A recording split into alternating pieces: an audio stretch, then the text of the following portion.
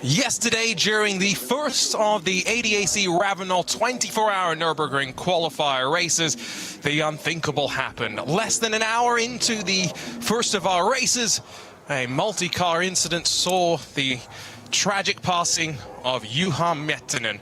While many will remember him for his 53 starts in the NLS series, 5 class wins and 25 podiums, his wife, 3 children, friends and team will remember him for the smile on his face, his passion for Porsche and his passion for the Nürburgring. Today, we race for Juha. Arjuna Kankipati alongside of Neil Cole as the second 4-hour race beckons. And Neil, while this weekend was meant to be preparation for most teams building up to next month's big 24-hour race, I think it's fair to say on this Sunday, we race for different reasons.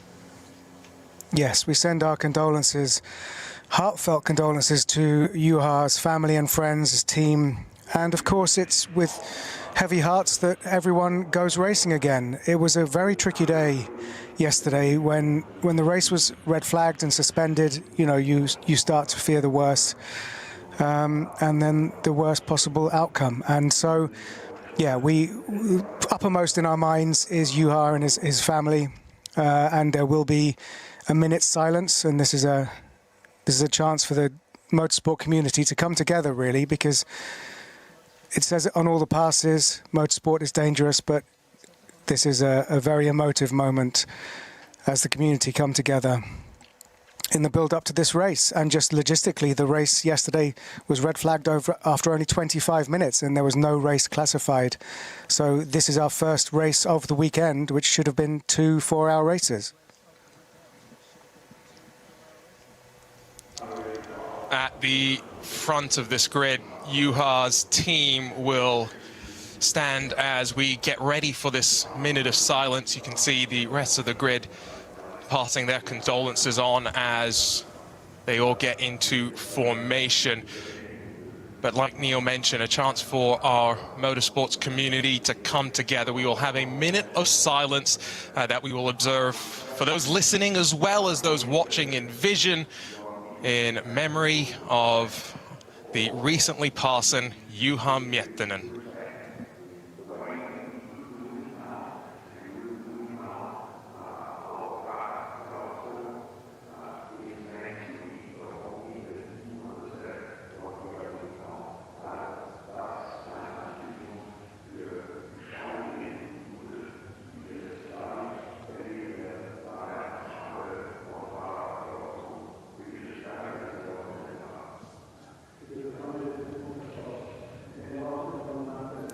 So right now, just hearing the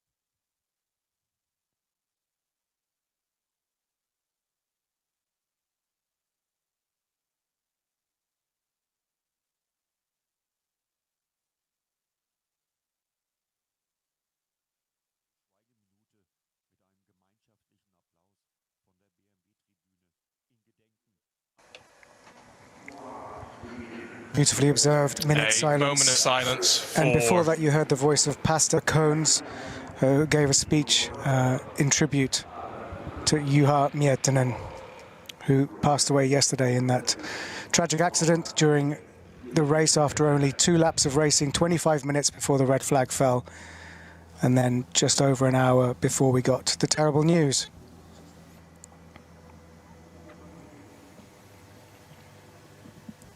And now our field passing their condolences on to his team as well, who were stood at the front of the grid. A reminder of the dangers of motorsport, and a reminder as well to maybe those who are new to racing at the NLS as to why there are such stringent requirements around permitting and working your way up to the fastest cars. So focus then on the race that we do have today, because as we did mention, it's preparation for next month's 24 hours of the Nürburgring, Neil, but with some track running loss yesterday, specifically into the night, where, you know, some drivers would have appreciated some experience of what it's like navigating through the green hell without any external help and only with the headlights. Now it's more just about working through processes, getting through data, and maybe just making sure your car is ready to go for next month. Yeah, so many things to consider on top of carrying Juha's memory with us. And a lot of the cars have a black ribbon on their number plates on the sides of the car and on the front in memoriam of Juha Miettinen. But yeah, key things to remember is that yesterday's race, which was red flagged after only about 25 minutes, which was 2 laps for most of the competitors, means that only one of the drivers got any seat time in yesterday's race. So today's race, the 4 hours is crucial, because obviously some of the cars only have 2 drivers, some have 3, some have 4. So the chance to get everything right, the pit stops, the driver changes, the refueling, the stint lengths, and to get all the processes up and running, this is the only chance now. This 4-hour race, so this build-up now is to a formation lap. There will be, yes, it's a 25-kilometer, 15-mile circuit, but these cars do a full formation lap and then come around for a rolling start in grid formation to start this race. So this next 4 hours and 20 minutes is absolutely critical for everyone who intends to compete at the 24 hours, which is in exactly a month's time here at the Nordschleife Nürburgring. In some ways add 20 more minutes on as well, because once the checkered flag flies, there's, you know, time for everyone else to finish their lap, and you're allowed 20 minutes after the first car has crossed the line to finish your own race. So if you're having some issues limping the car back around, that's your 20-minute sign to make your way back to the checkered flag. For those that got the national anthem, let's get ready to go for the 5th NLS race this year.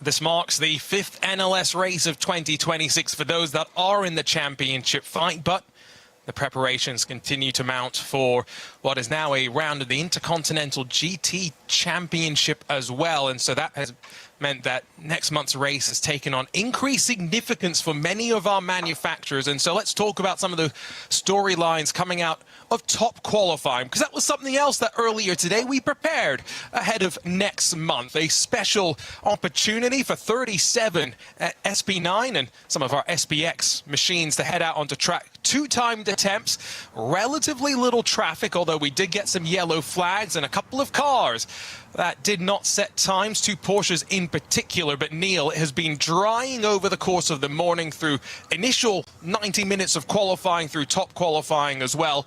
And it's a Ferrari that will get ready to lead us to green in the first of our 3 qualifying groups.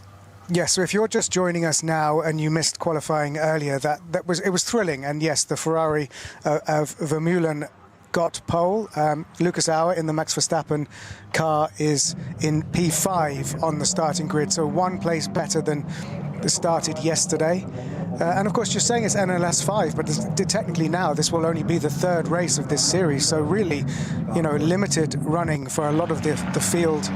And conditions were damp, let's just say, this morning for qualifying. But luckily, while it is chilly, I mean, it's 10 degrees, or if you do Fahrenheit, that's about 50 degrees. And the track is, well, still, it's dry, you know, pretty much dry all the way around.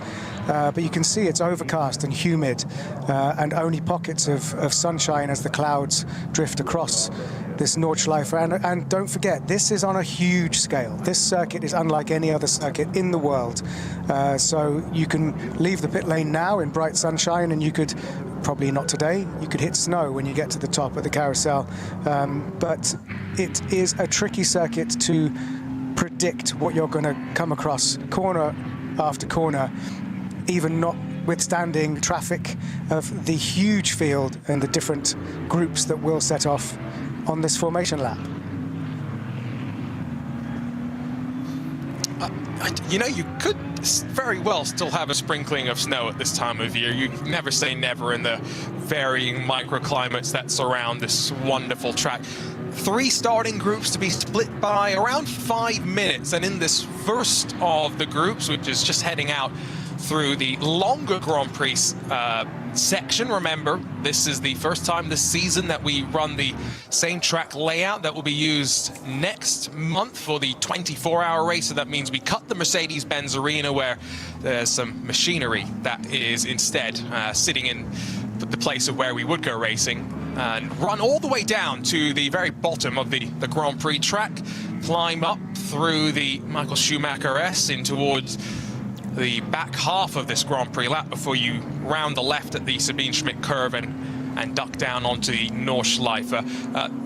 I was stalling slightly, trying to see if I could figure out, there, I found the right page. About 42 cars entered this weekend in this first starting group. That's likely come down through attrition from various bits and bobs, but 41 cars in Group 2, 49 cars in Group 3, which are the production cars. And Neil, because they start almost 10 minutes behind the SB9, the GT3 machinery, effectively, by the time the fastest cars are finishing their first lap, they are catching up to the slowest cars on the track. Yeah, and crucially, we know we have a lot of hardcore fans, and there is many high-level motorsport happening around the world. So we really appreciate you joining us for this extraordinary race we're about to get underway. But yes, so once the cars start to reach traffic, which, as you say, could happen on the beginning of the second lap, the crucial thing to remember is one of the many unique things about this race series and this race track and its specific set of rules is that the onus is very much on the approaching driver, the faster driver, to carry out a clean overtake. Yes, there are blue flags. Yes, the slower cars need to be aware that the faster cars of the different class are coming up behind them, but they don't need, the onus is not on the slower group, the lower class, to get out of the way. The onus is on the passing driver to make a clean pass.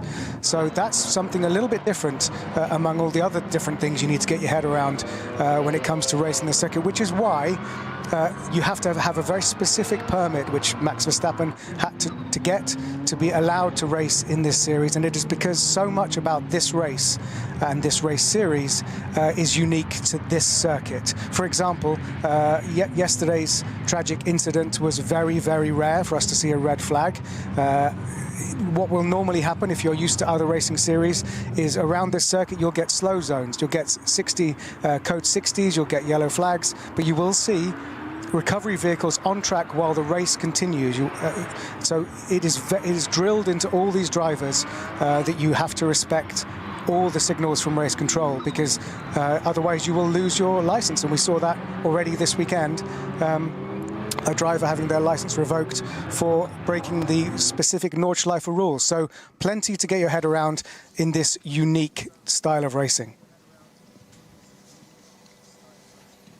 Well, as the SB9s head out to the Nordschleife, they have seen one of their contingent head down to the pit lane. It's the 35 Trinity Solutions Aston Martin Pro-Am machine, intended to start that car. In fact, never mind, that was not actually sent over to us in the list of starting drivers.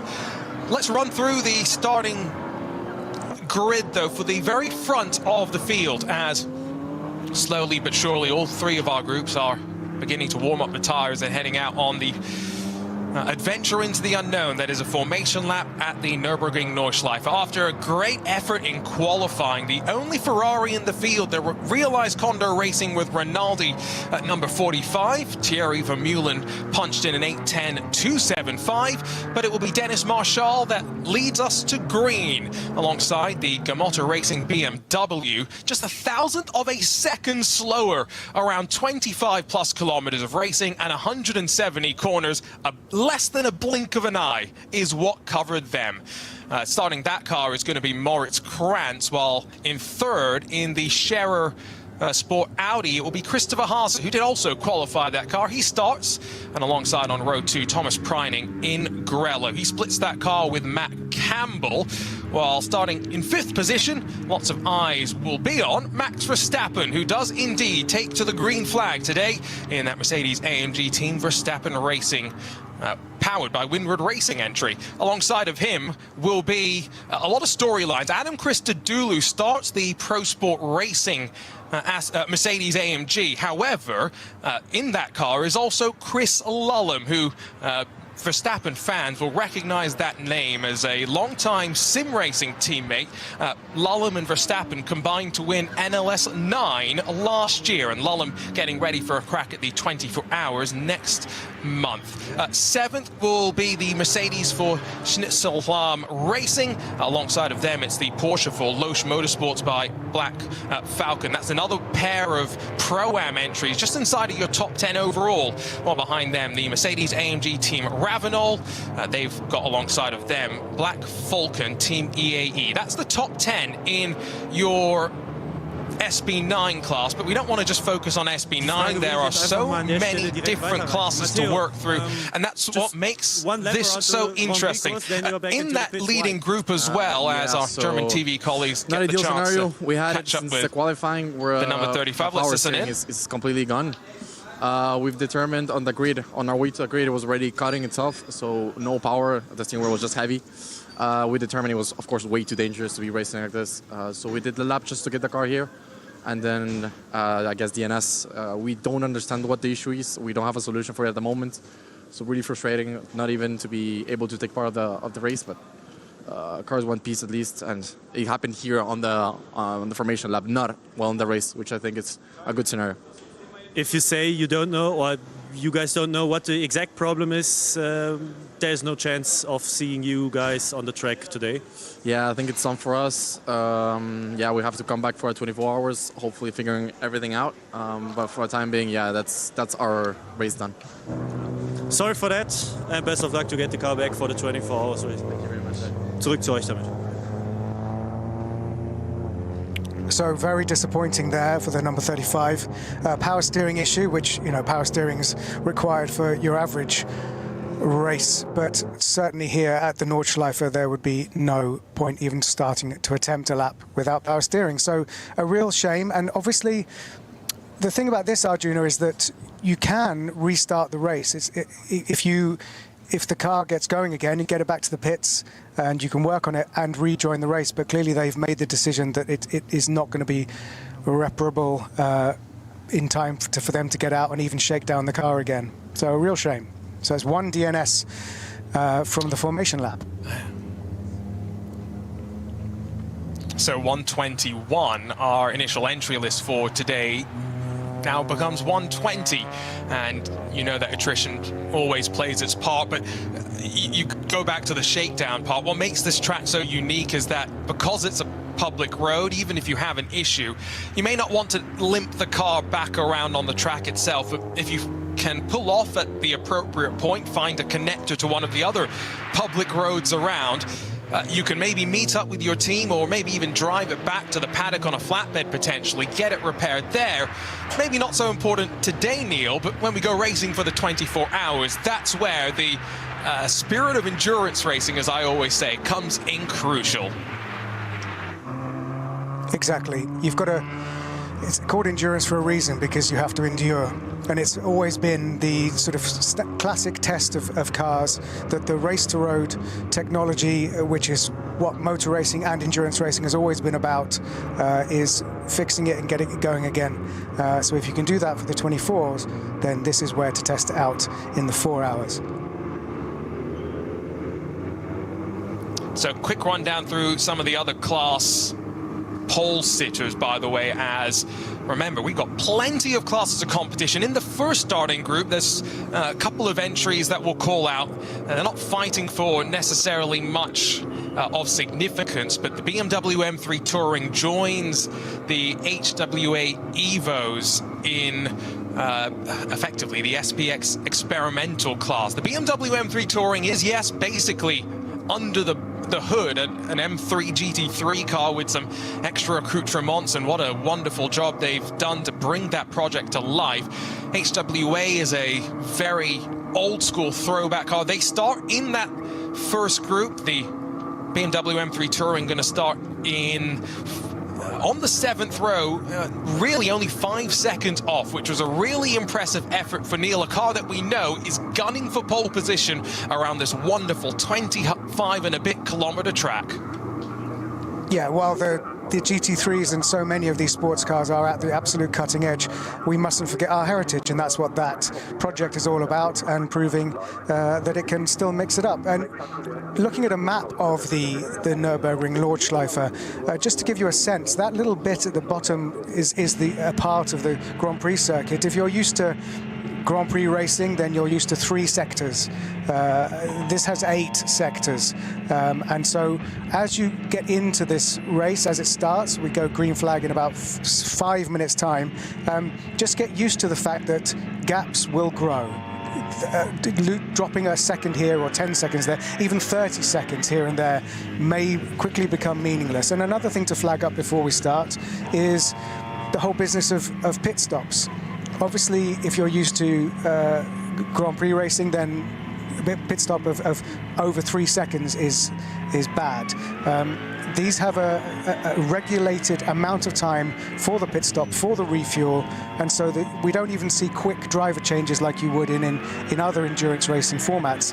The driver change is slow and measured, and all of that is built into the overall racing because it's the same for everybody. So just a few of the headlines to get used to before we go green is that just get used to this being a long, dramatic, and volatile race circuit, and from lap to lap, so many things can happen.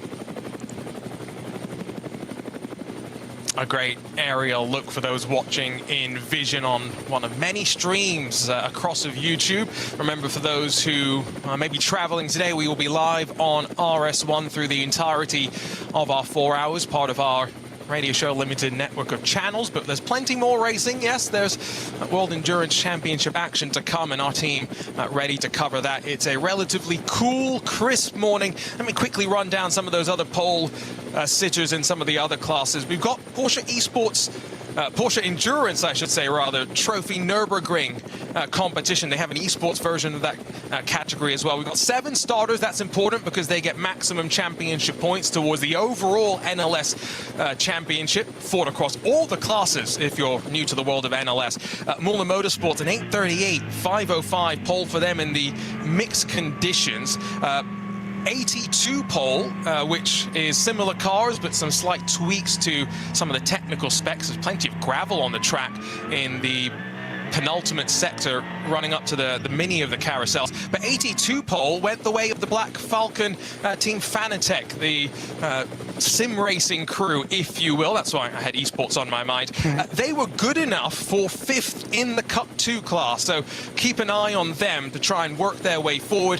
In SP10, it's Pro Sport, their Mercedes. That was 7 seconds quicker than Toyo tires with Ring Racing, the Toyota GR Supra in SP10. That's, of course, made up of the GT4 classes. And the last class, or classes I want to highlight are the production car classes. VT2, where we've got 2 of them for slightly different regulations, but 7 and 8 cars apiece. SRS team Sorg Rennsport in the VT2 Hecker class will be on pole, while it's the 495 Pascal Fritsch and Michael Bohr on pole in the VT2 front class with about 6 seconds between them. We are weaving back and forth as we run down the Dottinger Hohe, a 1.5 kilometer blast before we get ready to file up 2 by 2. And Neil Cole, get ready to get this 4-hour race underway. And I like what you said earlier, it's all about enduring.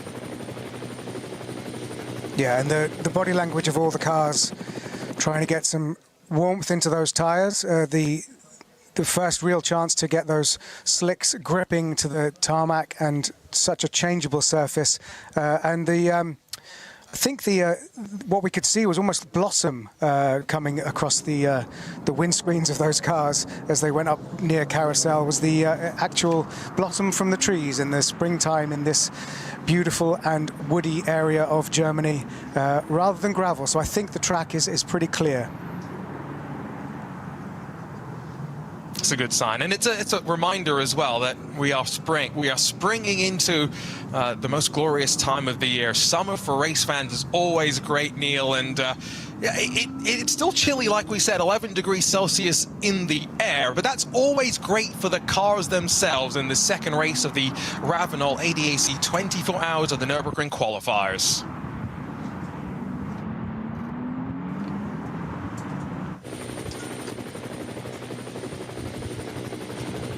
Such a great feeling as we build up to the end of the formation lap. The cars building their way up, checking everything, a last chance to fully make all your final checks, because when they hit the start line and the flag goes green, and the safety car will pull off, we will be racing at the Nordschleife. And remember that we won't go racing until much further down the start-finish straight than maybe you have been accustomed to in years previously. So a long wait before the realized Condor racing with Rinaldi 45. That as Dennis Marshall at the wheel on the inside of that front row will be able to punch the throttle and head down to turn 1. And again, remember, we're running the full 24-hour layout. That means we don't run the Mercedes-Benz Arena. Instead, we shortcut left straight out of turn 1 and run a slightly longer run through the Grand Prix loop. A final dress rehearsal, if you will, today. But racing for some will be on the back burner. Today we race in the memory of Juha Mettinen in the second of our 24-hour ADAC Ravenel Nürburgring qualifier races. Yes, a bit of a misnomer. We're not qualifying for the 24-hour race, but we're building up to the great event. Green light, and we are racing at the green hell, and instantly Grello pops out of line as we shovel our way down to turn number 1, and the lights flash as some drivers get run out of room. Big send from the Gamotta Racing BMW to try and hang on around the outside, but as we tiptoe out through turn 1, it is going to be the Realize Condor racing car that holds on. Grello defends from Scherer's Audi as we now run down the Grand Prix loop. Max Verstappen has jumped up to 4th position as well as they flick down through the left, continue descending. Tidy start, still with the tyres coming up to their full temperature and pressure range. Finally, Grello's gotten himself up into 2nd and single file down to the Dunlop hairpin, but only momentarily, because around the outside, a bold move to try and make things happen so early. Grello runs out of room and the Ferrari leads us on the climb up to the Schumacher S. Neil Cole. A more dramatic than expected first couple of corners there, and some position changes already. Verstappen up to 4th. Grello, we call it because it's green and yellow, up from 4th to 2nd. Very dramatic. It's Does Thomas seem to be some Preining weaving. who starts Still that trying to get some car. temperature into the tyres at the front there, which is odd. Not surprised as well, given that you don't set your car up for the Grand Prix part of the track. It's all about maximizing performance once you hook the left through the Sabine Schmidt curve. And it is going to be Dennis Marshall that leads this race. As into the Hadzenbach we dive for the very first time, with a couple of car lengths now starting to build between the front couple. Gamotta Racing, that BMW, has been dropped down quite significantly all the way out of the front 5, and that goes to show the danger of turn 1 and maybe overcommitting on the outside and running yourself out of room. The hands fast there for First chance to Max ride on board with Verstappen Max as he Verstappen clatters over the curbs. in the Winwood Racing, Verstappen Racing Mercedes-AMG GT3. Remember, GT3 is the, that's why. So we have SP9 is GT3, SP10 is GT4. Those are the two main classes, with SPX as the special cars. So if you're used to endurance racing, then if we say SP9, that's the GT3 class, which is the leading class in this race.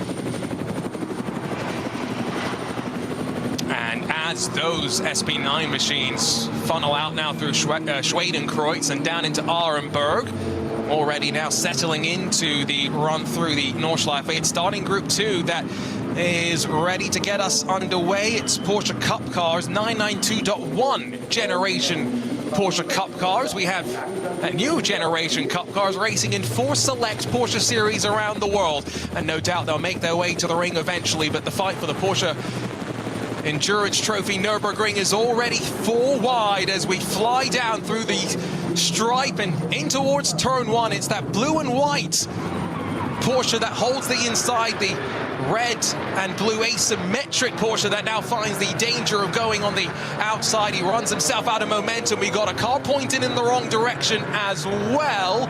Believe that's one of our Subarus, unfortunately, that's got entangled up with one of the BMWs, but the first signs of trouble in starting Group 2.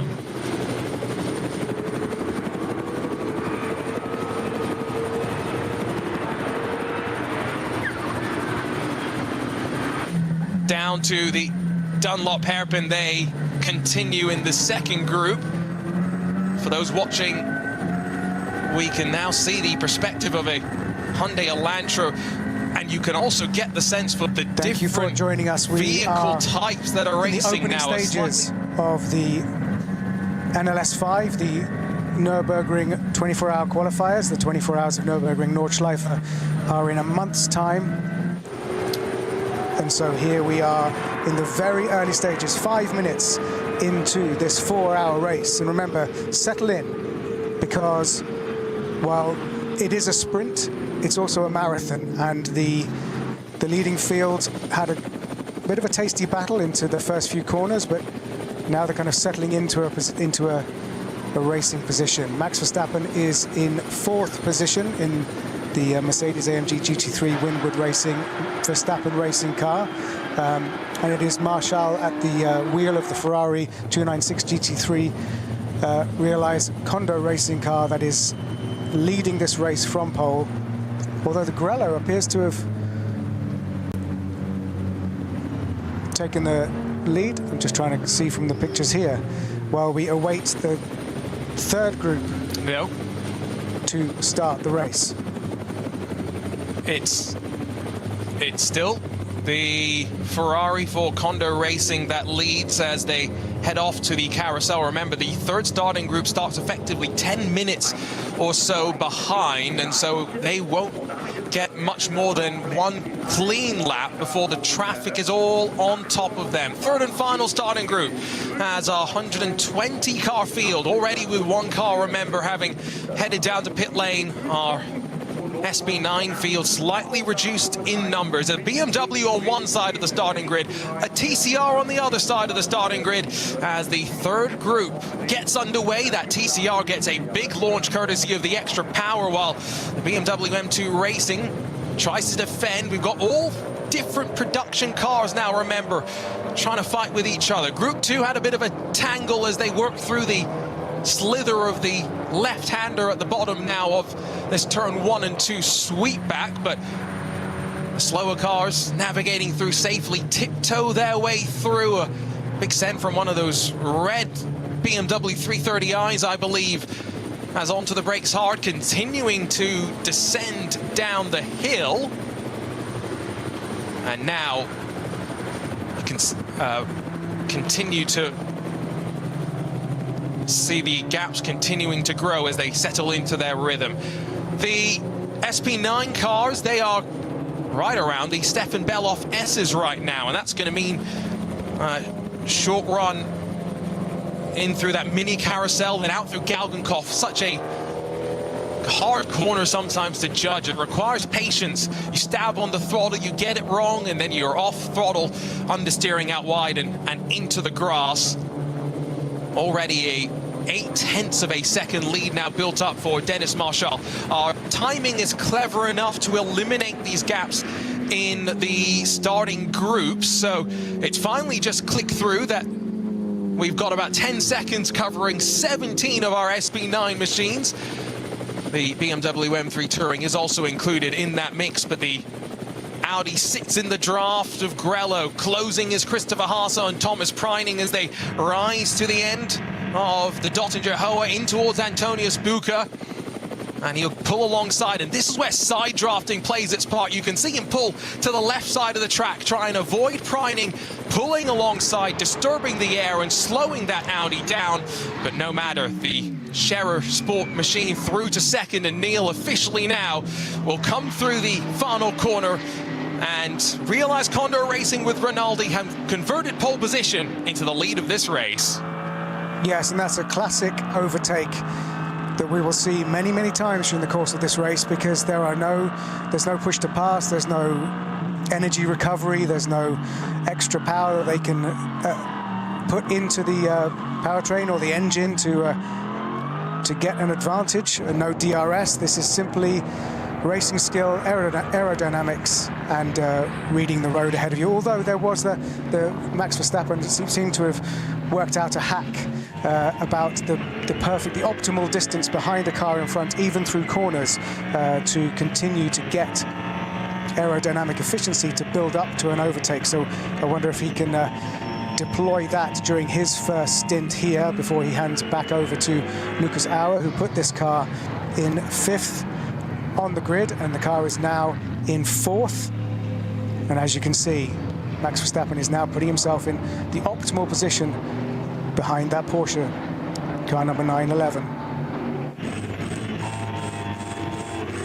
But as you quite correctly pointed out when we were rolling on the formation lap, blue flags, unlike what Formula One viewers may be traditionally accustomed to, are not the pull out of the way and get out of my way sign. Instead, they are just informational, and that's where indicators, yes, the same things that you use on the road to try and communicate to those around you on your highways and interstates that you're trying to change a lane, well, they are crucial to the communication between the cars when we get into the midst of that traffic. The slower cars will use them to indicate which direction they're going to go, and similarly, some of these faster cars will try and use them to say which way they want to go. Mistake, uncharacteristic from Thomas Preining, and it almost allows Max Verstappen to squeeze alongside. in through the Hadson back, out wide over the curb. It unsettled the Porsche, and now Verstappen staring up the gearbox of the Porsche 911 GT3R Evo. And that's the crucial thing here, is that there's so much about momentum on this circuit, is if you lose a couple of tenths through a mistake going a little bit wide, like we saw the Grello Porsche, then that can carry on for the rest of the lap. You'll be slightly on the back foot, and here we go. Are we going to see an amazing overtake up into second place from Max Verstappen, because he is continuing to capitalize on that slight mistake earlier in the lap. No yellow flags on the track just yet. We'll keep you abreast as to where those develop and maybe where code 120s and 60s build through there. That was, by the way, for those who are watching, one of the most amazing camera angles I've ever seen in motorsport. We were literally inside, behind the grille of the Mercedes AMG GT3. They found a way to nestle a camera in there, and it gave you a great perspective of being down close to the road at speed through Schwedenkreuz, which is one of the most precarious points on the track. Verstappen's going on the offense. In front of him, Christopher Haase. Let's not forget, Verstappen and Haase had a great tussle between the two of them a couple of weeks ago. Haase's really pressuring Dennis Marshall in that Ferrari as they head into the first real switchback sections of the Nürburgring Nordschleife. Yeah, we've got several battles right up at the front, and of course that will be being repeated out of vision right the way through the field. A note that Michael Azcona in the touring car class has pulled into the pits, so that's way too early for it to be a standard pit stop, so that's a shame for one of our internationally known drivers. We hope that they will be able to get out successfully. But yeah, these battles out the front, and as you said, that grille shot, that onboard camera from the front of Max Verstappen's car will, I'm sure, be doing some rounds on social media later today. That's very much. I come from the world of sim racing, as you know, some of our RSL listeners may know, but that is right up there with sim racing camera shots.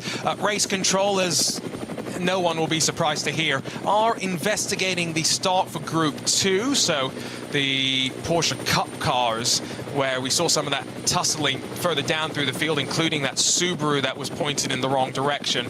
Very much under review. Climb the hill, though, out of Bergwerk, one of the most important corners on the track. Ferrari almost looks like it might be a sitting duck as the Audi breathes closer and closer. Jinx one way, then the other. It's forced to the left, not quite into the grass, but nothing Dennis Marshall can do as Christopher Haase and the Scherer Sport Audi started a little bit further down than maybe he would have wanted to, but in towards Bravery, sweeps through to the lead as we hit traffic for the very first time. Timed that to perfection. It was an absolutely clinical move, and as you say, to get it done just before they start to come upon the back markers for the first time. Brilliant overtake. Verstappen through, and Verstappen, Neil, through on Thomas Preining as well. He is hunting to try and make his way past that Ferrari as well. But the problem is, as you rise to the highest point of the track here towards Hohe Acht, it becomes very, very difficult to find your way through. It is single file at best through here, and that's why traffic management is so important. Lucas Auer, when he was qualifying this number 3 Mercedes AMG Team Verstappen racing car yesterday, got involved in some contact with one of our slower cars and got a grid penalty as a result.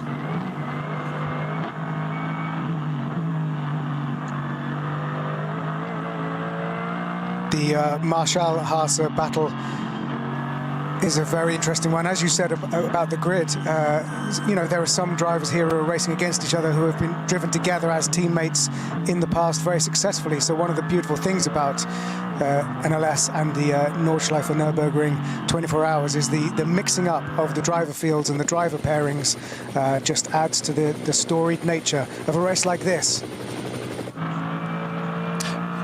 Neil, we've got to move. Verstappen bullies his way forward. He saw his chance in traffic, and Dennis Marshall is dropped to third in through Flansgarden. That was clinical. That was clinical, and up to second for Max Verstappen. Ooh, I had to breathe in a little bit as we watched that happen, because they were doing it. Max was doing that while navigating traffic, while navigating the Nordschleife. You know, chapeau. That was kudos for that move, and up into second.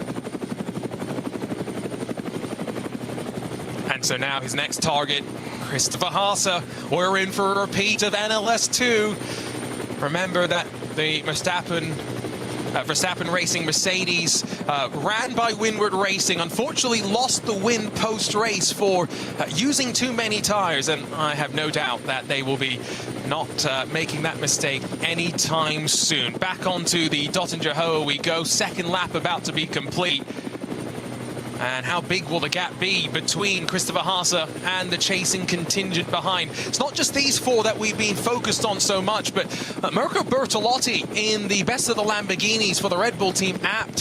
He's slowly been closing on the back of Thomas Preining as well, and Grello is looking vulnerable. Draft played out as we run up the hill, continuing to climb before you drop down into this final complex. Bertolotti's going to run out of time, but Lamborghini's looking good as well, and so it's an Audi that will lead from a Mercedes, Ferrari, Porsche, Lamborghini. 5 different manufacturers at the front, with 17 or so minutes complete in our second qualifier race of the weekend. Yeah, it's a real matter of pride, isn't it? That there's so, you know, the key German manufacturers that are famous for success, but then you've got your Lamborghinis, your Ferraris, your Aston Martins, all try, and McLaren to topple the German brands at home.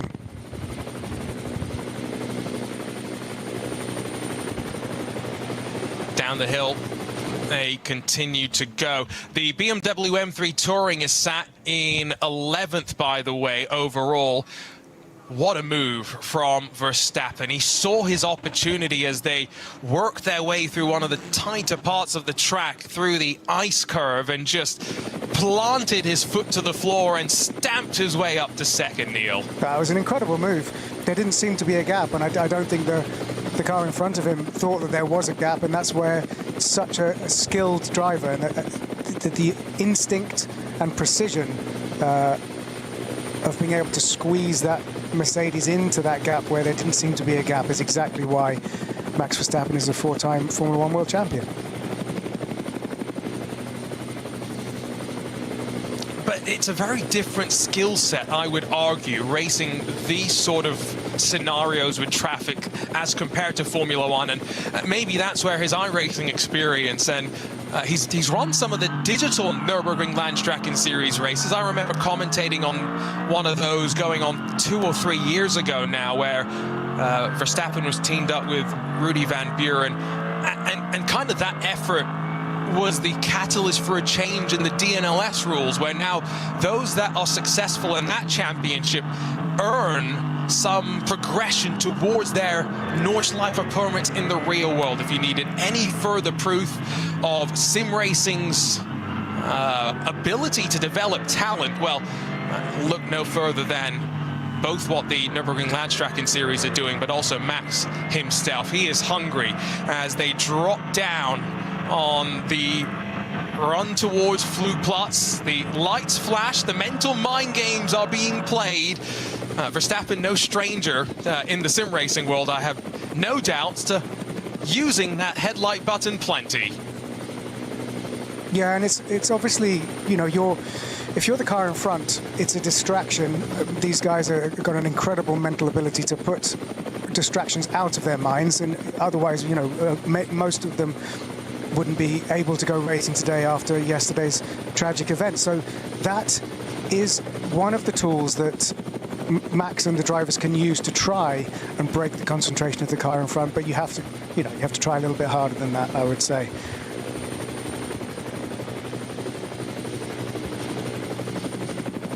You say, but sometimes it's just those little distractions that can really unsettle you.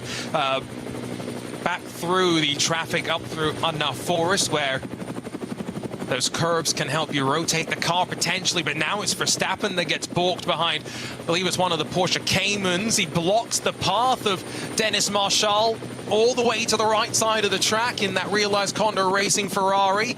And now slow that momentum once again in through Metzgeveld down towards Kallenhard. The gap at the front, though, doesn't really grow as a result of that. The give and take of traffic, even though the number of cars over the years may have slightly reduced, by no means has quelled the challenge of traffic. Mirko Bortolotti might have used that traffic to pass Thomas Preining, because Thomas Preining is starting to lose ground. Hand over fist, probably sits close to 6 seconds adrift from our race leaders.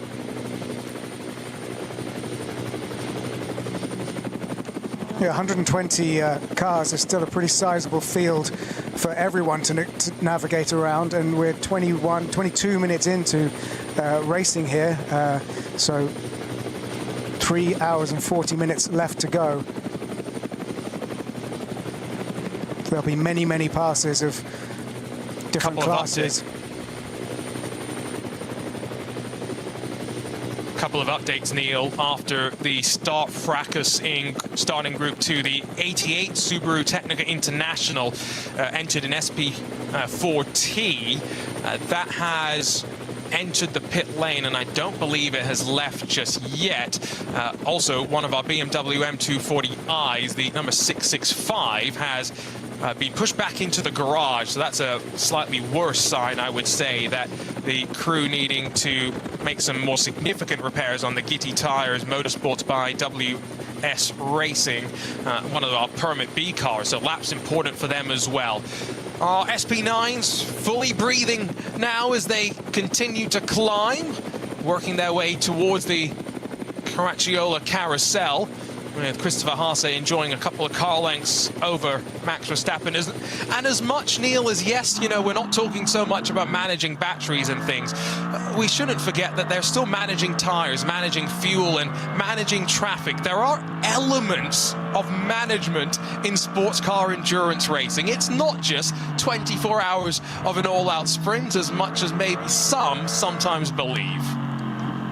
Yeah, of course, and it looked like in Carousel there, which is that beautiful banked curve where you can sort of do the equivalent of ditch hooking around the inside of where it's been cemented. But there was a slightly sketchy moment from Haase, and like we said earlier, a sketchy moment where he went slightly sideways and twitched a little bit on the inside of the banking has meant he's like potentially lost half a tenth or a tenth, and that has brought Max Verstappen closer to the rear spoiler of that Audi R8. He's menacing, weaving one way than the other. In the Cup 2 class, it is the 920 that leads currently. However, that is the Raphael Renhofer and Noah Nagelsdick entered car, no team name for them, but being chased down by a car that I know many will be cheering on, the Black Falcon Team Fanatec car, which is not a full Cup 2 entry, running some slightly different suspension, some alternative fuel as well. Only a couple of tenths splitting those two right now, though, as it stands. It is a very close fight, and I'm sure plenty will be cheering on Jimmy Brockman, Steve Brown, Misha Shadowroon, all as Manuel Metzger currently takes the start responsibilities. Bit of a gap building between second and third now as that Ferrari focuses more on the charging Mirko Bortolotti. That Lamborghini looking very, very promising inside of the opening 30 minutes. But once more back onto the Dottinger Hoa, the SP9 cars will drop 1.5 odd kilometers for them to slowly breathe, Neil, to relax, because they've got 25 kilometers and 170 corners to repeat as a roller coaster once more. Yes, and interesting, that rear view we had just had from the Audi looking back at Max Verstappen. There was a lot of movement on the rear wing of the Audi.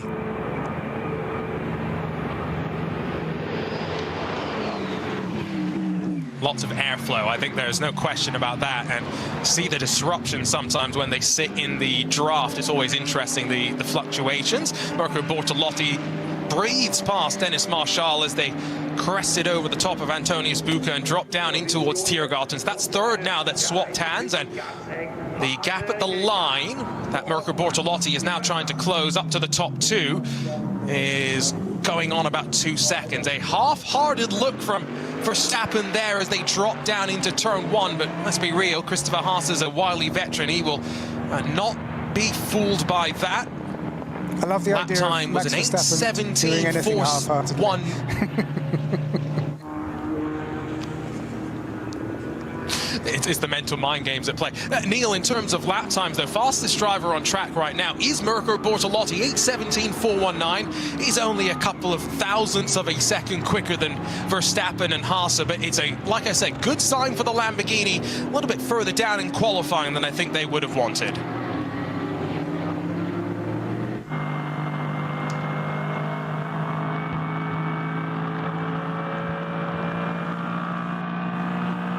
Back up through the Schumacher S. They work. I've got to say, sometimes you would say that a smooth race car is a fast race car, but at least through the Grand Prix section, not particularly smooth for Verstappen there. But again, goes back to maybe what I said slightly earlier. You set the car up for the much bumpier and slightly awkward Nordschleife when the slightly razor-smooth surface on the Grand Prix section of the track maybe doesn't suit it so well, Neil.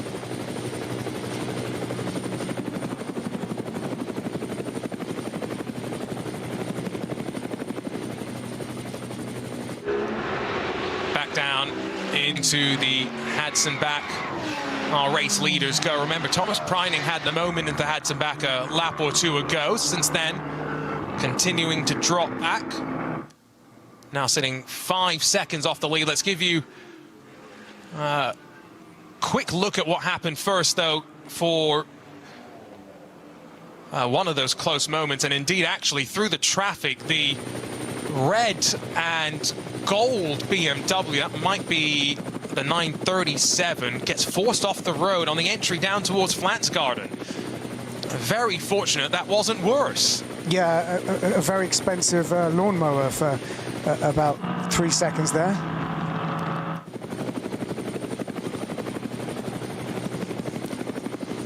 Just looking through my entry list to try and figure out which of the cars that would have been, but we've had a change for the lead. Verstappen passes Christopher Haas on the run in towards Schradenkreuz, and now down into Arenberg. They'll drop in towards the Foxhole, and Verstappen will try and build his lead. Yeah, big moment within the first half hour of this race. Max Verstappen takes the lead of this 4-hour race, and his body language for the last lap and a half has been, I'm going to get past. And now, can he pull ahead and extend that lead? It doesn't look so like at the moment. Haas is staying with him.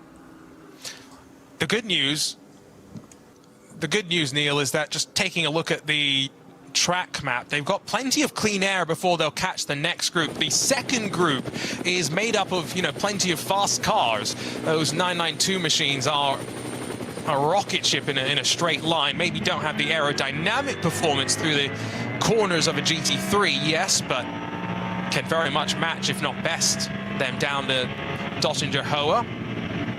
3 drivers for this Scherer Sport Audi 16. Christopher Haas starts, but he'll hand the car over at some point to Alex Sims, with Ben Green as well. Pair of Brits waiting in the wings for Verstappen and Lucas Auer. Just 2 drivers in which to split their time between. And Verstappen has said candidly over the weekend that one of the tasks for him being here at the track is to help Lucas get as much seat time as possible. Yeah, it's an interesting pairing, isn't it? Of course, these two have previous that goes back over 10 years, Formula 3 days, and Lucas Auer very much known for DTM, I guess, more, but a very, very established and talented driver. So yes, they've got to balance the amount of time that they give Lucas in this car with the amount of time that Max Verstappen, with his limited schedule, is able to get behind the wheel of this car. So yeah, everything is a balance. So that's clearly one of the reasons why they have two drivers in that car, whereas many of the other cars and teams have three drivers, in some cases four. For Grello, they were entered yesterday with three drivers. The road chief, Christopher Breuer, was called up to racing Grello. He knew what a prestigious honor it was and what his task was as well, which was to do the opening stint, stay out of trouble. Don't see him entered on that entry list today, but there are plenty of drivers who, as we've called out before, Permit B, they are trying to get their final license checks done ahead of next month's race, with no real further opportunity to be able to do that. We have seen a change, by the way. The Black Falcon Team Fanatec car has jumped in front of the Cup 2 runners, and so now I have no doubt that fans of sim races around the world will rejoice as Jimmy Brockman and Steve Brown, Misha Schuderin and Manuel Metzger, only a couple of tenths clear though in that battle. The Cup 2 class sees around 3 seconds, excuse me, covering 4 cars, and that includes the 82 class entered Black Falcon Team Fanatec machine. Still working through the Nordschleife. Christopher Haase has not let Verstappen run away by any means. Marco Bortolotti trying to keep close, but he's lost a bit of ground in the last handful of sectors. Seems to make up a bit more time at the start and the end of the lap, whereas the Mercedes and the Audi very evenly matched throughout the entirety of the lap, I would say, Neil.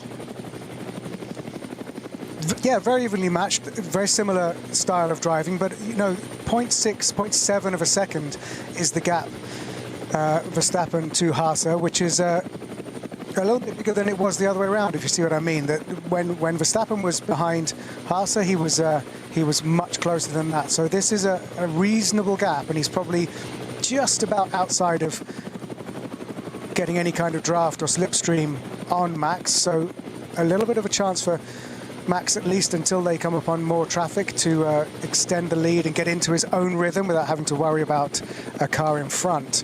And then the gaps after that, sort of 2 seconds, and then another 2 seconds, and then another 4 seconds. So these two are the closest at the front of the field, and as you can see, Haase is starting to gain ground on Max. Trying to figure out where these drivers may decide the fight isn't worth it, but Christopher Haase decides long way around, down in towards Tiergarten, around Antonio Spuka. I'll try it. Max Verstappen says, no thank you, I'll hold on as we close out the 3rd lap of this race. Remarkable racing, and again, cast your mind back to NLS2 when these two tangoed plenty as well. Verstappen punches in an 8:10.453, a new fastest lap of the race, and everyone behind is a couple of seconds off. These front 3 drivers, Bertolotti included, the class of the field right now. Slight slip up from Christopher Haase, deep on the brakes through the opening switchback, and Verstappen opens up that gap slightly.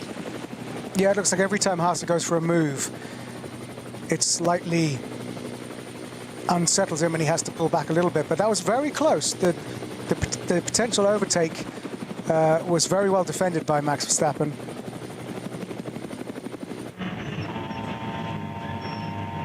There's been car off the track, the 651 BMW, so slightly misidentified that number, I believe, down at Flansgarden, but for the Adrenaline Motorsports team, Manhattan Wheels, 4 drivers at the wheel of that BMW M240i Racing Cup car.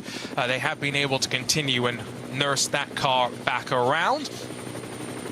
Back through the Grand Prix loop. Let's run you down through the top 5 in SP9, where it's the Mercedes-AMG Verstappen racing car that's only half a second in front of the Scherer Sport Audi. Verstappen being hunted down by Christopher Haase. Then the Lamborghini for Mirko Bortolotti in 3rd. The Red Bull Team Apt number 84 with Realized Condor Racing by Rinaldi 4th, and Manthey Racing's Porsche in 5th and almost now 9 seconds off the lead.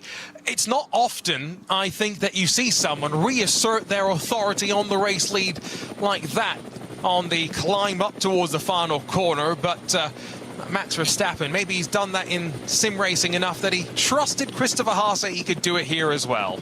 Yeah, extraordinary. The car was a full half a length ahead, but Max just did not back off. Don't think I've seen that before.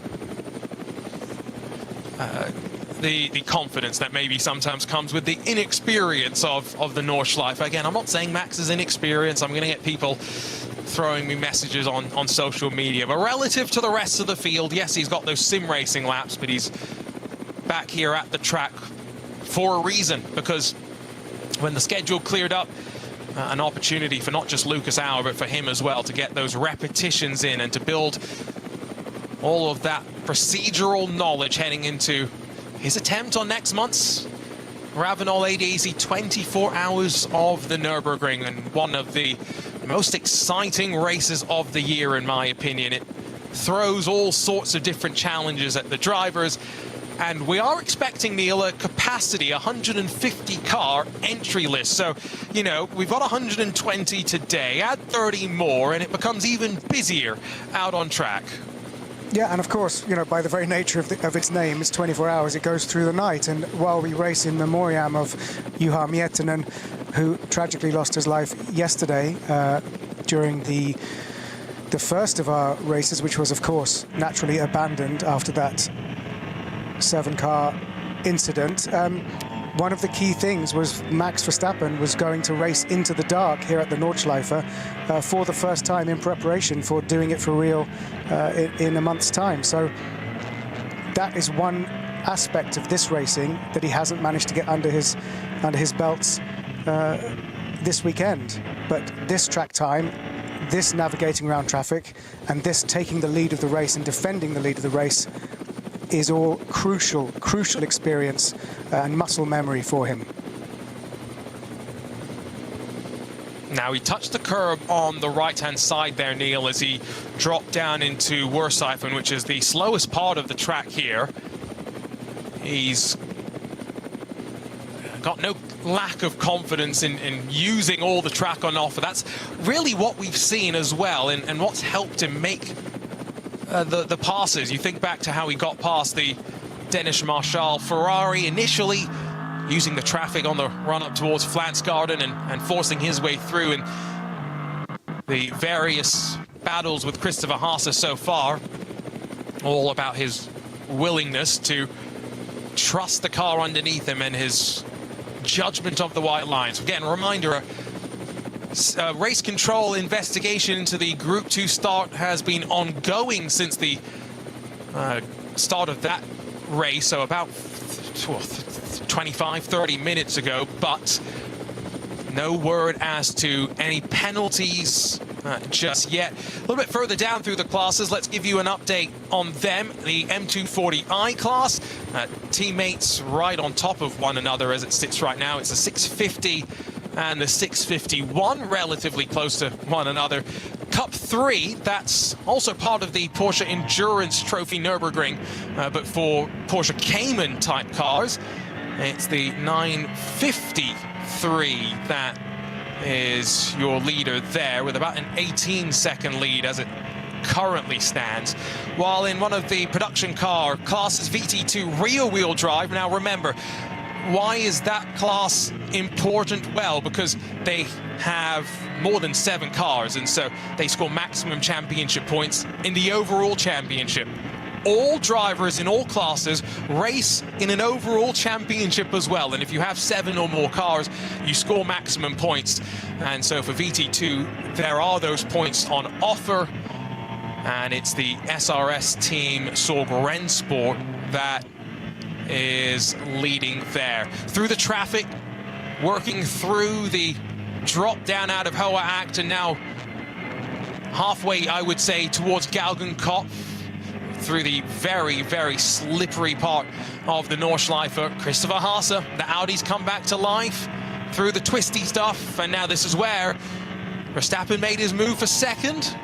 No traffic around them just yet, but as they get into the Stefan Bellof S's, Neil, Verstappen has to get onto the brakes slightly, and it costs him some momentum. Haas straight through as well. Yeah, not too much time lost in that overtake of the traffic, but it does unsettle the lead car a little bit more than the second car. So this could be the time where the gap of 0.629 seconds between Haas and Verstappen starts to come down a little bit. And can I just say, the conditions are absolutely mint. They're really spoiling us. It's dry, the track has dried out, and while it is only about 11, maybe 12 degrees Celsius, it's probably now dry the entire length of the track, and at the moment, no sign of rain. So, extraordinary scenes here at the Nordschleife. There is, though, a slow zone at Brunschen, and it's because from word on track that the realized Condor Racing with Rinaldi, the pole-sitting Ferrari, is stopped. We'll get word on that when we can. As Christopher Haase climbs up in towards Antonio Sbuca, does he pop out? He's got to time this, remember. Sweeps all the way to the outside. He wants to avoid that side draft. The game's being played at speeds closing in on 280 kilometers an hour. Haase almost balked out into the grass, has to lift off and tap the brakes. Verstappen holds on to the lead once again. That's a lot closer and getting a lot more physical in their battle. Yeah, beautiful to watch. Two talented drivers in two great cars, respecting each other, but also very, very assertive driving from both. And, you know, a close move. But again, Max Verstappen resists.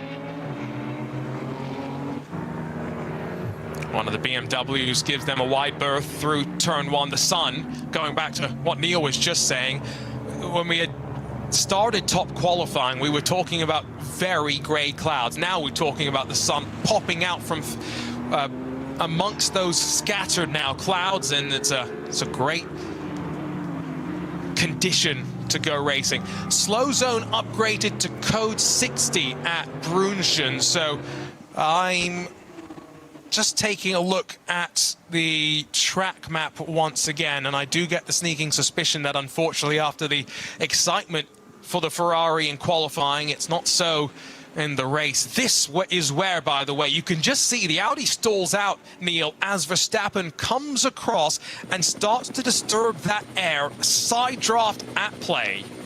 Yeah, physics. There you go, physics in action. If you ever needed to study aerodynamics and add a little bit of human skill and instinct to it, then that's a clear example of that. Just stick that up on the PowerPoint. Yeah, disappointing. The Ferrari is apparently in the gravel trap, or at least was about a minute ago, which is what's caused the code 60. So we haven't seen any pictures of it yet, but a real disappointment for the pole sitter. And another attempt. That's a replay. I apologize. This was in the... Yes. This was in the run onto the back straight. Haase tried to go to the outside.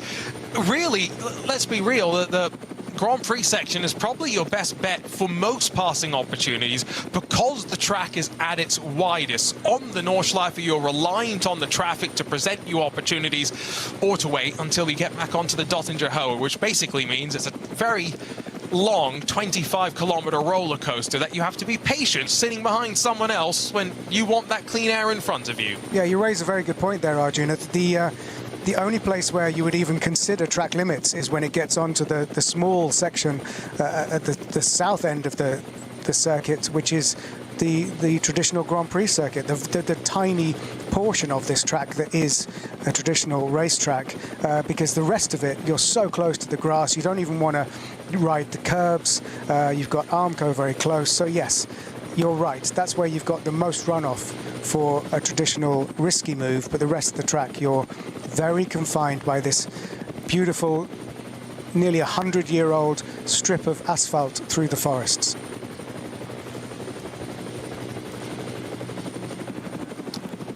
I've got to say, I have watched many a race at the Nordschleife, commentated on my fair share of virtual races in the DNLS.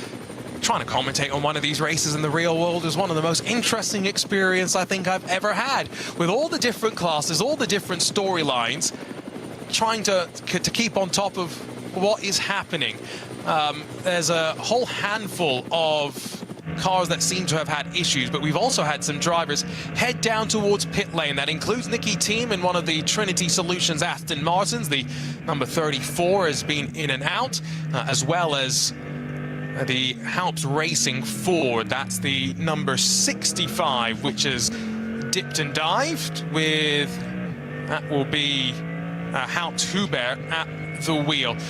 Does raise one of the points to be aware of, that this series has minimum pit times, and there's a website you can go on with all sorts of tables to try and understand. And it's 24h-rennen.de/STANDZEITEN. The reason why I'm directing you there is because that is important for both your first pit stops of the race, but also the last pit stops of the race. Basically, Neil, there's this simple table. It's actually not that complex once you dive into it and wrap your head around it. But based on how many laps you complete at the start of the race, that will determine how many seconds you have to serve in pit lane for your first and second pit stops. And then depending on when you come into the pit lane at the very end of the race, it's very close between the Mercedes-AMG team Ravenol, as the Mercedes gets uncomfortably close to one of our BMWs. But the final pit stop, Neil, to finish the thought, you go take the minutes remaining in the race, and that will give you the number of seconds that your pit stop has to be. I love it's a brilliant thing to witness, is you trying to describe a table, which is something that obviously the teams understand. I'm sure the drivers understand, and we kind of understand it, but explaining it is almost impossible. You did a very good job. So yes, what we see from a potentially early pit stop from someone like Nicky Team is the nearest equivalent you have in this racing series to an undercut. Considering a lap is over 8 minutes long, the undercut is almost meaningless. But your strategy throughout the race depends on, as you say, when you then time your last pit stop to have enough fuel to finish the race.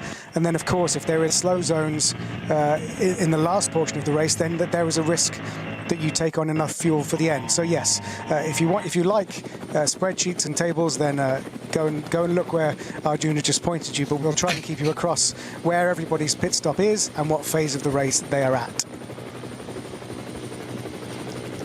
Well, and maybe what's more important with that, though, is that you can't judge what's happening in the race until you get to the end, because there are no guarantees as to exactly when a driver will come down for their last pit stop based on when they come down for their first pit stop. It will all depend on their fuel and whatnot. Now, we're heading into a code 60 zone, and Max Verstappen has had to slam on the brake pedals. And I say brake pedals because there was someone behind him as well. That is what has happened to the Realize Kondo Ferrari on the outside of Brunchen, but there was a silver production car with them as well, and so that explains that slow zone that we have. They will be moving the recovery vehicles out there. That's why the yellow flags slow the racing cars down to a reasonable speed, and then when the greens are shown once again, foot back to the floor, let's go racing. Christopher Haase has lost a bit of ground to Max Verstappen. Yeah, he was very quick on the restart, wasn't he? And this is one of those things to do with the license that they need to race at the Nordschleife, is the absolute respect that every driver has to have for the slow zones, and everything is monitored, and you can have your license whipped away from you if you do not obey. And that's the level of trust that the stewards have, and the drivers have, and the teams have in everybody obeying the regulations. Well, we now have word as to what that other car involved with the Ferrari was, mainly because Race Control are taking a look at it, and it's the Renazzo Motorsport Porsche Cayman, the 945.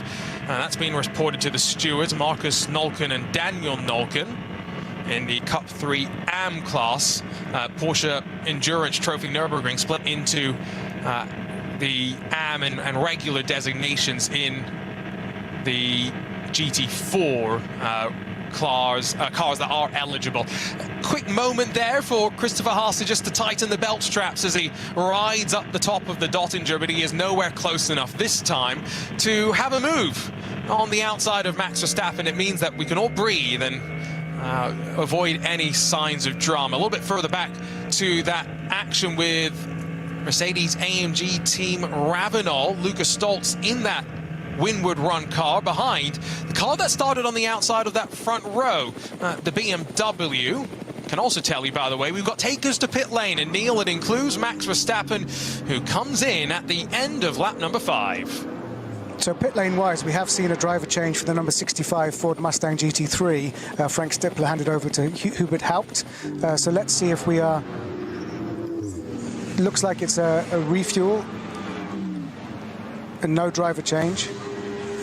But yes, so the we've seen so that car, the Ford Mustang, was in 11th, qualified in 11th, and is now, because of that first pit stop and driver change, has dropped down to 14th. But as we said before, there is you can't really judge these positions yet until several of these pit stops have played out.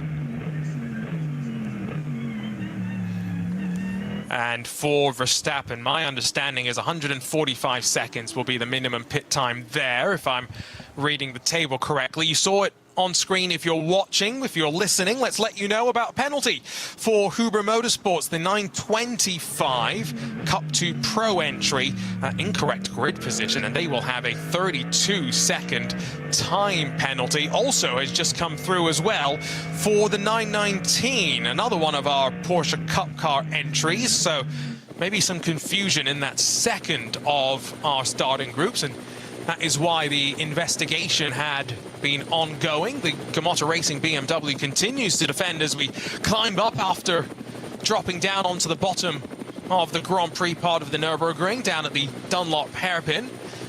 Mirko Bortolotti, by the way, also into pit lane in the Red Bull Team Abt Lamborghini. Hesse for Row Racing in the BMW M4 GT3 Evo, followed in by the BMW M3 Touring. Jens Klingman, I think, had started that car, and the first stint officially in the books for that BMW. And Neil, why are they coming in? Well, potentially what they're trying to do, search for some track position right now. Yeah, shrewd. A mixture of getting the fuel in early, because obviously this isn't a driver change. Max Verstappen staying in the car. Get the fuel in early and get that sort of undercut. So Bortolotti and Verstappen both staying in the car, in the Mercedes and the Lamborghini respectively, and then they can go longer when the Audi that is currently leading the race, that hasn't pitted yet, will eventually have to come in. But the number 84 Lamborghini started in 12th position on the grid, so pitting from 5th and staying in 5th at the moment is a very good position for that car, with Bortolotti still at the wheel. Now, one car that maybe this is a glitch on my timing, but it's not been an easy run in 2026 for the BMW Z4. I believe I said Z earlier, the American in me starting to slip out slightly after the 14 years I've spent on this side of the pond. But I don't believe that they even headed out for today's race. Of the 108 running cars that I see, I don't see that awesome BMW Z4 that we're all looking forward to hopefully seeing in the 24 hours as pit stop cycles through for KCMG and that white and blue Mercedes as well.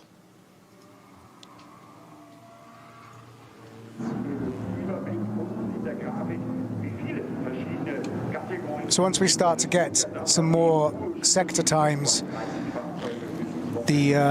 having pitted, Max Verstappen Racing, Winward Racing, Mercedes-AMG GT3 is in 2nd place, and the Haase-driven Scherer Sport Audi R8 is currently leading, but that will have to pit for fuel at some point, probably within the next 10 minutes or so.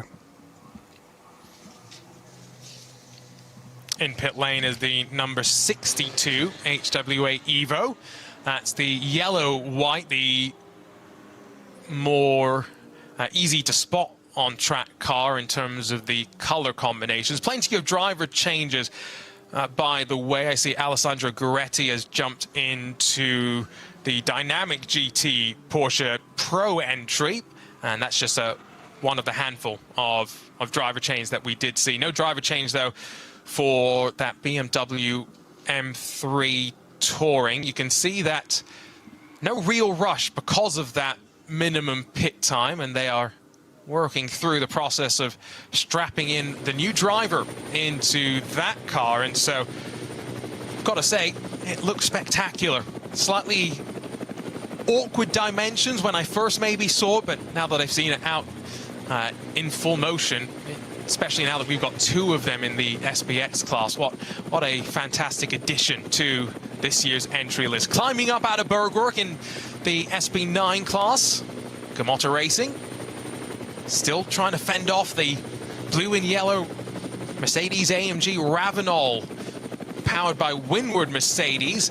And this is where it does take some bravery to make a move. I'm not sure if that's necessarily what Lukas Stoltz was trying to do.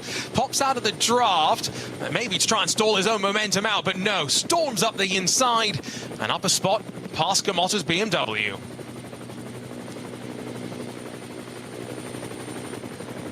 Battle for sixth there, with Butch, the BMW, in that battle with the Mercedes.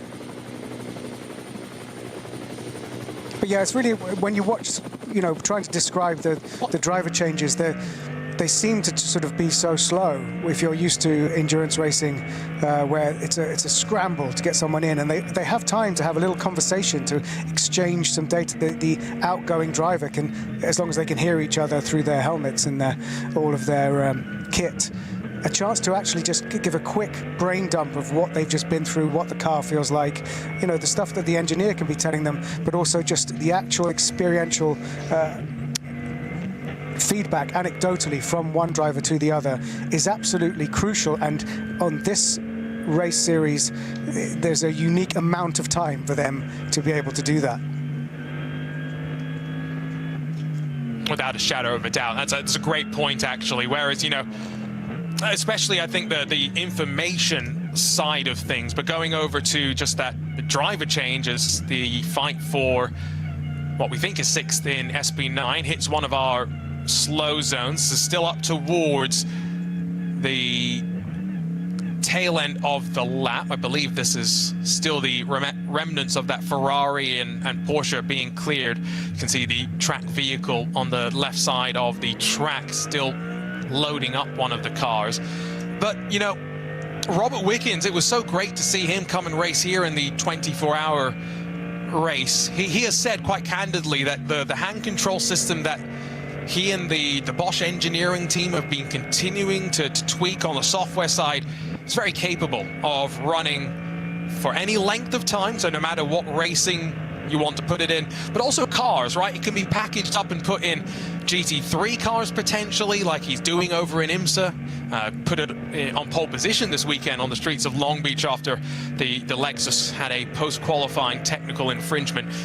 But he's also said, you know, prototypes, maybe an Indy car in the future. And so, you know, think about all those challenges for global motorsport that someone like a Robert could come and take on. Here at the 24 Hours of the Nürburgring in a GT3 car as part of this SB9 class, Neil, I think he would probably be very quick. Robert's one of the quickest racing drivers, I think, that you'll find just in terms of pure talent.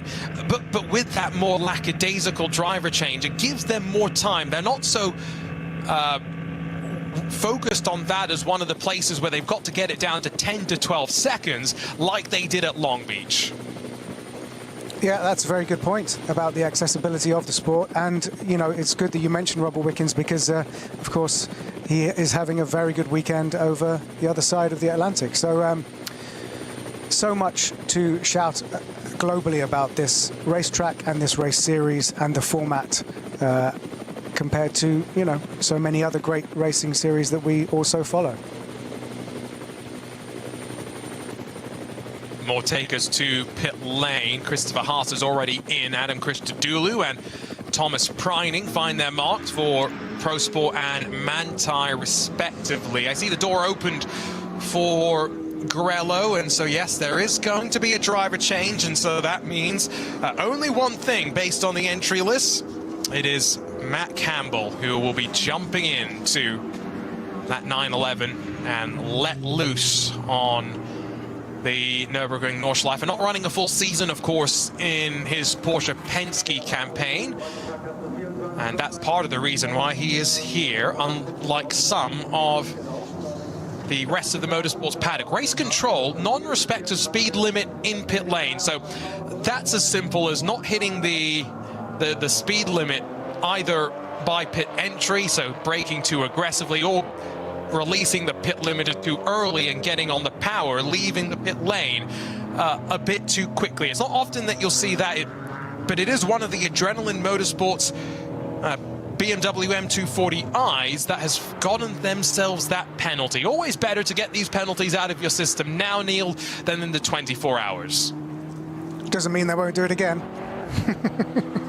I mean, it's you know, you're coming into the pit lane or you're leaving the pit lane, whichever is more appropriate, full of adrenaline, and you know, it's no guarantees that you'll learn your lesson. But yeah, a real shame. Something as sort of is seemingly simple as that can drop you that amount of time is a real shame. Now we, as we predicted, the first set of pit stops have shaken things up a bit, and as this pans out, we should have Max Verstappen in the lead again.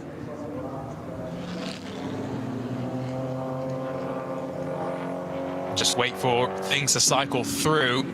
Quick update on some of our other classes. We have been very focused on that SB9 fight now, with an hour complete in this NLS5 second Ravenel ADAC 24-hour of the Nürburgring qualifier race.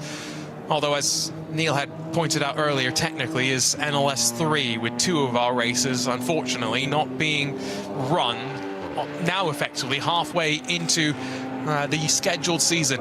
In the Cup 2 class, it's the 919 that leads the Klickverschung.de car, but they are 14 seconds adrift from the Black Falcon Team Fanatec 82 entered Porsche Cup car. Slightly different suspension, slightly different fuel, but running very, very well and on course for what would be a very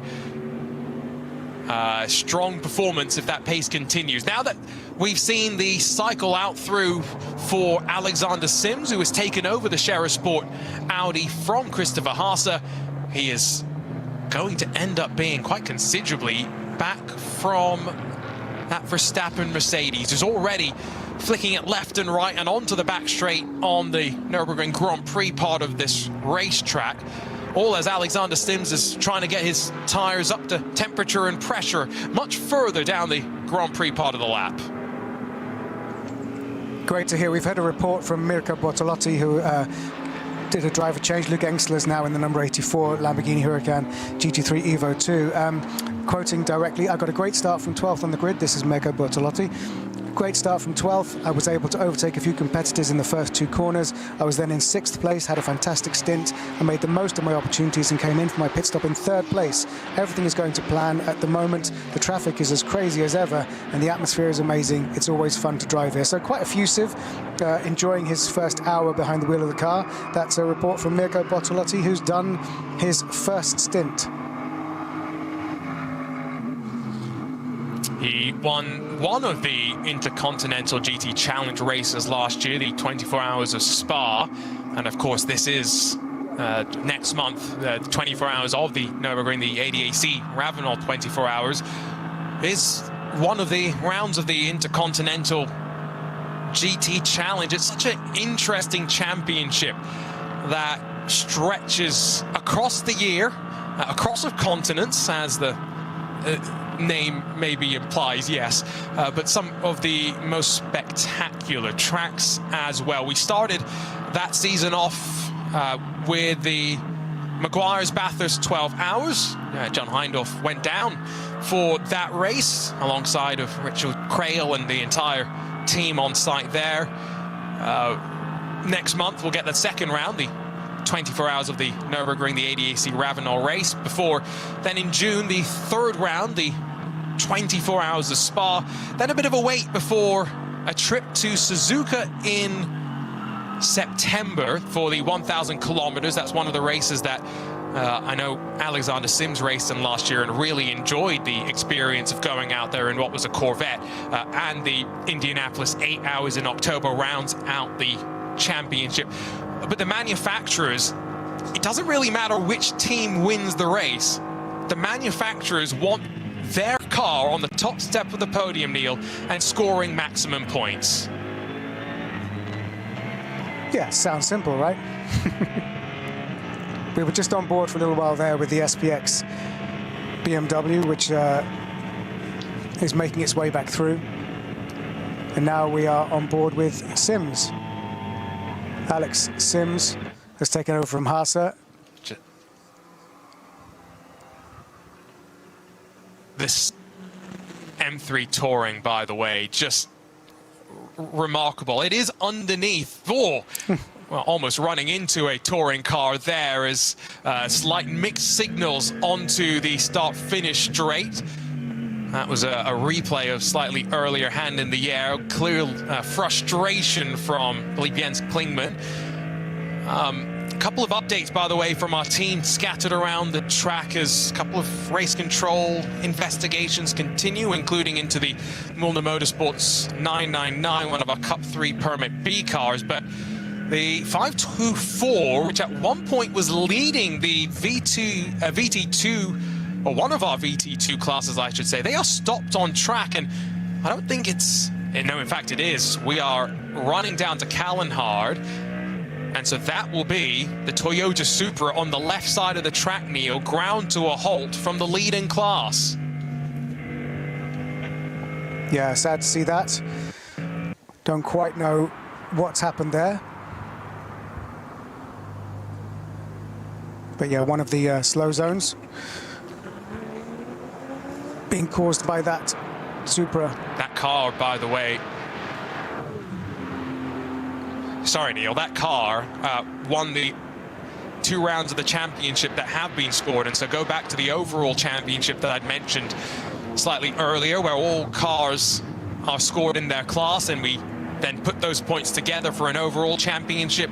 That's going to potentially hurt their championship hopes in the VT2 rear-wheel drive class. Some of our BMWs, the Cup BMWs, navigating their way into what is a slow zone at the end of the lap as well, Neil. So we are seeing a couple of signs of struggle around the track, and what this does mean is something I was kind of wondering earlier. If there's more slow zones on the track, is it a better choice to come down to pit lane if you are scheduled for service? Yeah, for sure. I mean, now, because there are several slow zones around the track, code 60, slow zones and code 60s around the track, yes, you will, your aggregate loss for coming into the pit lane, very much like pitting under a safety car in a Grand Prix, is reduced. So this could be, having held out a bit longer, could be a good chance to pit. For those watching, a brief look at the battle between a trio of BMWs. This is a really fun fight, as well as they drop down on the Grand Prix part of the lap. They've got that Black Falcon Team Fanatec 82 Porsche working past as well. They've had a driver change. Misha Sharudin has jumped in, so Manuel Metzger has done his driving responsibilities, and now they'll continue to work through the 4 drivers that they have in their lineup. For a driver to be classified on the results, they need to do 3 laps today. So for some of our teams that maybe have entered a few extra drivers, not all of them are expected to complete laps in their respective cars. Max Verstappen has completed 7 laps so far, and now continues to try and work his way to an even bigger race lead. Alexander Sims has settled in quite nicely, and now about 15-20 seconds later drops down into the Stefan Belloff S's as well.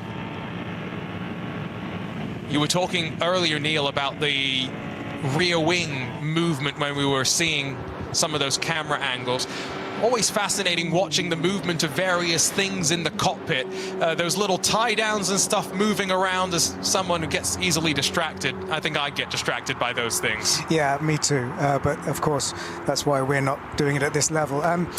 We were just on board with Alexander Sims there, and we can hear, I can read what Christopher Haase said from his first stint. I quote, "Max and I had another duel. To be fair, I have to say I had a harder time this time. I don't think we have the balance we need. We have too much oversteer and it's therefore too unpredictable. It's due to the cold conditions. That makes it a bit harder for us. And then it makes it harder in a duel. The battle was very respectful again, and that's what makes it fun. I was never in a position where I could have been the one to overtake. You just have to accept that it's part of the game. But the moment will come when I'm perhaps better positioned." So brilliant praise from Christopher Haase, but also slightly ominous words for this race as it progresses.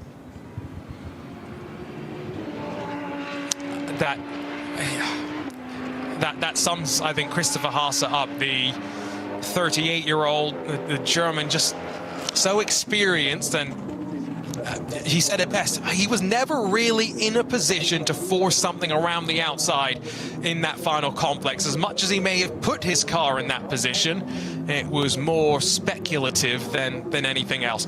It's still the Lamborghini Huracan Red Bull Team Apt 84 car that's in third, although Mirko Bortolotti out. Neil had mentioned what he had said after getting out of the car. He's handed over to his teammate in that number 84. It's Luca Engsler. At some point we'll see Patrick Niederhauser in as well.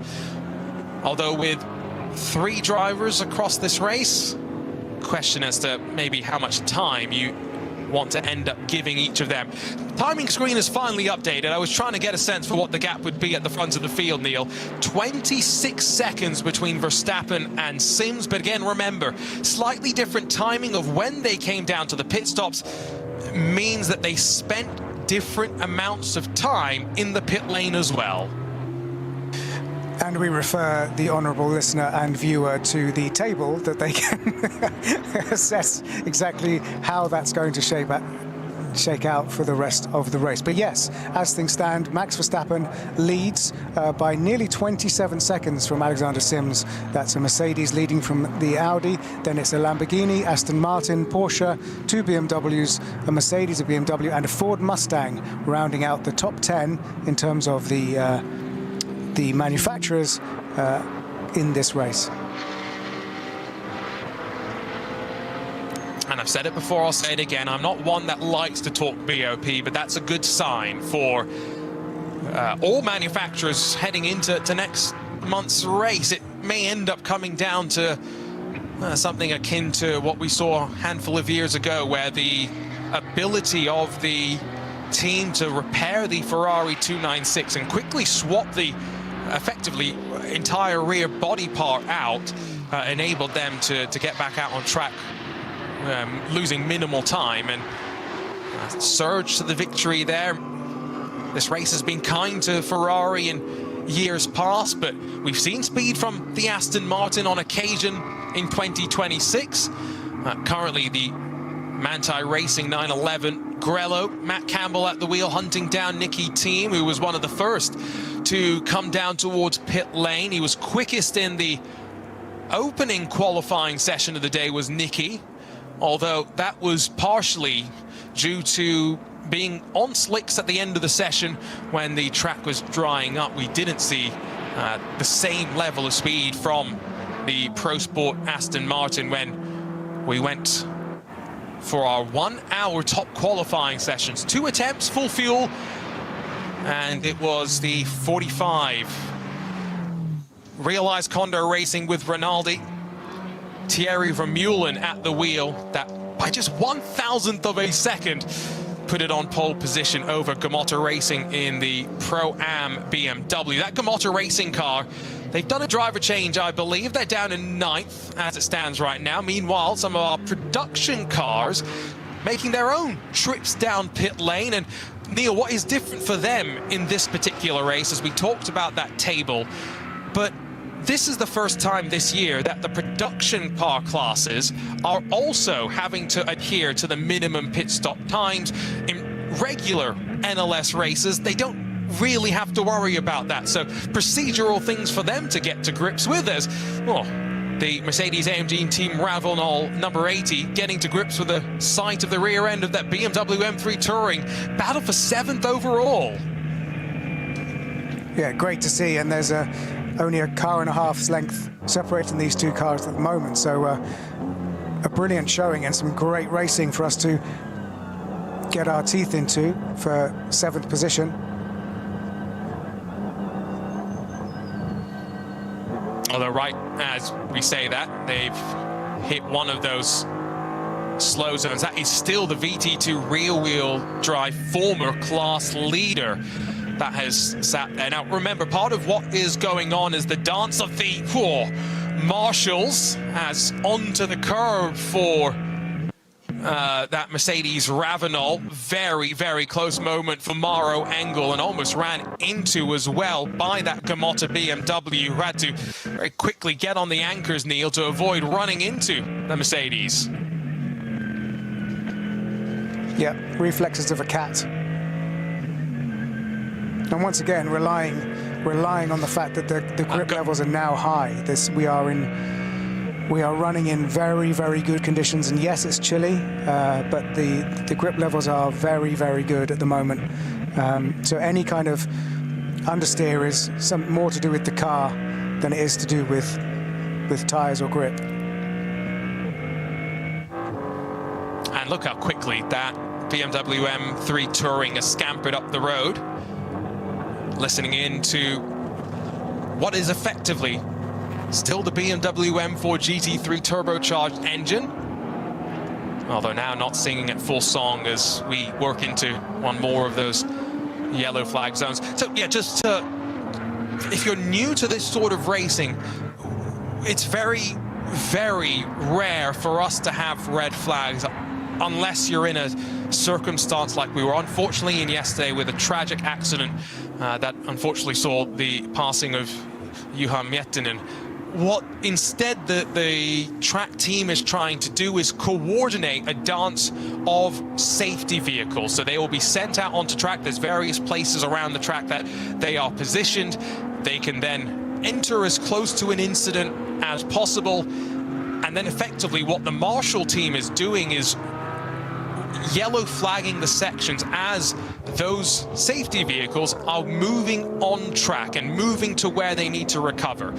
Once they get to the car, maybe you'll have the code 60 will slow the cars down even more to ensure our track workers are as protected as we can in this situation, and load the car up onto a flatbed and then repeat that process, but inverted. Now this flatbed has to head outside of the track, so it will, move to a point at which it can exit off the Nordschleife, and at which point those yellow flags will cease if we, like I said, need to use code 120s and code 60s to guarantee the safety of our track workers. That's exactly what we will do, Neil, because this is a track unlike any other. It's why that permitting process that we've talked about is so unique. And again, the racing itself is so unique. There is really no other place on earth where you can race something like a GT3 purpose-bred, thoroughbred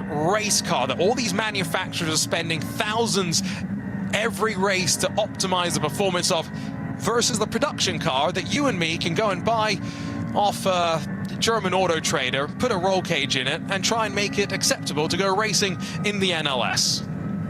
Yeah, it's an incredible job that they do, and the fact that whatever other race series you might be more familiar with, we would naturally freak out and have it's anathema to us to see support vehicles on track during an active race, but they do it so well here, and everybody knows the rules. But in fact, talking about the rules, that we have seen a penalty for car number 47, the KCMG Mercedes AMG GT3, for not respecting code 60. So, every now and again, you can slip up, and it costs you.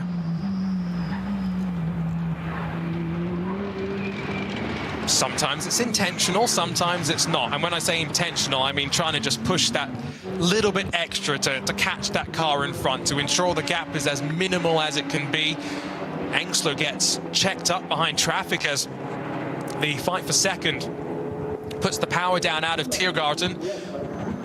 2 hours and 40 minutes left to go in this final dress rehearsal for our teams ahead of next month's ADAC Ravenel 24 Hours of the Nürburgring. The gap is now up to 30 seconds. So Verstappen in that Mercedes windward run car is running strongly. I'm also just wondering,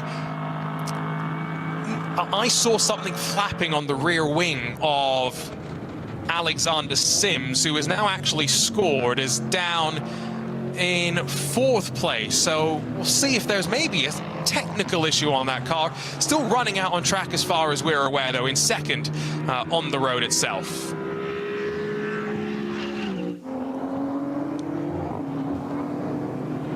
But yeah, that's sort of sizable gap. Maybe it was a screen glitch. Sims seems to be solid in 2nd, but in a bit of a battle with Engstler in the Lamborghini.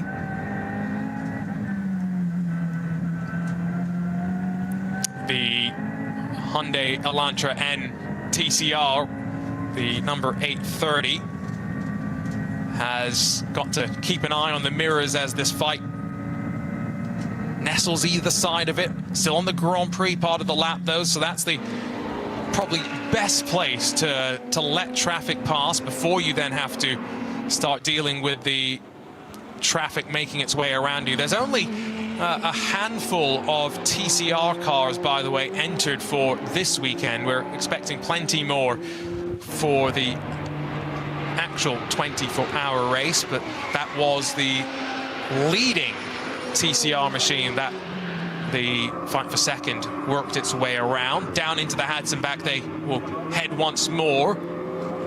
Started in 12th, let's not forget, and Mirko Bortolotti, I think he may have slightly undersold what an impressive opening stint he had. To go from 12th to 3rd, that's not just making the most of your opportunities, Neil. That is basically everything going almost perfectly. You're not turning the AI down to 0 difficulty like you might on a video game. Yeah, you can understand why he was sort of so positive when he gave that interview, having stepped out of the car, Mirko, because, yeah, that's a huge effort in the first hour. And confirmation that the time penalty for the number 47 car is 45 seconds, which could prove costly towards the end of the race. You were talking about the touring car there. Basseng took over from Mikel Azcona, and of course they did have an issue earlier on in the race, came into the pits very early on in the first 20 minutes and went out again. So it's good to see them getting some serious and competitive running in that Hyundai.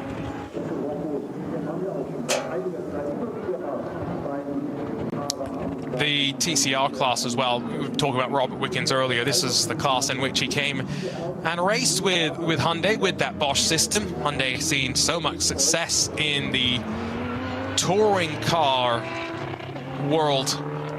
I say world, literally around the world. So successful that at one point they had multiple models competing, and both at the front in the i30 and Elantra racing simultaneously.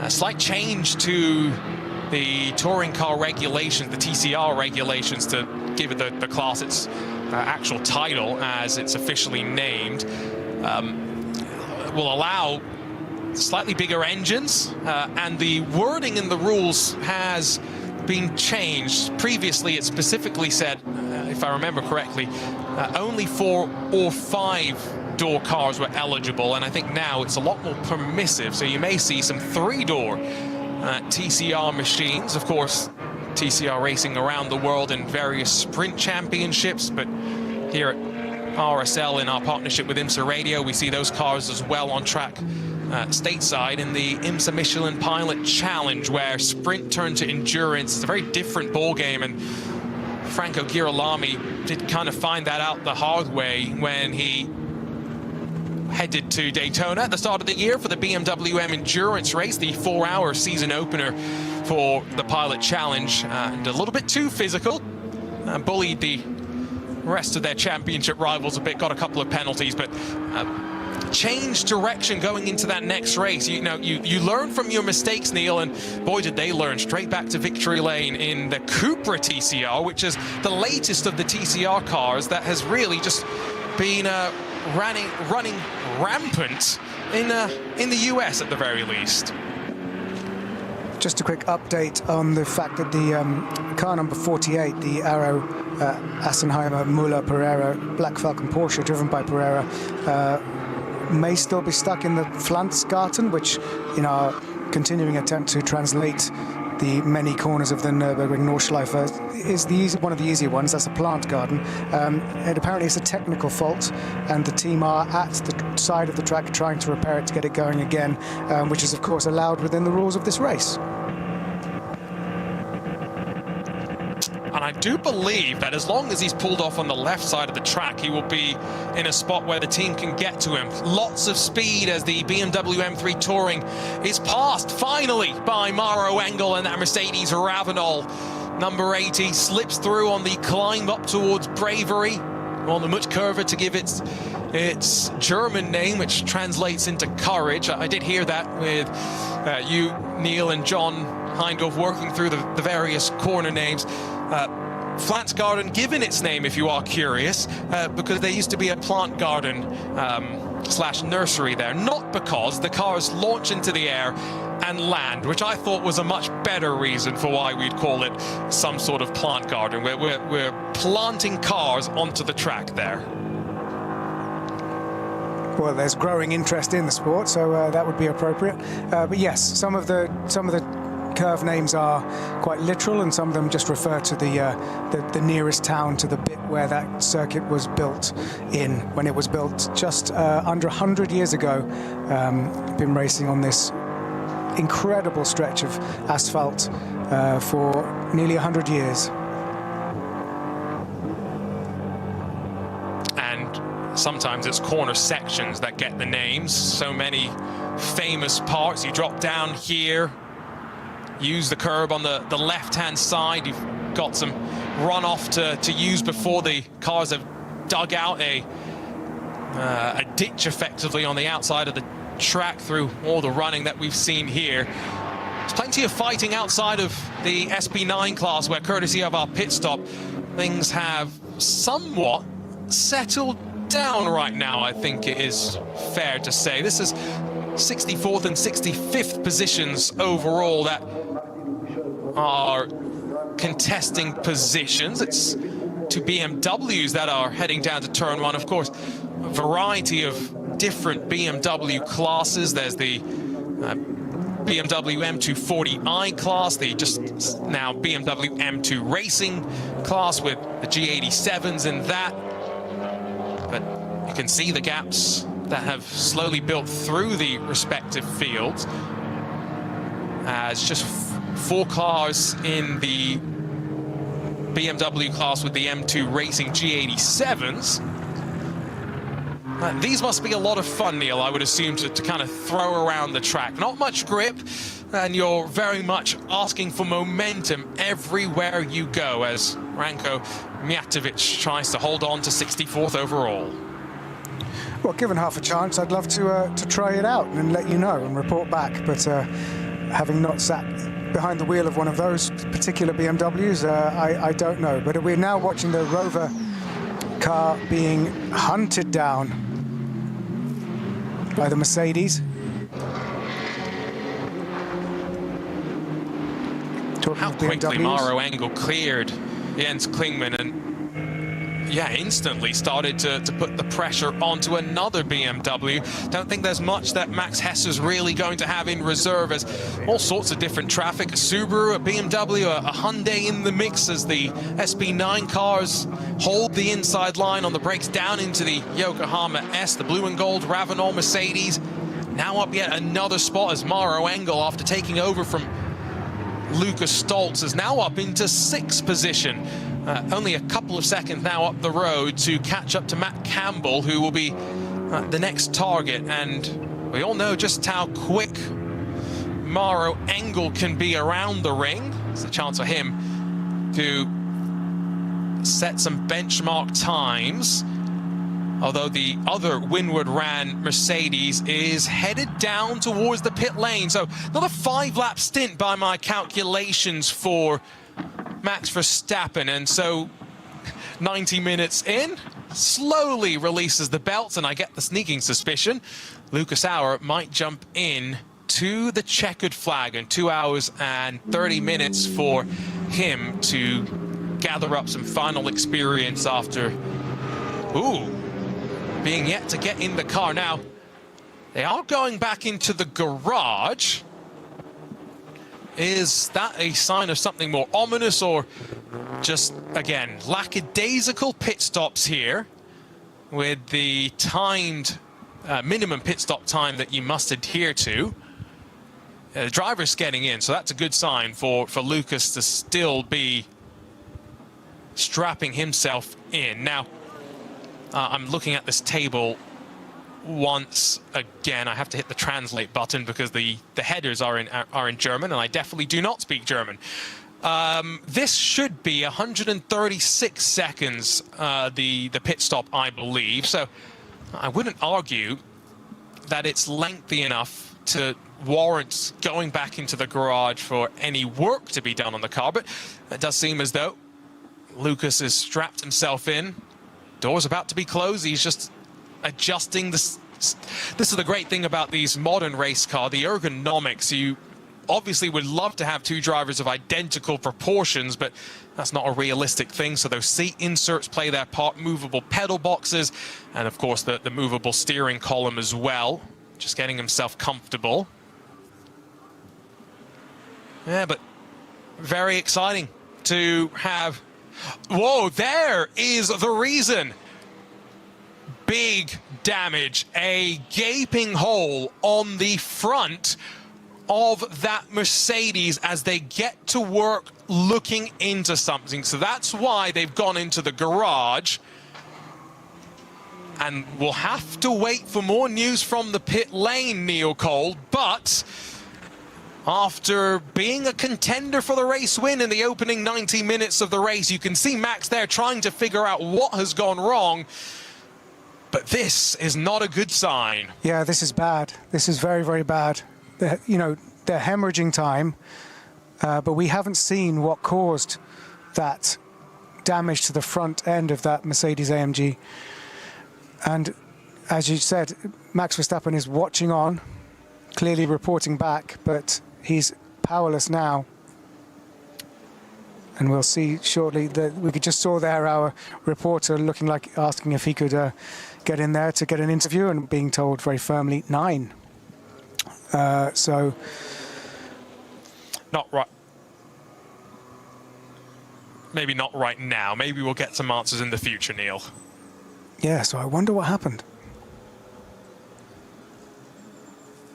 And it's not the kind of view so it's that definitely going to be longer than Lucas 136 seconds. That's not the view Lucas Auer was hoping for when he was going to get into that car and head out onto the Nordschleife. He's looking at the apron of the pit lane, and for every minute that he sits there, he can just lose the momentum of the race.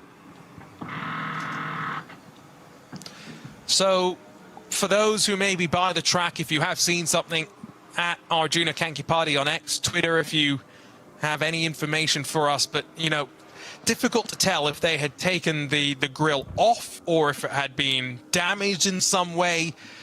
It did kind of look like they were...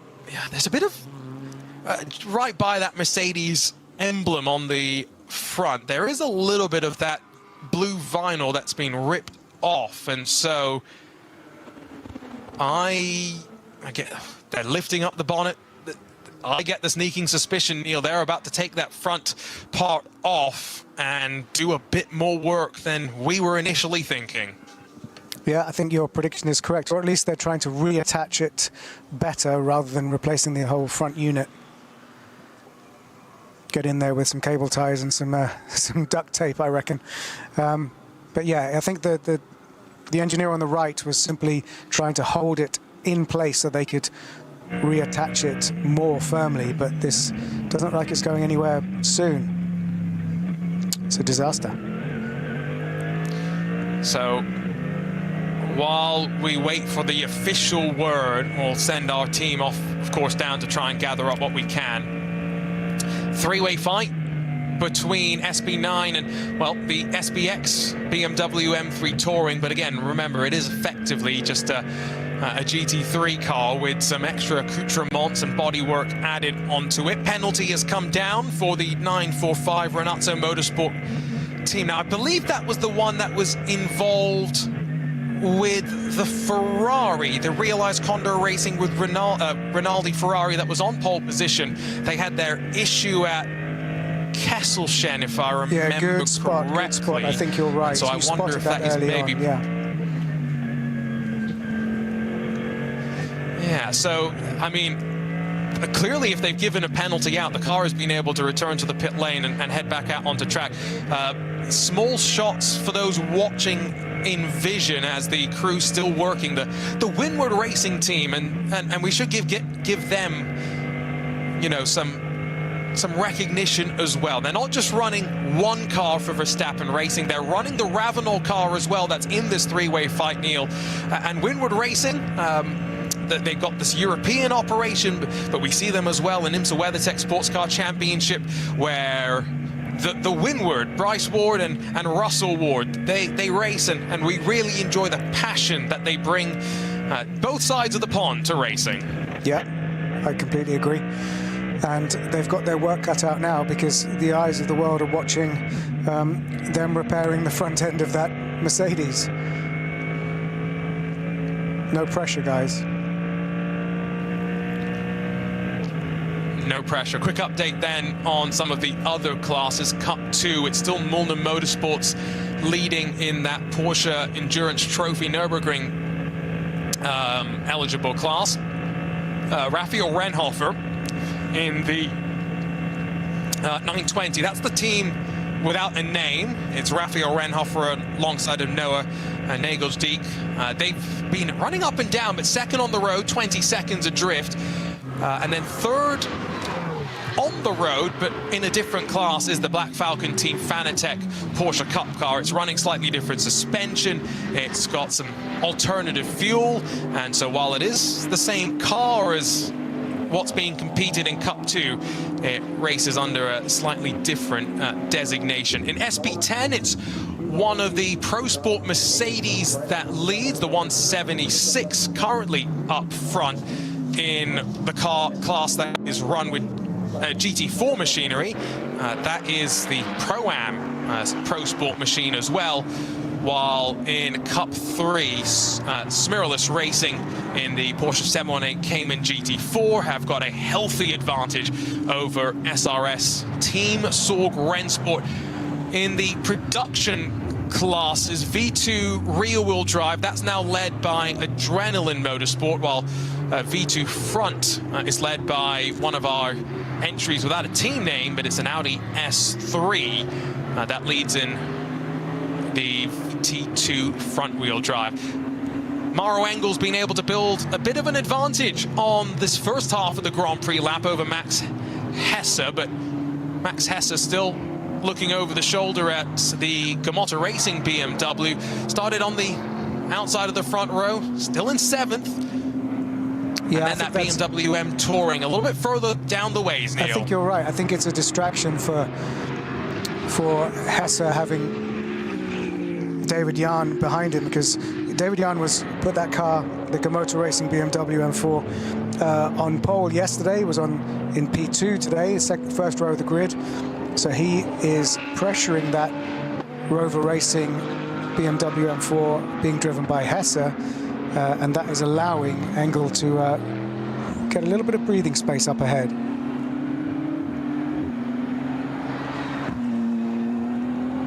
Looks like the number 47 is now stationary at Klostertal. So remember, that's the KZMG Mercedes, that blue and white Mercedes that got a penalty for speeding in one of the code 60 zones. Not seeing anyone else that's stationary. That is just on the exit of the Muck curve, so it's a very fast corner as well to be stationary and also be blindsided from the cars that are going to be making their way up there, as we're on the 11th lap of this race, 20 minutes away from the halfway mark in the second of our 24-hour ADAC Ravenel qualifier races. The 9:45 corrected penalty for them being sent through the race control message board, but fortunately race control relatively quiet right now. They're having to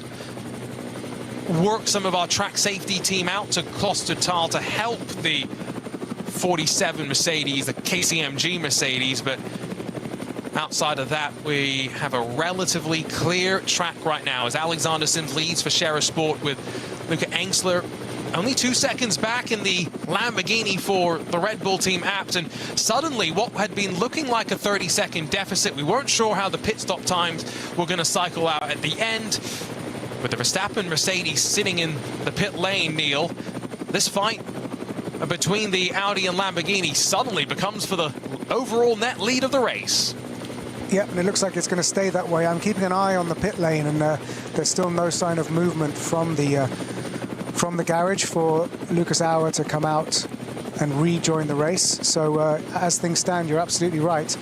That is a two-car battle for the lead of the race between the Audi R8 LMS and the Lamborghini Huracan.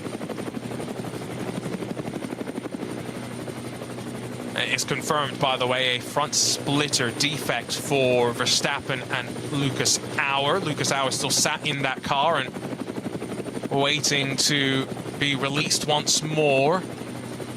What a glorious day it is. We're from the mixed conditions in qualifying, where yes, wet tires were required, as well as the grey cloud cover that we had for top qualifying. The sun has made its presence known and increasingly will be slowly warming up the track. There is a slow zone around Bergwerk where these three are fighting through right now.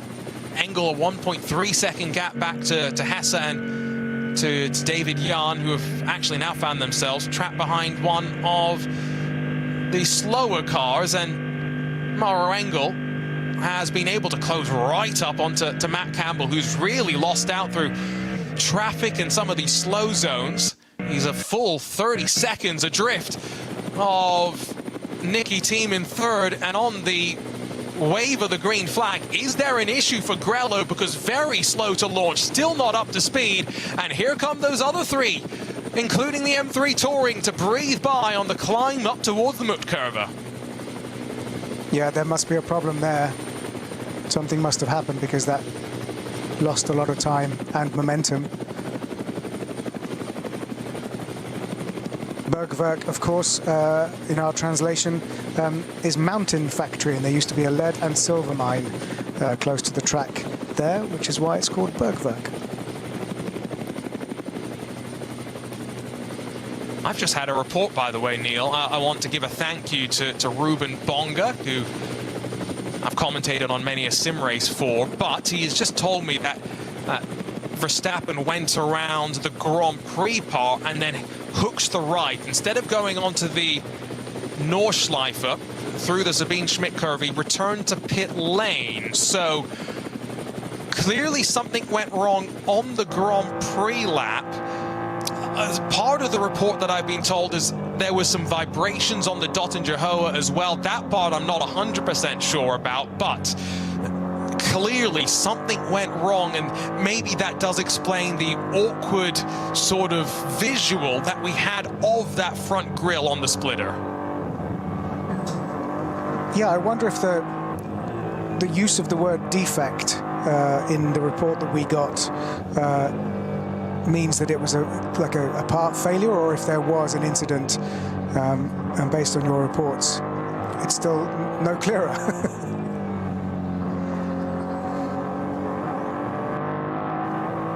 Again, thank you to those that pass on this information to us, not just our team at the Nürburgring TV crew, but our audience as well, your eagle eyes around the track. There's another car that's just had a technical defect flagged on the notice board. That's the Asbest BMW 325i. So reaching that point of the race where you've been pushing for closing on 2 hours. Remember, we had that full formation lap as well, so the cars have been circulating for the full 120 minutes at this point.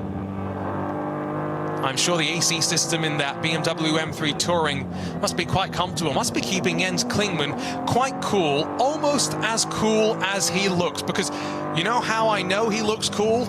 All those little white things on the car are filled with messages about this BMW M3 Touring project, Neil. It's such a great concept for a livery. Yeah, it's great to see. I love all the messages that are on the wrap of the car, but it's not just a, you know, it's not just a bit of fun. It's currently running in 8th overall. You know, it's got 7 SP9 cars ahead of it and a lot more behind it. So a proper bit of kit being handled very well by Klingmann. I had a conversation with someone from BMW at Sebring and asked the question, so when are you going to start selling a BMW M3 Touring in the US? Because right now the only touring option I have is an M5, and my wallet's maybe not big enough for that. And he said, hopefully soon. Keep your eyes open. They'd love to. It all comes down to market timings and whatnot. Grello's going to cross the line, not in pit lane as Nicky Thiem is right now. That Trinity Solutions Aston Martin, the grey and highlighter yellow, is sitting in the box. Pokes the nose, does David Yarn on Matt Campbell, and I don't think I've ever seen a Matt Campbell piloted car have such a almost forlorn body language right now. The speed is definitely not there. Last lap, Campbell lost about 4 seconds to the leaders. Actually, excuse me, that was his fastest lap. Last lap, he lost 13 seconds to the leader, Neil. So that's a great indication of some issues on the previous time. Yeah, I mean, it looks like during the course of this lap, he might succumb another place to that Motor Racing BMW. And of course, that would be good for Jan to make up a place back to where he started the race, which was in P2. But we need to find out more what's happened to that, to the Grello 911.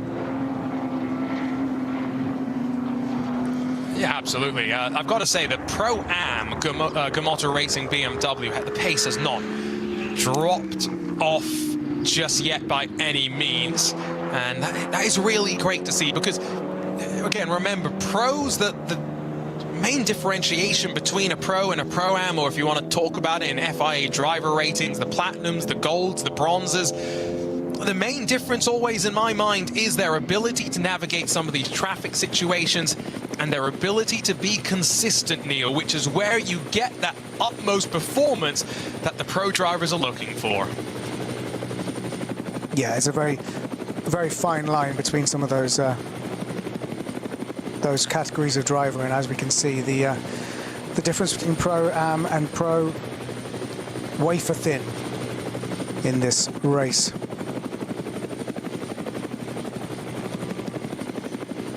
Thank you to John Dalton, who's just messaged on Twitter to say that there was big vibrations down the Dottinger for Max, and then as it compressed into Tiergarten, so I would assume that's as it reached the bottom of that complex and just begins the rise up into the braking zone, a large clonking noise. So I'm not going to put the 2 and 2 together, but I think it might be elementary to Sherlock Holmes as to what potentially has happened there. And no word as to when they will be back out onto track.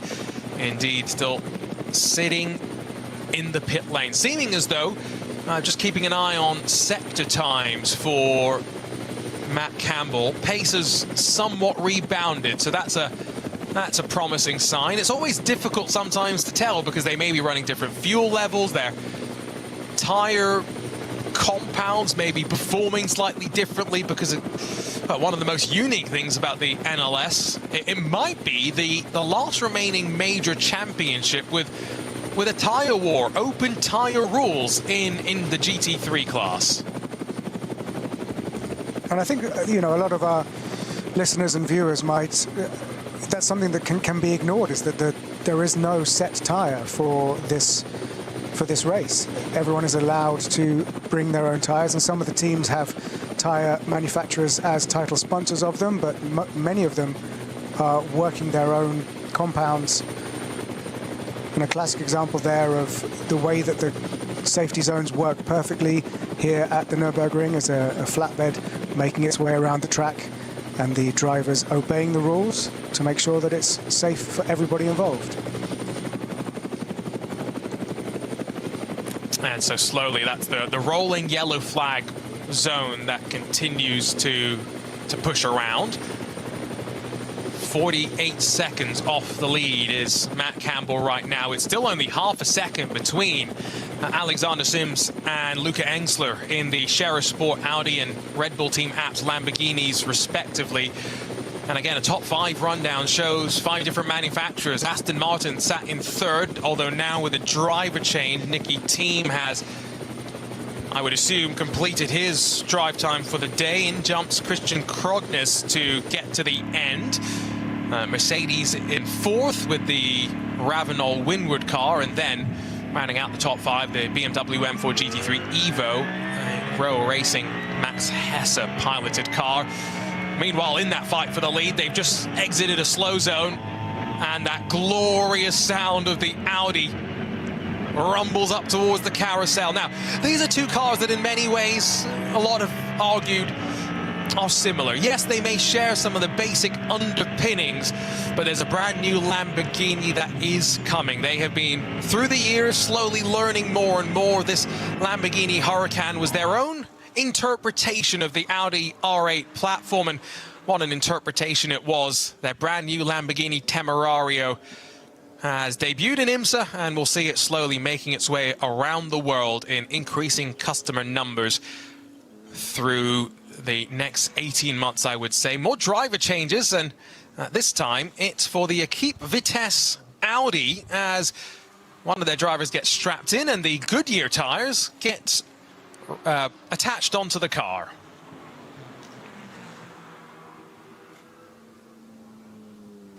So I wonder if the message that we're, like, a few doors down from where we're seeing this driver change is still the Max Verstappen car with Lucas Auer in the cockpit, and I'm still keeping an eye on the wider pit lane camera. And when they say that they're looking to prep now for the 24 hours next month, I mean, you've got to presume they'll try and go out and shake down the car a bit more and give Lucas Auer some seat time, but they are fully out of this race now.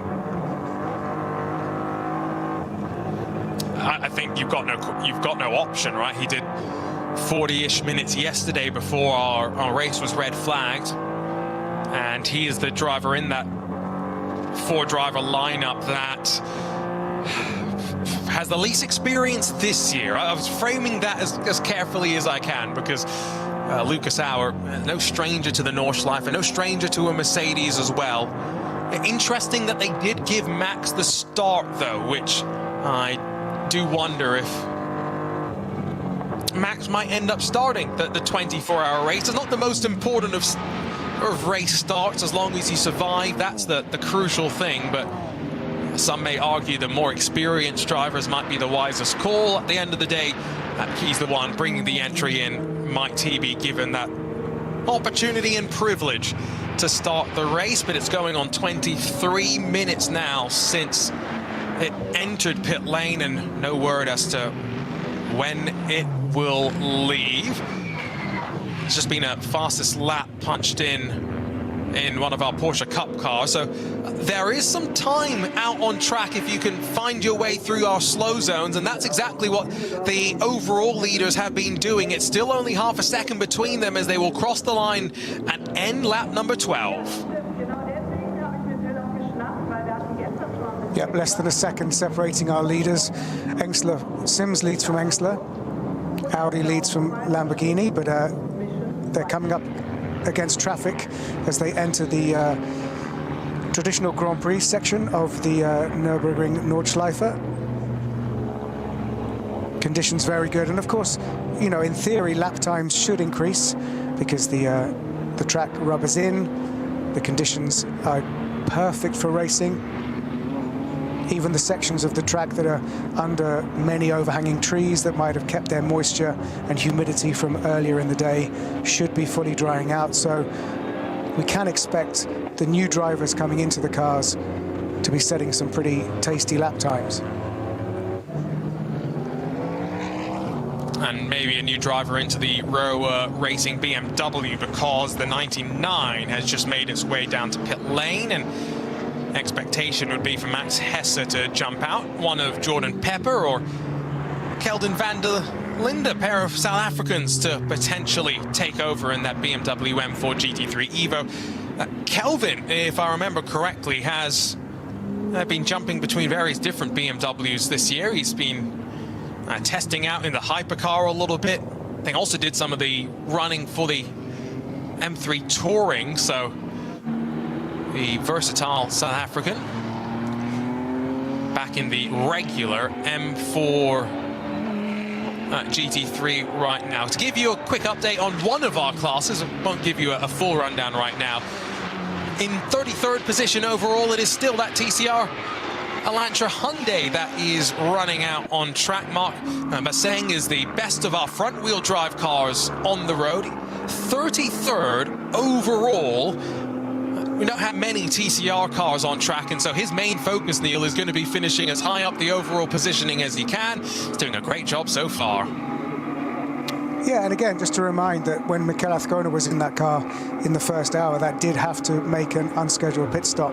So there, you know, that could be running even in the top 30 if it hadn't been for a slight hiccup earlier on in the race. So yeah, very impressive from that front-wheel drive TCR car currently being driven by Basseng. On board with Alexander Sims, we're listening to the engine note as he heads up towards Schwedenkreuz. Let's listen in.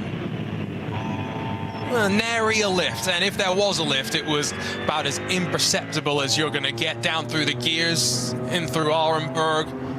Some glorious sounds from the gearbox and all the different noises that the Audi R8 makes. So much success at this track in years previous as well.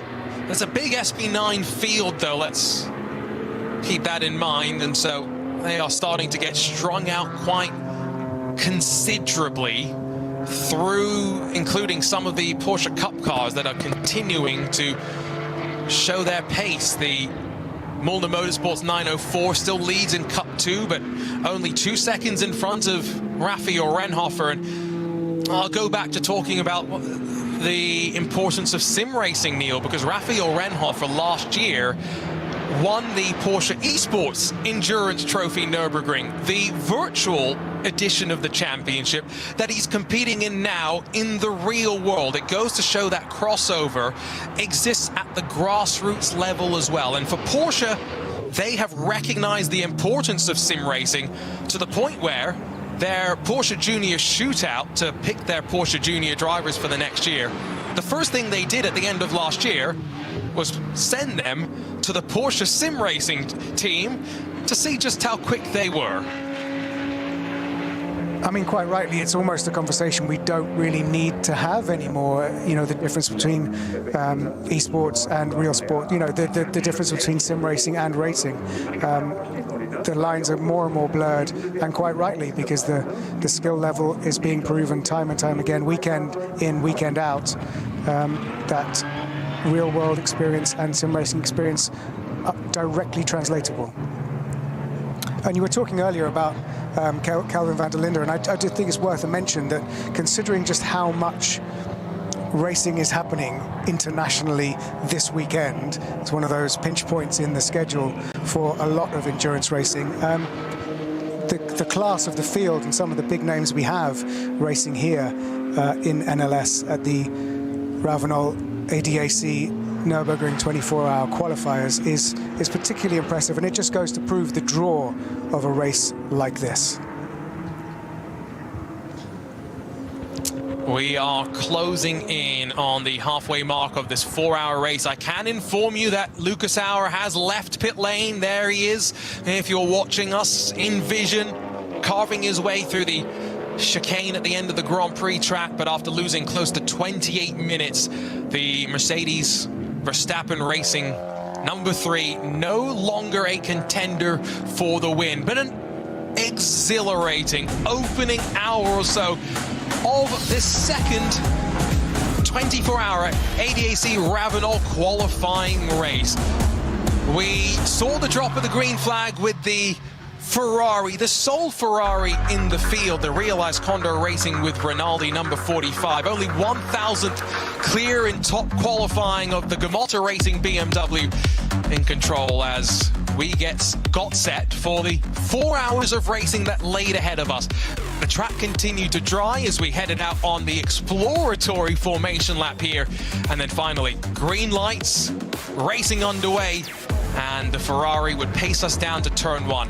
Not the wisest call, I would argue, for Gamotta Racing to really overcommit down to turn 1. It left them off canter as they then switched back through the left as we ran through the Yokohama S, all in build-up for next month's 24-hour race. Tidy start for the SP9s for the most part. Mirko Bortolotti went from 12th to 6th, but in the second of our starting groups, 5 minutes down the road, a little bit more hectic, and a couple of cars were out of position. That saw them incur some penalties, but as the top 15 or 20 in this group funneled through, the Subaru tagged around, and a couple had to come to a complete stop to avoid barreling in. Christopher Haase was one of the drivers on the charge at the start. He flew past Thomas Preining in the Grello Manthey 911 as we saw plenty of the side draft on display and the drivers trying to time their runs to perfection. In traffic on the run down to Flansgarden, Max Verstappen saw his opportunity and planted his foot to the floor and swept through to second, demoting the pole sitters down to third. And then, when he saw his chance to go for the race lead, never say no. Around the outside on the run-up towards Schwedenkreuz, Christopher Haase didn't really want to fight it too much. They would go on to fight several times on the run down in towards Tiergarten. Several times, Christopher Haase was more than a car's length, I thought, in front. But Max Verstappen, not one to say no easily, bowled and held on to the lead as we cycled in to the first sequence of pit stops. That went through smoothly. However, Max Verstappen bringing that car in about 28 minutes ago with front splitter damage has seen them drop out of contention. It means, for those just joining us, Alexander Sims in the Scherer Sport Audi leads the way in NLS5, the second of our ADAC Ravenel 24-hour of the Nürburgring qualifier races. But on the hunt is Luca Engsler for the Red Bull team apps in a Lamborghini Huracan. The Bulls are singing at full blast. Arjuna Kankipati alongside of Neil Cole on RS1 if you're listening to us on the Radio Show Limited suite of channels, and across of, well, a whole host of different streams if you're watching us on video. Lucas Auer back out on track and crucially trying to pick up some experience, Neil, as we head into the closing 2 hours of this 4-hour event.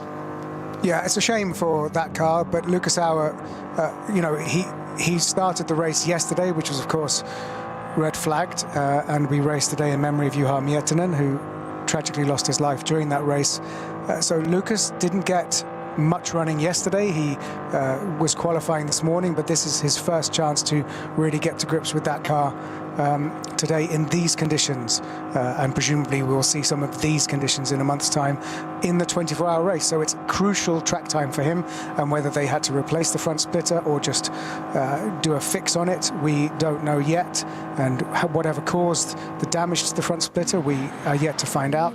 But for this race, no more chance of a victory or even a reasonable result for the Max Verstappen Winward Racing car, but a valuable, crucial seat time for Lucas Auer. I think now the only result that they'll care about is the experience they carry forward. Busy pit lane as Scherer Sport Red Bull team apps followed into pit lane by the BMW M Motorsport M3 Touring entry. I would have to assume Jens Klingmann is going to jump out of that car. Looks like Alexander Sims is being replaced as well in the Scherer Sport Audi, and expecting Ben Green potentially to jump back in unless it is Christopher Haase. I would assume maybe save him for the end of the race. BMW M3 Touring has hit its marks. It's next to the Lamborghini for the Red Bull team apt, who are also doing a driver change. So Luca Engstler has been swapped out there. Assumption would be Patrick Niederhauser is going to take over. And now which of the young Americans jumps into this BMW M3 Touring? Neil, exactly what you were talking about earlier, though. The opportunity, the time during this pit stop with the regulations to have a conversation. Yeah, imagine the jealousy, the NVIDIA sana that's coming from endurance races all around the world to be able to see that leisurely driver change. There's almost enough time to have a quick espresso while you wait to get in the car, but valuable information face-to-face, anecdotally, between driver getting out of the car and driver about to launch into the Nordschleife. Our camera operator is getting an up-close and personal view with some of those quotes on the front of the BMW M3 Touring when it was announced as an April Fool's joke, and some of those saying, now let's go racing with it. One of them said, I hope this was true. It is now, and we'll see it for 24 hours in just about 3 weeks' time. It was quick in qualifying, only 5 seconds off in what was a slightly interrupted top qualifying session. That was definitely something that played its part. So we'll see how it runs for 24 hours of uninterrupted running. The SB2T class leader, the Opel Corsa GS Line 130. This is what makes this race so cool. The fact that we've just gone from talking about the biggest and best of GT machinery to talking about an Opel being run by 4 Germans, all searching for their Permit B this weekend. That's the beauty of this race weekend and this race series and this wide field of different classes, all mixing it up together. There is an issue, I think, for the Grello car. We saw that it was not firing on all cylinders at times earlier on, and it has been reported as driving slowly in the Brunchen area, the number 4 car. I also saw the Black Falcon. That's the number 4 car that is slow was slow in the Brunchen area. The number 7, the Conrad Motorsports Lamborghini, that's on the tow truck at the Mutkurve section. And that maybe explains why we had some of the slower zones up towards that part of the track as well. A couple of other driver changes. It wasn't just Ben Green getting in, replacing Alexander Sims. Patrick Niederhauser taking over in that Red Bull team apt. Number 84, Neil Verhagen, 6 of one, half a dozen of the other on how you say that name. He's in 6th position right now. He's taken over, so that will mean that Connor De Filippi will jump in for the final hour of the race. And going back to the 82 and the Cup 2 fight that we've talked a little bit about, from the lead of that combined running, Black Falcon Team Fanatec, Jimmy Broadbent has just jumped in and they've dropped back out of the combined overall lead. This is one of the first times, Neil, I think I've ever seen this withdrawal of time penalty, 45 seconds, for the KCMG Mercedes. Yeah, the plot thickens. You don't very often see a penalty withdrawn. So maybe the team boss went up to the stewards and remonstrated, and for once they listened and withdrew the penalty. Extraordinary. So the 47 was, I'm just double checking because there was a couple of different things reported. So they had a time penalty for failure to comply with minimum pit stop time. There was no argument about that. It's 32 seconds plus the amount of time you were underneath. So in their case, it was only 1 second. That wasn't too bad. They were under investigation for not respecting code 60. So I think that's what they've been able to argue. Now, that's traditionally a GPS derived judgment. So the fact that they've been able to argue their case says a lot, as Ben Green a bit wide out through Schwedenkreuz, still maybe with a full fuel load and tires coming up to temperature, not quite on the apex. Not the only, by the way, non-respect of code 60.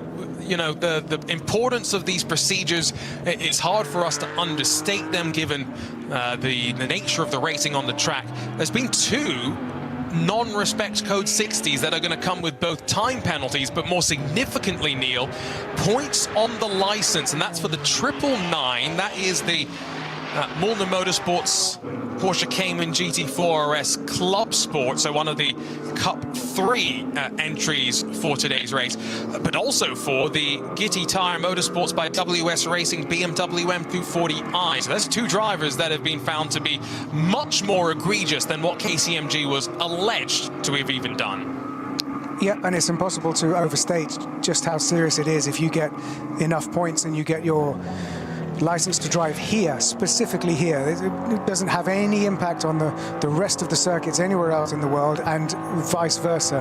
Whatever your experience anywhere else in the world has no relevance here. You have to come here, you have to get your license to be allowed to drive, and if you lose it through disrespecting the codes, which is why we're allowed to race in this format where the slow zones and code 60s and the safety vehicles on track, everyone has to trust that and abide by that. So yes, quite serious if you are flagged for that.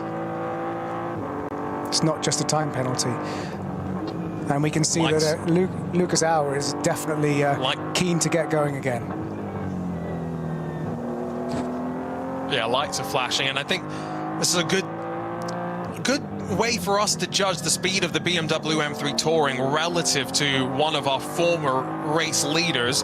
Now, yes, Neil Verhagen is getting himself up to speed and bedding himself back in. He's maybe not got as much recent running as Lucas Auer might have had, with maybe a bit more experience coming in from yesterday as well. However, I've repeated it many a time at this point, this is effectively just a BMW M3 GT3 car, a BMW M4 GT3 car, I should say, with some extra body panels and stuff, of course, to give it that touring shape, but obviously to adjust the driving dynamics as well. And they've done a great job so far. It looks very stable as they worked up towards the Lauda links, running in front of the Row Racing BMW. Jordan Pepper has taken over here after the driver changes have completed. Also, Christopher Mies, he's jumped into the Haupt Racing number 67, and a couple more teams now making their way down to pit lane. It's Ravenol's Mercedes, Mauro Engel, followed in by the Gamotta Racing BMW, David Jahn, who had that sterling effort in qualifying to be 1,000th of a second off of our pole time. And just to back up what you were saying about how serious that former joke, the BMW M3 Touring car is, it's currently running in 6th. That's 6th, or it maybe just dropped to 7th, but it's running in the top 10 in this field of, huge field of SP9 GT3 cars. So even if Verhagen, tomato is bedding in and warming up the tyres, he's doing a great job. Excellent there. I haven't talked to Neil about, you know, his involvement in the project, but I have talked to the other American in that lineup, Connor DiFilippi, and he said when I chatted with him at Sebring about his involvement, he was just kid in a candy store, the smile on his face. You know, a lot of these drivers, they get to race these GT3 cars all around the world, and that's a great life, don't get me wrong, but it's a competitive life. You know, there's a week in and week out grind that can sometimes wear you down. When you get to be a part of something like this where, you know, maybe then they're not really fighting for, I think, the overall win. Pole, yes, but I think the win over 24 hours might be asking for a lot. There's no one really in their class they'll be necessarily fighting with. This is an opportunity to really enjoy 24 hours of this great track. And Neil, I have been dying to ask you. It's taken me 3 hours on air today before I've succumbed to the temptation. But talk to me about that experience of being on track with Sabine Schmidt in the passenger seat, talking you through this historic place. Well, you know, it's a bucket list thing. I was very lucky enough to do a show I used to host for the World Rally Championship, and we had scheduled to have a full afternoon to do several laps with me in the passenger seat and Sabine Schmitz driving me around, showing me how to do the Nordschleife, and then we would swap places, and I would get a couple of laps, one to bed in and then one to attack. And of course, the nature of TV, we got there and we had like an hour. So we had one lap with me in the passenger seat and then one lap with me in the driver's seat to get the feature completed. So planning meant that it was all very quick, and she was incredible. I mean, she was an incredibly talented driver.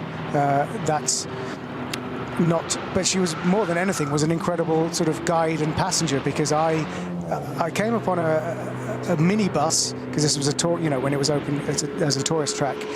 So I went in as just paid my, whatever it was at the time, 25 euros.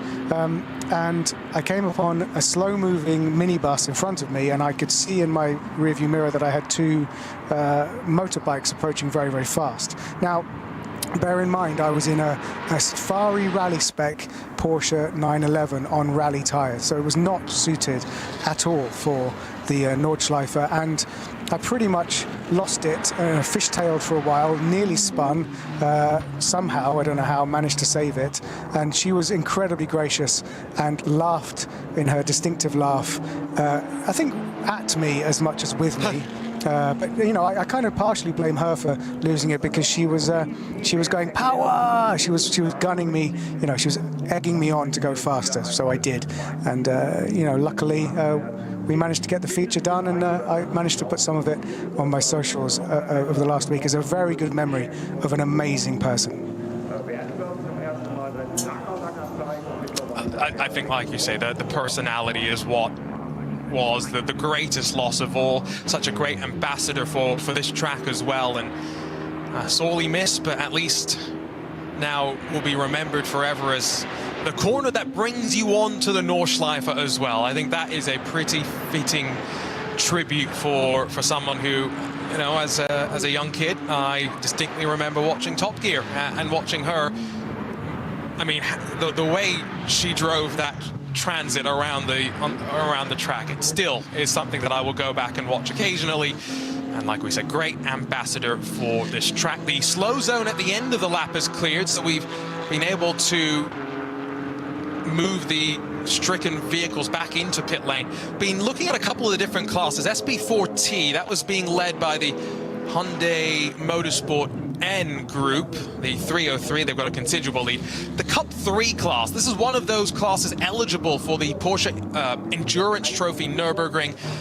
Cup 3 is made up of the Porsche Cayman, the GT4 variants, they're non-turbos, although this may be the last couple of years that we see a Cayman in this sort of scenario, because there were some spy shots that I saw in the last week or so, Neil, where the next generation GT4 car that Porsche will release has been revealed into the world. It may have actually been testing here at the Nürburgring Nordschleife.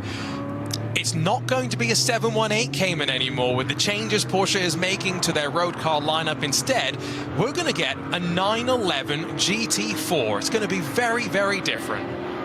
Wow. Good news. Good knowledge. So one of my comfort zone would normally be running up and down the pit lane in a fire suit, and we don't have a huge amount of reportage from the pit lane, so forgive me, I'm going to sort of wear both hats at once. A little quote from Luca Engstler, who has handed over the Lamborghini Huracan number 84 car to Patrick Niederhauser, and has reported, I quote, "I think the pace isn't quite there compared to the Audi and the Mercedes, but I still feel very comfortable in the car. It's a good fight for the podium, and I think that's important. We're flat out from the first to the last lap, and yes, unfortunately, it's not enough for the very front, but we have to concentrate on ourselves, and then everything will be fine." So I wasn't going to try and do the accent, but that is a pit report from Luca Engstler, who's handed over the car to Patrick Niederhauser, the number 84, which is currently running in 10th. The Red Bull Team Abt Lamborghini. Well, and you know, I wonder if, Neil, he's selling the team maybe a bit short, because he was staying right there with the Scherer Audi, and now with the Verstappen Mercedes having dropped out of contention, those are our two net leaders. Yes, we're still unsure as to pit stop timing, if it's going to come back towards some other team in about an hour's time when we're in that final pit stop window. But, you know, Mirko Bortolotti, what an amazing stint he put on to open the race up. And then, I mean, Luca himself was very, very competitive as well. I think he's being pragmatic more than anything, but yeah, it's very hard to judge, isn't it? But the people who can judge the best are the people who sit behind the wheel of the car, and they know. I mean, they know. There are micro tells every single sector around this track. Every few hundred meters, they can tell exactly where they're ahead and where they're behind their competitors. So, yeah, they always have to be quite careful and diplomatic with how they report back and publicly. But yeah, I take your point, definitely. Quick update on some other class leaders. I'll keep an eye on the VT2 production car classes. It's now a VW Golf that leads in the VT2 front-wheel drive category. I would assume we're still cycling through some pit stops there, with the former race leader being the Opel Corsa, of course, right on cue. The VT2 front leader is hit pit lane, and so that the Golf GTI will cycle through in V6, which is a production car-based class. This is the same car that they could drive onto the public roads during a tourist foreign day. It's about restricting the engine capacity and output. That's where a lot of these classes are made up of. Slightly older Porsche 911, slithering and sliding all over the place, but currently running 61st overall is the 415. They'll promote themselves up a spot in the overall running as a result of that VT2 class leader heading down to pit lane. VT2 rear-wheel drive, which is also one of the bigger production classes in terms of the number of cars that we have. It is Adrenaline Motorsports, the 500, that now leads, and they've got a pretty significant gap, about 40-ish seconds, I think, to those on the prowl, on the hunt, sweeping out of the carousel in the SB9 class. The Yokohama adorned GT3 reaches the top of Hoa Act. It's a white, black and red GT3 car that then wiggles as they begin the drop over the top. And now into where, again, this is where you really have your fun. Go back to what we were saying earlier with it almost being a rally stage. You've memorized where you need to be. It's easier said than done, though, Neil, to hit your marks with all the undulation coming at you and so many different nuances that you have to be aware of. Yeah, and even over the years and recent times when sections of this circuit have been resurfaced and flattened a little bit, so there aren't as many massive bumps and jolts as there used to be. It's still just, it looks deceptively smooth when you're watching it, but it is incredibly dynamic. And you know, as you do that section, Wipperman, Eisbach, Brunken, Ice Curve, that section coming down is takes quite a lot to be fully committed. I don't think this is the type of track that many drivers in the world, regardless of skill, could come to and be confident straight off the bat. It's one that you work up to, and you know, go back to Sabine Schmitz as the example. You know, you construct your map of this track over time. You do it section by section, and then you start to piece those sections together, and it's through the thousands and in some cases, tens and hundreds of thousands of laps that some of our drivers have done through their career that you build that ability to effectively drive with the blindfold on. You never want to do that, but I'd wager a lot of these drivers can sense their way around even this slightly unique version of the Nordschleife that we're running for this weekend, and that will be running next month for the ADAC Ravenel 24 Hours of the Nürburgring. So excited for that. We'll have our RSL team, at least part of them, on site. Part of that commentary team will be remote as well to get you through 24 hours of uninterrupted coverage. And what a great effort from the TV people at the track as well as our RSL team back in London to keep us on the airwaves in sound and vision. That's just your reminder, by the way, that if you are wanting to try and follow along for a 24-hour race and follow all 24 hours, you don't have to watch them. You can listen to them as well, Beal. And that's why sometimes our commentary, it may seem a little bit like we're missing the action, but we're trying to keep you abreast of all the different battles happening out on track. And there's a lot of battles amongst the 120 cars that were on the entry list this morning. I've regularly been a customer, I've regularly been a listener when I can't be in front of a screen, and it's a essential service that is being offered. So and I shall be listening again in a month's time. So kudos to the team for always being able to pull that together. And thank you very much for listening and watching wherever you are in the world. We love your company, and we are just fans like you are. Absolutely. We're fans who are talking about racing right now because we're waiting for that race to come back to life in the last hour. The way the pit stop cycles work in the 24-hour qualifiers, it will be the same next month for the 24-hour race. But in all our classes, that in the SP9 class all the way down to the production car classes, for this weekend we have minimum pit stop times in effect. There's a whole fancy table that helps you walk through how that works. We're not going to get into those nitty-gritties. What I will say is 24H-Rennen, RENNEN.E.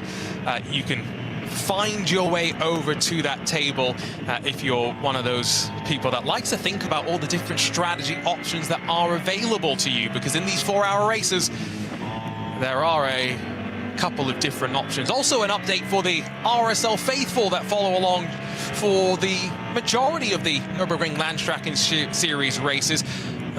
Usual contributor to the broadcast, but we shouldn't discredit him. Accomplished racing driver as well.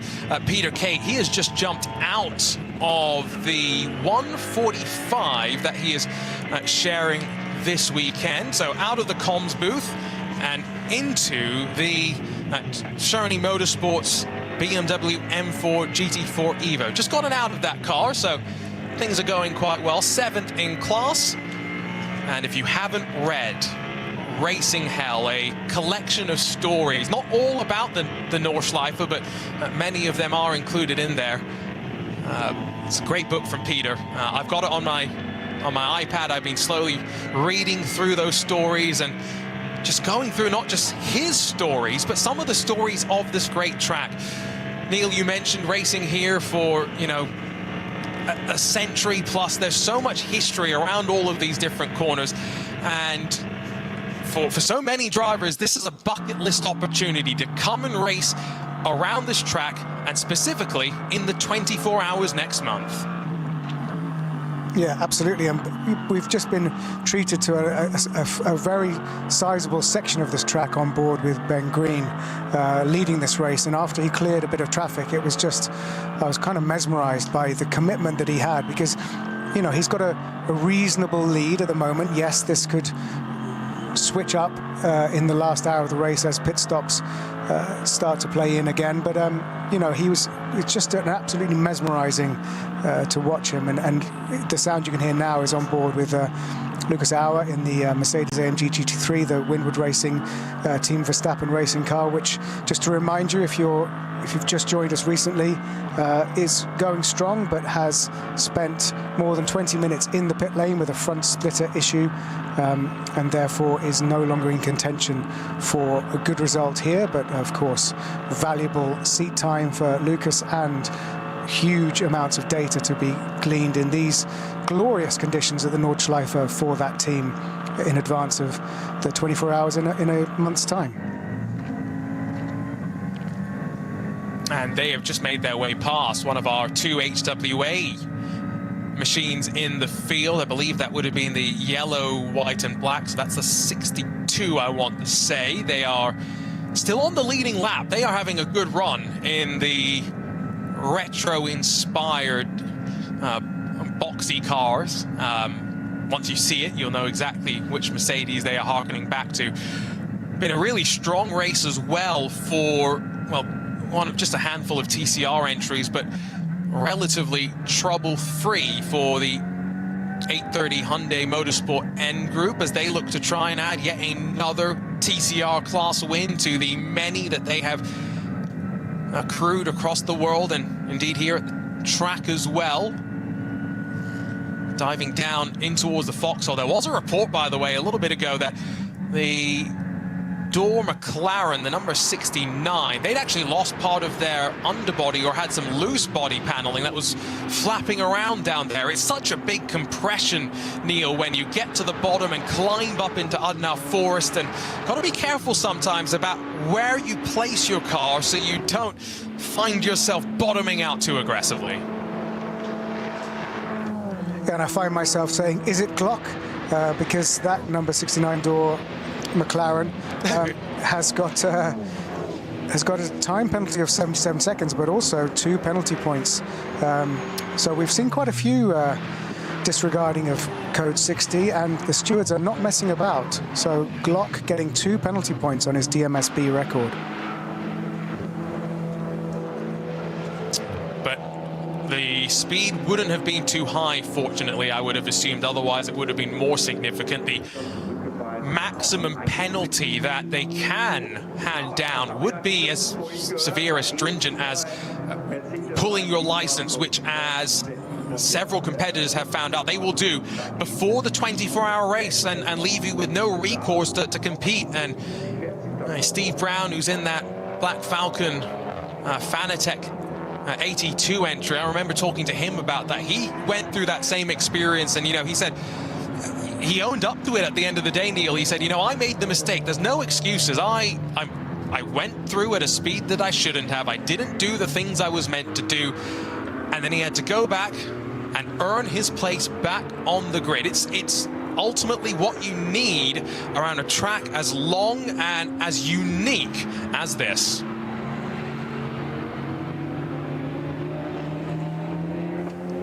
Yeah, it's very important that they just, in fact, obey the another rules. confirmation is...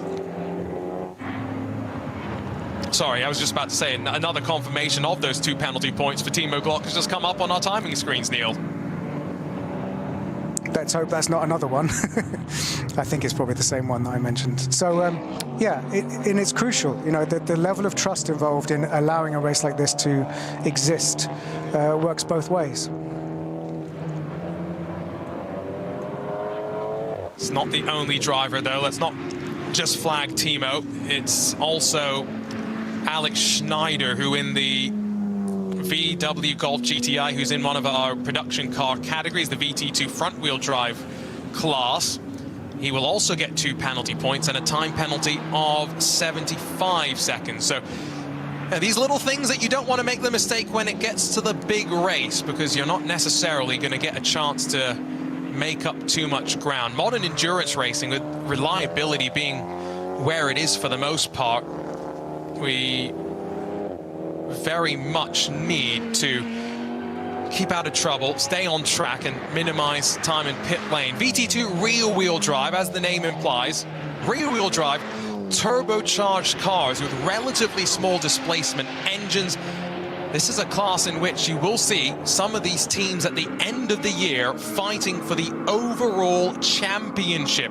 Again, remember, the cars are scored in their own class, but then those points are totted up, and often the overall champion of the NLS is someone in a BMW, in one of these production-based cars, and at the front of the VT2 rear-wheel drive class is a BMW 330i. It's still Adrenaline Motorsports in that number 500. We've got a couple of laps over the rest of the field right now, and sometimes, Neil, this is what happens in these slower classes where the attrition can be maybe a bit higher of a factor. The gaps grow. It becomes on the driver to avoid mistakes, which when you're running by yourself with seemingly little to play for, it can be very, very easy to do.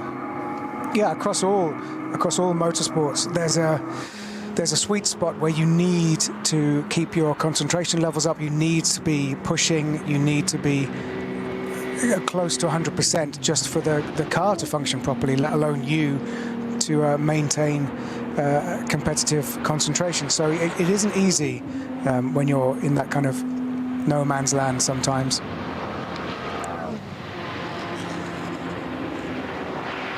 Only 26 minutes away from the final hour getting underway here.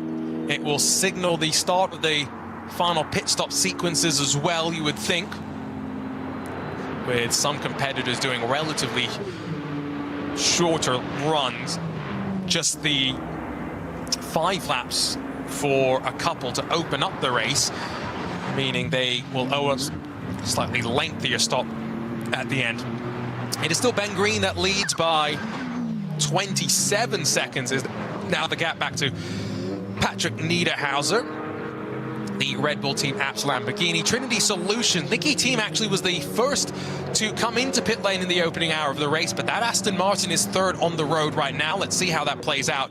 Jordan Pepper, he's into the Row Racing BMW, fourth on the road with the Ravenol Mercedes run by Winward Racing. Lucas Stoltz back into that car, so they've cycled through their drivers, and that completes the top 5 with Motor Racing's BMW 6th, Mantai's Grello car, Thomas Preining back in 7th, and then the BMW M3 Touring in 8th rounds out is at least the best of the non-SB9s in that top 10 with Schnitzel Lahm and HRT Ford Racing.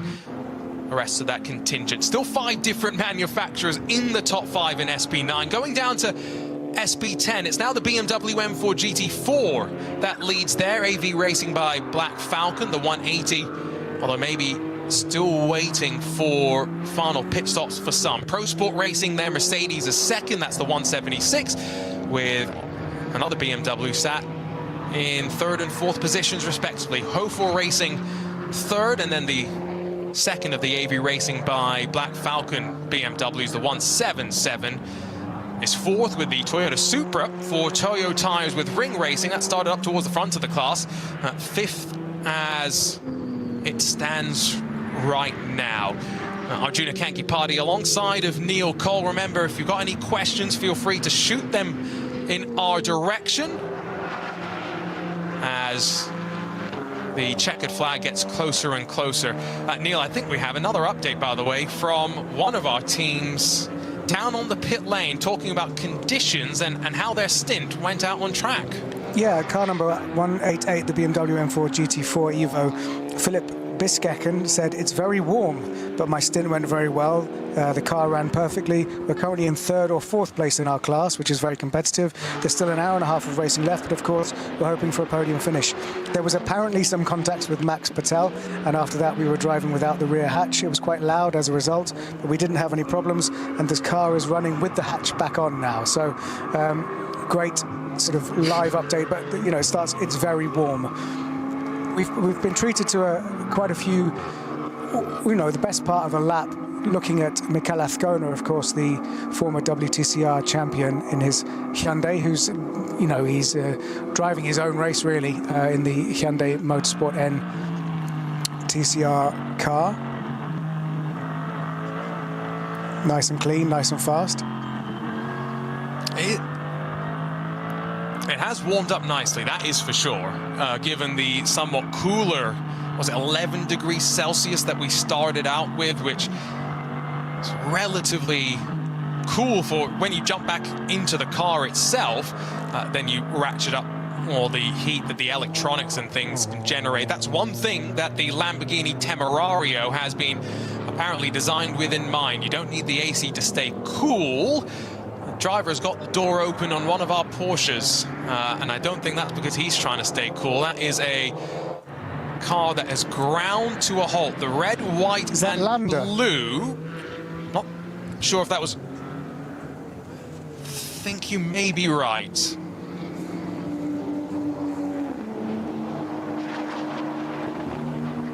Luckily, well off the Try and get an update track on that, Neil, but yeah. I think...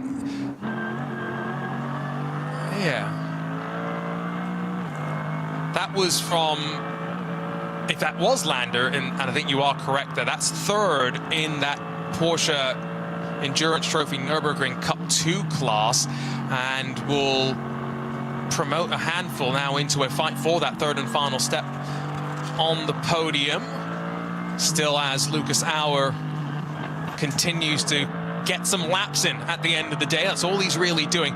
Where did they end up, Neil, after spending the 28 or so minutes in pit lane? How many laps did they end up losing before they were able to get back out? That's a very good question, which I should probably know the answer to. I'll have a look. Please hold caller.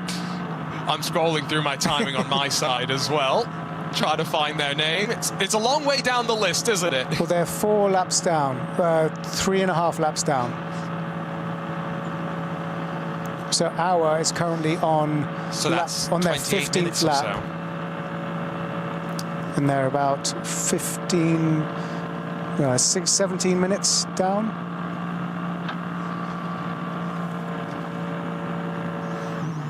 Again, what could have been, that definitely was a car that was contending. By the way, the Dacia Logan, I'm trying to judge the body language of the crew getting to work. They've just changed the left rear tire, but it is so great to see the Logan back out on track. We've often talked about these sort of historic cars at the 24 that increasingly sometimes seem out of place. What's happened on the Dottinger, by the way? This is with Lucas Auer at the wheel that we're grabbing a look at him tightening the seat belts at 280 odd kilometers an hour. I wonder what he saw up ahead.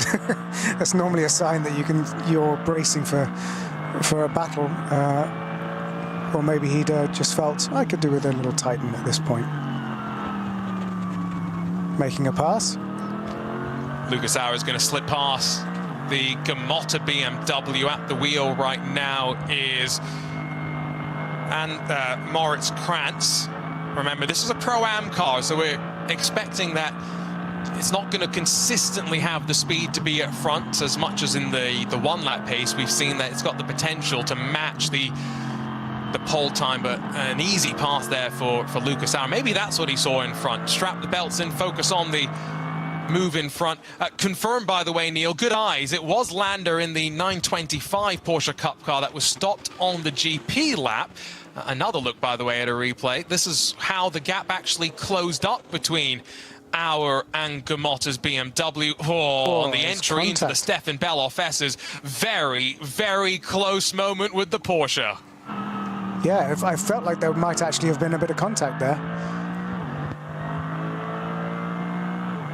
But yeah, Lucas Auer currently running in 59th overall.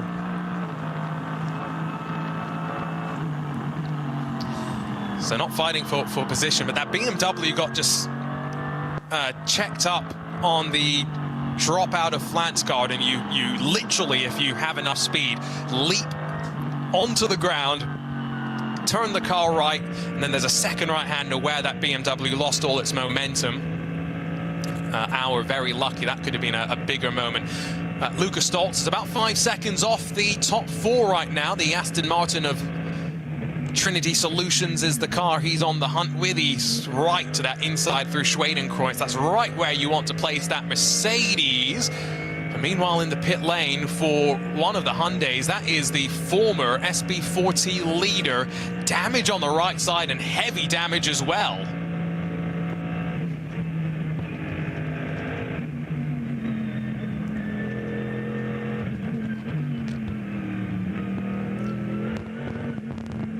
So that leaves just one of the Hyundai still out there. Excuse me, it was not the leading Hyundai. So that's still out there on track. It was a second place Hyundai, which is surely, just based on that, had either some contact with a car or some wall, and they're going to get out the magic tape and hopefully strap that car back together and send it back out, Neil, to, again, get these drivers those final laps as we head into the final 75 minutes. We are inching closer and closer to next month's running of the 24. Yeah, get it out there by any means necessary, really. And we're seeing a few more penalties coming in. In fact, the oldest car in the field was speeding in the pit lane, car number 275, the BMW 318 Ti, has got a penalty of 60 seconds. That's significant for a car that, at least right now, is leading in class. Where's the gap back? There's actually no other cars in SP3, so that's going to be a penalty with seemingly little consequence. SB40, just quickly on that, yes, it was the second place car that was involved, but that could be of consequence because there is a Subaru WRX, one of the cars that was involved in the starting fracas in Group 2. That could take advantage to grab a spot as a result. Great to see the Subarus out on track. It's in that SB4T, it's a Hyundai Elantra N1 RP, so it's not a traditional touring car Elantra like maybe you had thought about. While for the Subaru, it is just classed as a Subaru WRX, with I'm sure a whole host of modifications made onto it as well to convert it into a race-breathing machine through the Grand Prix lap. A little bit further down for one of our GT3 Audis in the field. The nice mix of manufacturers that we do have. Again, just a reminder, it's Audi from Lamborghini, from BMW, from Aston Martin, from Mercedes. That's your top 5 in terms of manufacturers. And really, I don't think we've seen the best of the Porsches today, Neil. That Manthey Grello car, it started off strong, but then really started to fall backwards. Yeah, I'm keen to hear a report as to what's actually happened with Preining at the wheel. We still don't really know, but it has not been as competitive as we expected to see it this weekend. And it is, you know, technically the four-running Porsche 911, and then the next one is the Mullner, which is currently in 14th. So yes, we need our spies to inform us what seems to be the problem with the Grello car. That would be the benefit of our on-site coverage of the 24-hour race next month, when we'll have some of our team indeed back at the track. Last year it clashed with the Watkins Glen 6 hours, didn't it? So our RSL team was kind of split in two directions there. Not as split as we are this weekend, with World Endurance Championship action alongside of this, Creventic, IMSA. Lots coming for you on the archive if you want some racing to follow up on in the next week or so. Lights on for our drivers. The darkness maybe has slowly settled back over the track, and that is really just in terms of the cloud cover right now, still as Ben Green continues to run at the front of the field, but the gap has been going back and forth to Patrick Niederhauser in the Red Bull Team Apt Lamborghini Huracan. It's now 21 seconds. Last time by, Ben Green gave up almost 6 seconds, so must have lost out with a slow zone or traffic. This time by has found a couple more seconds, but based on the speed here, I would not be shocked, Neil, if we see another driver change and potentially Christopher Haase back into the Scherer Audi to close out the race. Yeah, I think you're right. That would absolutely make sense. And just if you've wondered, we haven't really given a full update what happened to the Lamborghini Huracan number 7. Patricia Stalizzani, the Latvian-German driver, she said, we tried to push for one lap and ended up with a puncture. I had to retire the car. We tried a risky strategy and it didn't work. The car is running perfectly, but I don't think it's worth it for us to go out again now. So puncture for the number 7 Lamborghini Huracan GT3 Evo 2, with Patricia Stalizzani at the wheel, is retired from the race. And might this be the last year in which the Lamborghini Huracan is the main focus of the Lamborghini brand? The Temerario has debuted already. with FAF Motorsport racing it out in IMSA competition. We'll have some more of them racing in Europe, and indeed increasingly you would assume customer cars to come in the years to come. But could we see a Lamborghini Temerario, the first fully in-house GT3 car built by the team at Lamborghini, with lots of nuances that they have focused on? If you want to hear a bit about that, Peter Mackay did a great piece with Andrea Caldarelli at Sebring. They walked around the car together. Unfortunately, there's no cameras, it's just the audio, but Peter was smiling like a kid in the candy store. I think Andrea probably was as well. Didn't share all the secrets. There were some questions that I know Peter wanted answers to that he didn't get answers to, but nevertheless, you can learn a lot more about what will hopefully be a successful car, as successful as the outgoing Lamborghini Huracan will be. Into pit lane, 1 hour and 10 minutes to go. I'm not 100% sure if you will need to save some fuel to get to the end from here, but it is a pit stop for the team that came in first, Trinity Solutions Aston Martin. Nicky team did the first couple of stints. Christian Krogness has done a decent job so far, and I would assume if they're coming in now, Neil, they are confident in getting to the end without coming back down to pit lane. Yeah, we're getting to that point now, aren't we? But it looks like Krogness stayed in the car. So if they are going to the end, that means that Nicky team will take no further part in this race.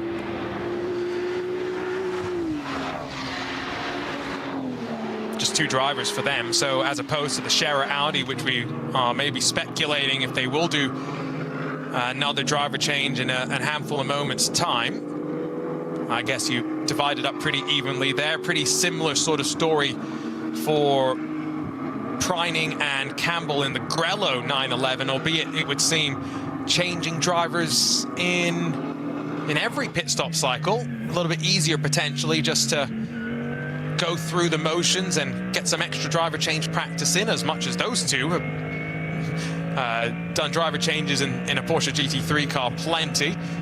Down in towards the foxhole for the Mercedes-AMG Team Ravenol, the white and orange.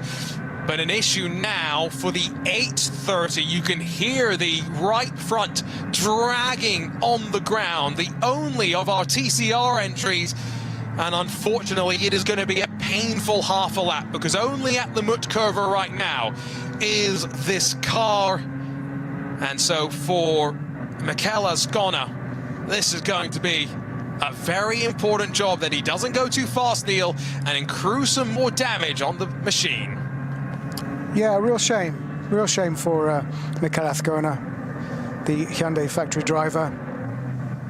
But he just has the job of staying out of everyone's way and getting that safely back to pit lane. But despite the fact that he'd managed to get that car up to 28th overall, despite a couple of problems earlier in the race, but that we yet to see if that's terminal. But was dragging it around the rest of the track to get it safely either to an exit road if they're going to retire, or back to pit lane, but just staying out of everybody else's way, because they, as you say, that car and Mikel Azcona on a race of their own, really.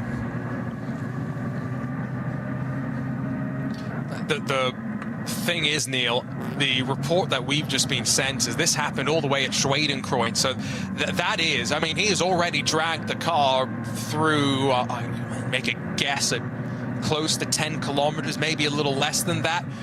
And Schwedenkreuz is one of the fastest points of the track as well, depending on which car you are in. So to have gone in with the right sides there, probably a similar sort of incident to what happened to Lauren Vantor last year in top qualifying for the 24 itself, where, I mean, absolutely hellacious. They didn't look like an Audi, rather a race car, what was left of the Porsche, with now, of course, Scherer switching from Porsche to Audi entirely for 2026. You can't really tell if you're ever watching, I think, these onboard cameras, but for anyone who's ever being strapped into a race car once you get the Hans and the seatbelt on as well.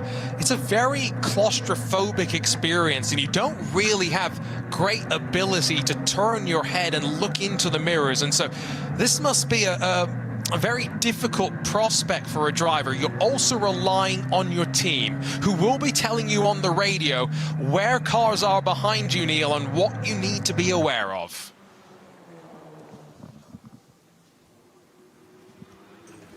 Yeah, I think we're seeing now what actually happened to cause Mikel's issue. Oh, he hits the barrier. Looked like he was trying to make a pass of some traffic, and he went onto the grass.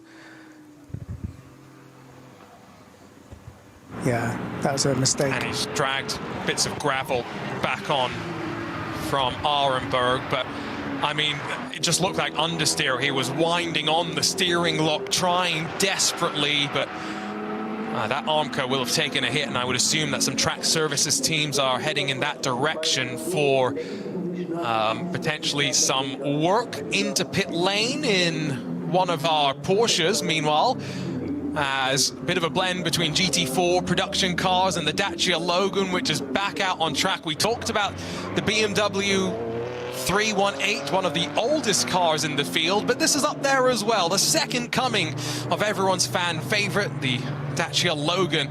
Bright blue, we saw it in pit lane a couple of laps ago. Highlight of green on the wing mirrors as well, and a stripe that goes diagonally over the top of the car. But if you're curious as to the specs of that machine, it puts out about 280 brake horsepower. It's about 80 extra from the version that unfortunately crashed out of the 24 a handful of years ago. The other old car that many fans, of course, will have fond memories of is the Foxtail, the Opel Manta, but at least for now, that is going to be restricted to the more classic racing, which, you know, there has been plenty of on-track activity this weekend, Neil, not just our 4-hour NLS races, but plenty of other things as well. There's something to watch throughout the field, and I'm sure many of these cars and teams have their own fan bases following intensely, but that car is extraordinary. It's a sort of sublime and ridiculous situation when you watch the leaders in the SP9 GT3 field passing it by. It's just a beautiful moment. Gap at the front's coming down. Patrick Niederhauser, slightly compromised line, I thought, there down into turn one, but he's the racing driver, I'm the one in the booth, and he's made it work. And now just 15 seconds in arrears to Ben Green. If we are closing on that final pit stop, 3 and a bit minutes left to go till the top of the hour, and remember, with already at least one, we think, having trundled down the pit lane for the final time today. What more excitement do we have in the SP9 class as the pit stop times equalize out and the race comes back together? The former leader in SP2T, the Opel Corsa GS Line 130.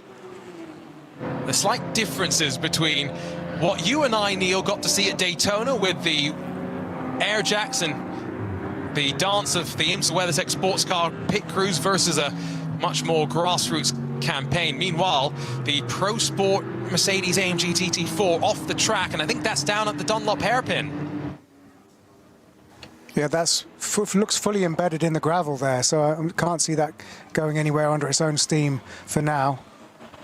With just over an hour left to go, that's a real shame. While we're watching body language and actual language taking place in the driver change in the pit lane, and it looks like the TCR, the Ascona, up as well, not a good sign. The Hyundai has made it back to the pit lane, so kudos to Mikel Ascona after hitting the guardrail at Schwedenkreuz and hitting the gravel at Arenberg.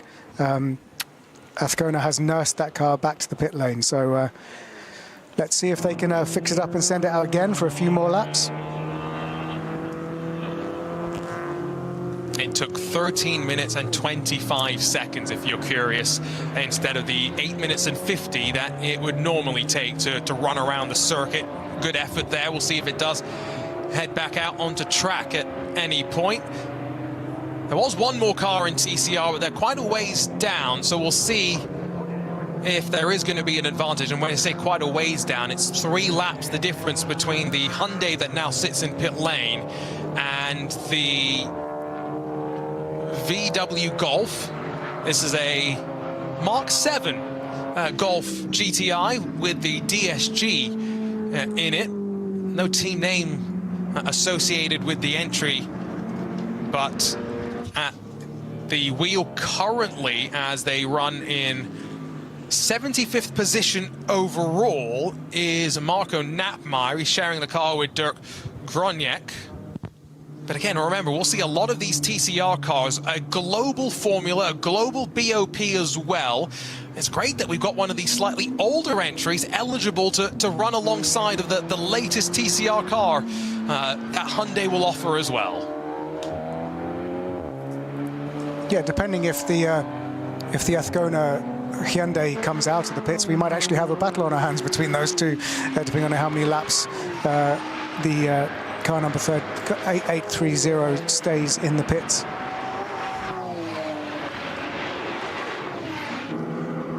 Relatively lengthy. You heard the noises coming from that car as he limped it back to the pit lane. That is never a promising sign, is it, for that sort of noise to emanate from any car, let alone a race car. Yeah, I don't believe that there is a Mark 8 Golf available. I've seen some renders of it, but I don't think I've actually ever seen the built car. I do enjoy a VW Golf Mark 8, I must say, although mine now sits in a wrecker's yard somewhere in Virginia. Less said about that, the better. 15 seconds, though, at the front. It continues to shrink. Patrick Niederhauser was 3 seconds quicker than Ben Green last time around. If we're expecting driver changes on both sides, Neil, the first hour of this race was electric. We're into the last hour of the race. We had a bit of a stale, if you will, middle 2 hours where things settled down and everyone just ran to their own rhythm. Hopefully things starting to come closer as we hopefully will see some pit stops sooner rather than later at the front of the field as well. Yes, we've got to hope for that, because the front 5 have got quite a hefty series of gaps. But you're right to point out that Niederhauser has made up quite a lot of time on the leader, Green. Less than 15 seconds now is the gap to the leader. So this is where the strategy will sort of start to come together, and the different staggered pit stops will come into play, and we should hopefully get a nice race to the checkered flag in the next hour.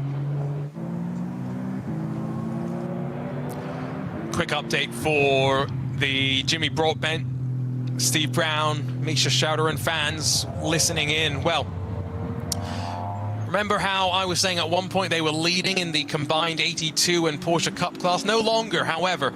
It's still some time to go in this race. They lead in 82, of course. They're second on the road when you factor in the Cup 2 car, so quite remarkable.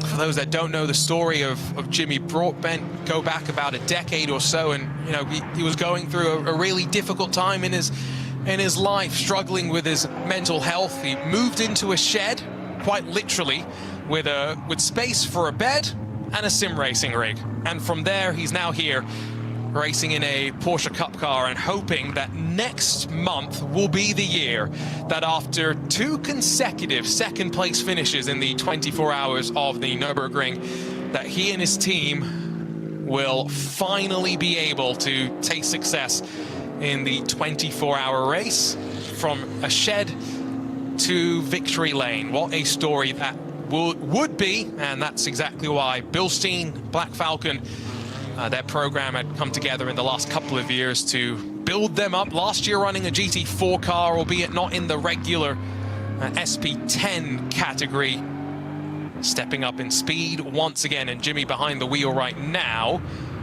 Likely to see Steve Brown jump in at the very end of proceedings to close out the race. Steve, of course, unfortunately has not finished second in the 24-hour race. He might not like that I mentioned it, but did lose his license that one year, so he's hoping to just try and win alongside of the team. 15 seconds, still that gap up front. It's another 15 seconds back to Jordan Pepper in the Row Racing BMW. They've been a bit quiet on occasion, but you can never count out a team as experienced as them.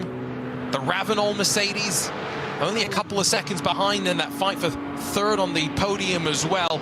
There's a lot still to play for Arjuna Kankipati alongside of Neil Cole here on RS1 if you're listening in, and live on a whole variety of video streams with so much excitement building up to next month's race. Neil, this is your first experience of the NLS in the Radio Show Limited booth. What are you taking from this weekend so far that maybe you've not taken from it as a spectator, as a fan in the past? The quickest answer to that would be brain explode emoji. There's a lot going on, and I have to keep reminding myself that I'm not just a fan watching and listening at home, that I occasionally have to speak. So that's my experience, is trying to keep across all the different classes, all the different drivers, and trying to work out, which normally, I'm relying on the commentator to explain to me. I've got to do that a bit. So I'm doing my best, but I'm loving it. And, being in your capable hands today, Arjuna, and being alongside John Hindhaugh for a very difficult session yesterday. It's been a great experience so far. And we've got 55 minutes until the checkered flag, and let's hope we get some action picking up towards the end of this race. I've got a quote from Max Verstappen, allegedly, I should say. I'm just checking social media here. But according to the tweet that I saw from Vincent Bruins, who's a very trusted source, to be fair, so I feel in good light sharing this. But Max said, "I suddenly felt a lot of vibrations. The splitter started rattling loudly, so then I knew it had broken off." So sounds like what had happened is maybe the splitter fell off and then maybe comes back up into the path of the car, and maybe that was the scratches on the front vinyl that we had noted. Very strange. To continue quoting, "I didn't touch anyone, so I don't know what happened. We need to see exactly where it went wrong." My gut assumption here, and I'm not going to try and say this as a fact by any mean, Neil, but based on what he said there, it just sounds as though, you push the limit of the track a few bit many times here, which we did see Max doing. You catch that splitter maybe on one of these curbs a few too many times, things come unsettled, and then you just get a vibration or some sort of, what's the right word, frequency through the chassis that does the damage that ultimately we saw on the car. Yeah, it's fascinating stuff, isn't it? And the difference of driving a noisy, powerful, heavy GT3 car relative to, Max's usual ride, to be in tune to those kind of vibration frequencies. He'll be someone who's hyper aware of every difference in stability and noise going on in a car. So yes, that's going to unsettle you, and you realize you do have to bring it back to the pit lane. We also have a nice quote from Martin Tomczyk, the motorsport director at Abt Motorsport, about our car that's currently running in second position with Niederhauser at the wheel. Martin Tomczyk says, "We're driving a super clean race. Mirko certainly laid the foundation with his start, overtaking 6 cars. Then we were lucky to get through traffic. And now you can see that the lap times are quite far apart. However, it must also be said that this hasn't been adjusted for pit stops yet. So basically, Martin's doing our job for us." He says, "In other words, the Mercedes behind us is virtually ahead of us. The Audi has a considerable lead. Now we'll see. It's pretty even between Audi and Mercedes in terms of pace. Now we'll just finish the race and see where we end up." So thanks to Martin Tomczyk for giving us that quote and a guide to what to expect over the next 52 minutes. Yeah, I appreciate that, because I made the unfortunate mistake of refreshing my timing screen and losing those stint lengths from the first hour and 2 of the race. So I can't go and do the math with the table, tell you how long we expect their pit stop time to be and where the gap should cycle out. So really do appreciate our team who are providing us all this info as we go. 50 minutes left, though, on the clock. The BMW M3 Touring It's out there on track, still 7th on the road, although that is partly because we've got some drivers down on pit lane. The Row Racing BMW, Jordan Pepper, is out, and Kelvin van der Linde's going to jump in there. Looks like a couple of other driver changes too, although the Haupt Racing Ford may not be a driver change for the 64. Never mind, Arjun Mainy's back in there. Now that he's crossed the pit exit, timing's updated. One driver who I believe will not be doing a driver change is Chris Lullum, who some Max Verstappen fans will recognize the name. Lullum racing under Verstappen's sim racing team and won the NLS5 race last year alongside of Max Verstappen in his first outing onto the Nordschleife. He's in the second of a double stint right now, back out on track. And Pro Sport, who pitted from inside of the podium spots in the first pit stop phase of the race, well, unfortunately, they've had an issue with their fuel breather. So every time on their pit stops, they're losing about 20 seconds, and that's really costing them time. Meanwhile, down at Bergwerk, a little bit of an issue navigating through traffic, and now the Porsche 718 came in. Marcel Zimmermann, the 977 in Cup 3. Oh, pointed in the wrong direction at a very, very high-speed corner. Yeah, that's a scary place to be stopped, and certainly it's almost perpendicular to the track. So the marshals and the safety team doing their work. And of course, this is where the your licensing, your training of how to cope with all the different slow zones, code 60s, and whatever you need to do to obey the rules of the Nordschleife. That's when it comes into full effect, because the race continues while that car is extricated from the track.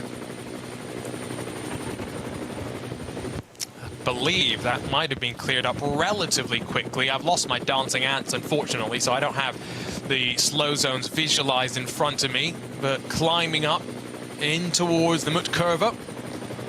It's a long climb as well. In some cars, you'll just stay in 5th gear here, and you won't even get up into 6th gear. You just wait, you wait, you wait.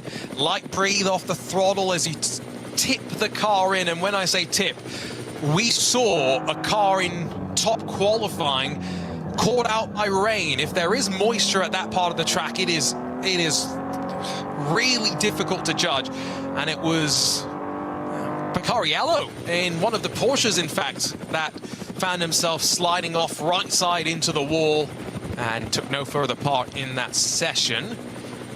The 8:30, I've just seen on the timing a note about it. So that's a promising sign that they are in the pit lane. So I wonder if they've been able to get the damage on that TCR car fixed up relatively quickly. We'll get some more news shortly as Thomas Preining closes on the back of the Gamotta Racing BMW. This is all as the menacing sight of the black and white BMW M3 Touring lurks over the shoulder. And some more traffic as they pick their way through. This is where all that experience comes into play.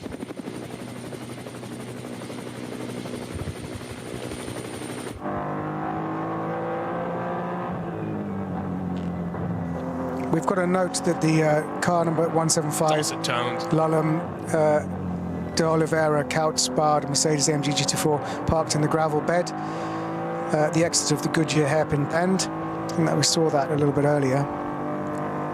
So here's a direct report from Michele Ascona. I had a puncture in a very fast section. I was going at about 250 kilometers an hour. I turned in, the tire exploded, and I was just a passenger.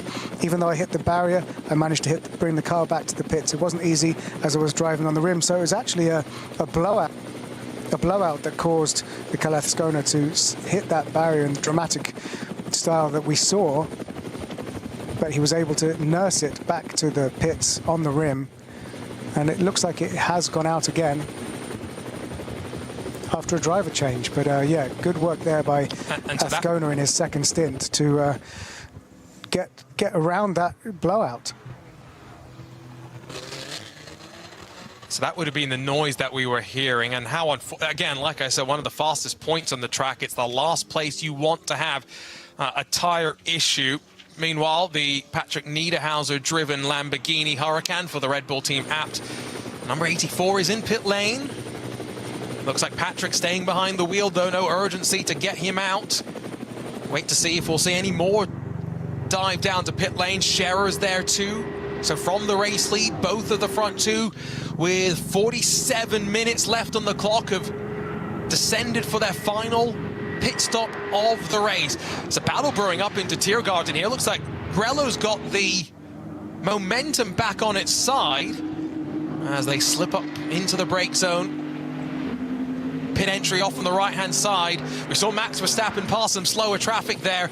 Grello stays out, so does the Gamotta BMW, but the BMW M3 Touring descends the pit lane where Neil Verhagen will get out and Connor De Filippi will get in. If Patrick Niederhauser's staying, though, in the Lamborghini for the Red Bull team, apt, as you can see the wheels getting replaced there and a brand new set of slick tires, Michelin slick tires onto the Lamborghini.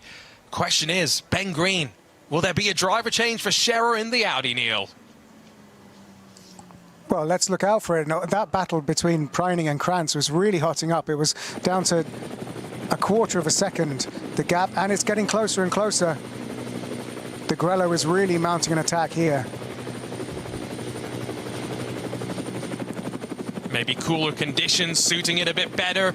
Lunges around the long way down at the Dunlop hairpin, but as he straightens that car up, he gets the power down, he'll pull alongside as they rise through the Schumacher S, and Thomas Preining grabs what was fourth, but I think technically actually now is second on the road, but net fourth, of course.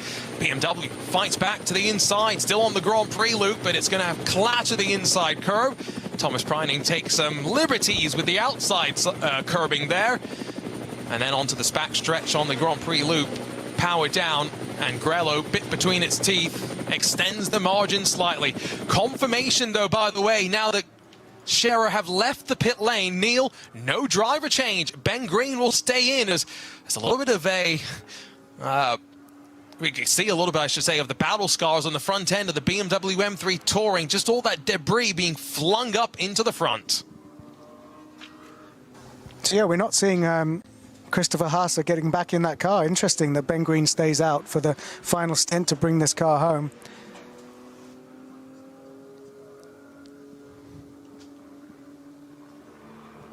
There was a message from race control. We will change to replacement penalties with all new penalties. I'll get you confirmation on exactly what that means at some point. Future NLS winner right there at BMW. I hope this program has legs beyond the month of May, and we will see the M3 Touring continue potentially for a couple more NLS rounds here and there. Crucially, though, we talked about minimum pit stop times. One team has fallen foul of that. It's the Ravenol Mercedes, powered by Windward Racing. Lucas Stoltz and Mauro Engel have shared the vast majority of the driving duties so far, but they will get a 32-second penalty. And it's not the only one that I would expect. They're all going to be running this as close as they dare to whatever their limit is, Neil. Yeah, just a minor calculation error, I would imagine there, and that's costly on the timing screens, but not sure how much of a difference that will make position-wise. Meanwhile, the Grello is stretching its legs a little bit ahead of the BMW after this overtake. What a great move it was. Not the traditional place, is it, Neil, to go around the outside down at the Dunlop hairpin?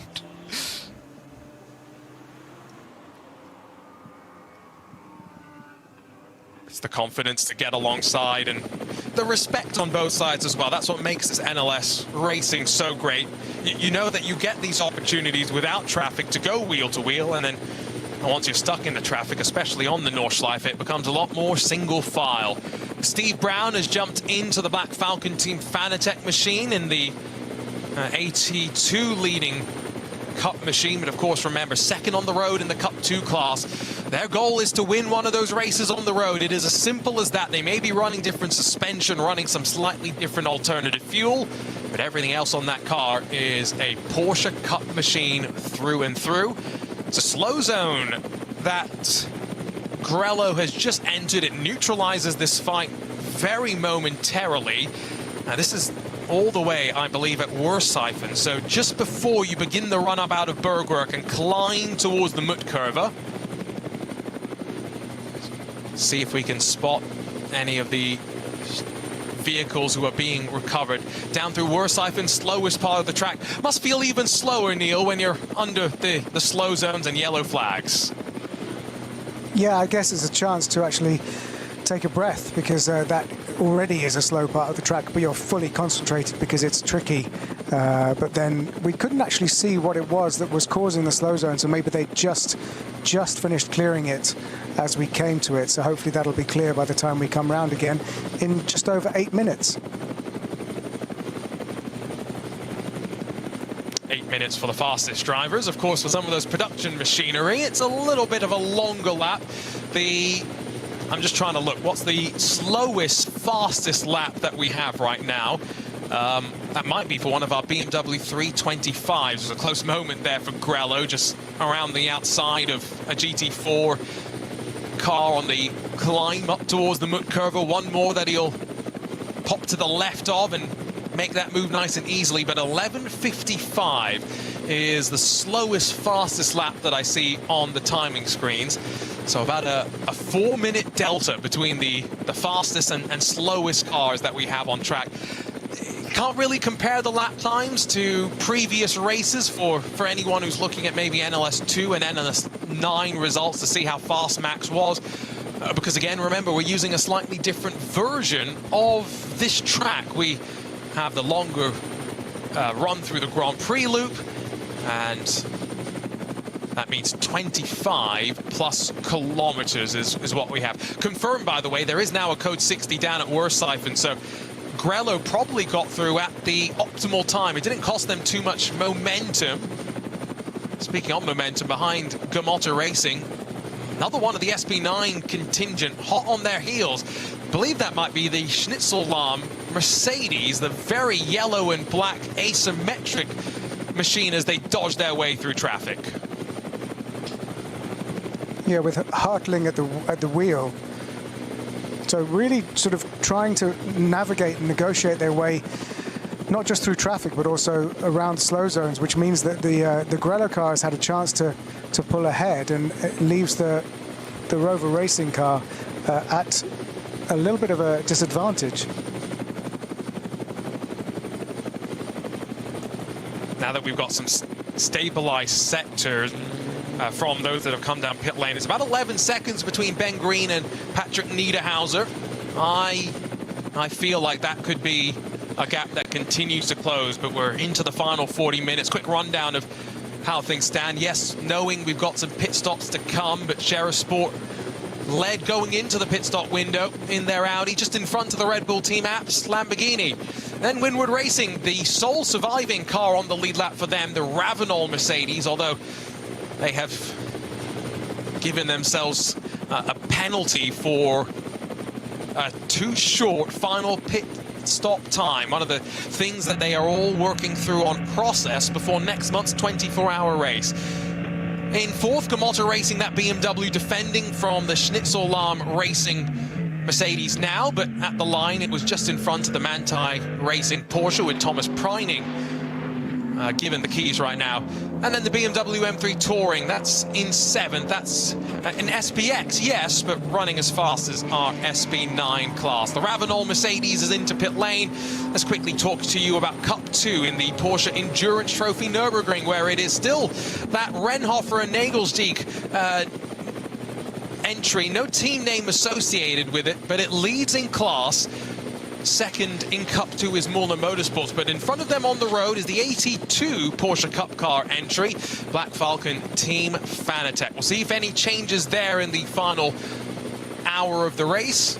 In Cup 3, it's Mirrorless Racing that leads in those Porsche 718 Caymans, the GT4 entries, while in the separate SB10 class with the GT4s themselves, Toyo Times with Ring Racing currently lead in front of Hofer Racing and the two AV Racing by Black Falcons.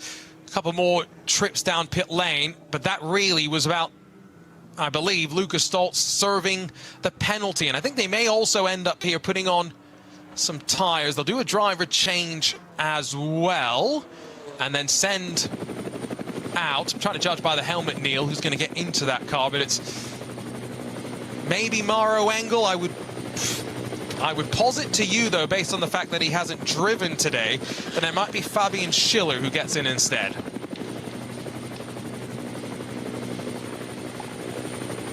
Let's see how the timing screen updates us with that. Just a nice quote from the pit lane from Lena Strycek in the 380 Opel Corsa GS Line 130. I received a last-minute call this week asking if I wanted to participate this weekend. I mean, we all dream of getting a call like that, right? After a break of over 4 years, I had to quickly update my permit this week, and now I feel right at home again. Our Bitter Corsa is actually an Opel Corsa that has been customized by the company Bitter. So a last-minute call-up after a hiatus for Lena, and she's been driving in the Opel Corsa GS Line 130.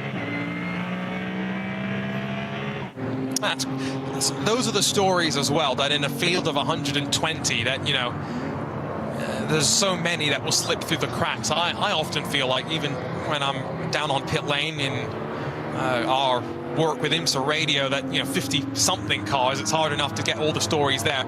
Again, imagine 150. That's what we're expecting for a capacity entry list to the Ravenel ADAC 24 Hours of the Nürburgring. Slightly reduced in peak capacity from a few years ago.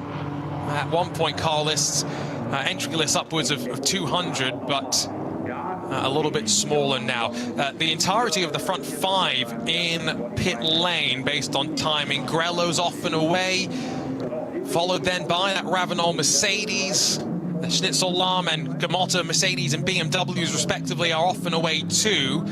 It was Fabian Schiller that got into the Ravenel Mercedes. Gamotta looks like Kranz is still there. Manthey no change. Thomas Preining stays behind the wheel. Now we'll wait to see. Build themselves back up. 35 minutes to go. They're all within sight of one another. It's a sprint to the checkered flag. And you were right, it was Schiller who got in for this last stint. And once this all shakes down, it's sort of technically race leader, but we will have to wait and see as they pass all the timing beams.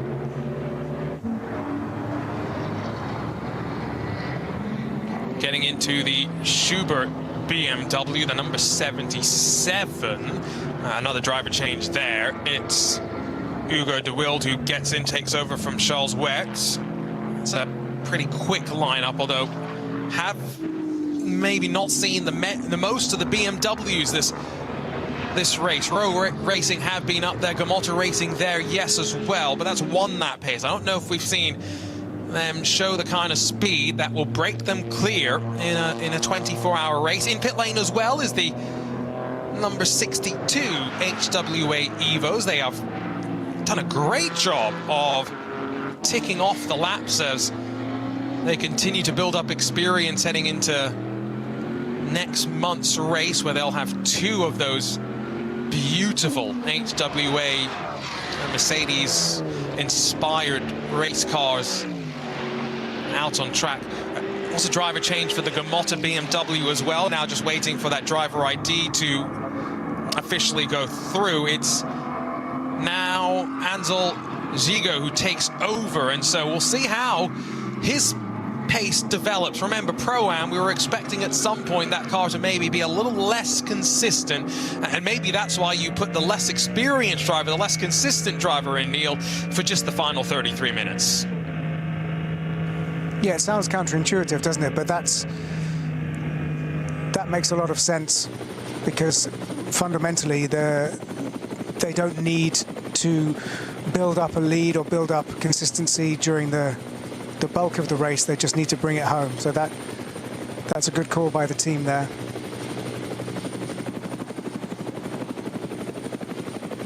In the BMW M3 Touring, it does look as though it's still Neil Verhagen, so it doesn't look as though Connor De Filippi is going to get any running in that today. I wonder if there was a story with that potentially, but Jens Klingman, Neil Verhagen and Connor De Filippi were the three drivers on that entry list.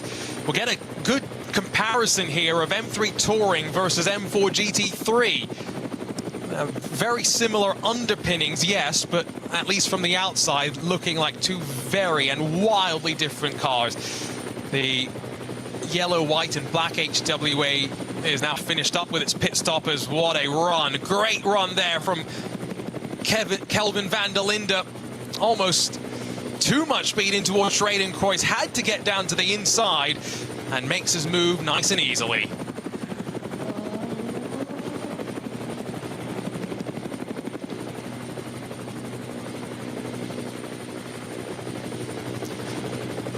Down towards the foxhole, still chasing down the M3 Touring is Kelvin van der Linde. Remember, the road racing BMW at one point scored us up as high as third, but now we're trying to get a sense, Neil, for how those minimum pit stop times that we've been talking about have equalized out. And so the road racing car at one point was way up the road from that BMW M3 Touring, but now things have equalized out. That M3 Touring slides back in front with track position.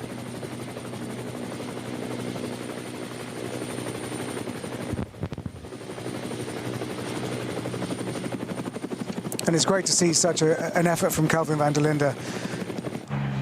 Of course, spends a lot of time with the BMW M team WRT, driven with Valentino Rossi.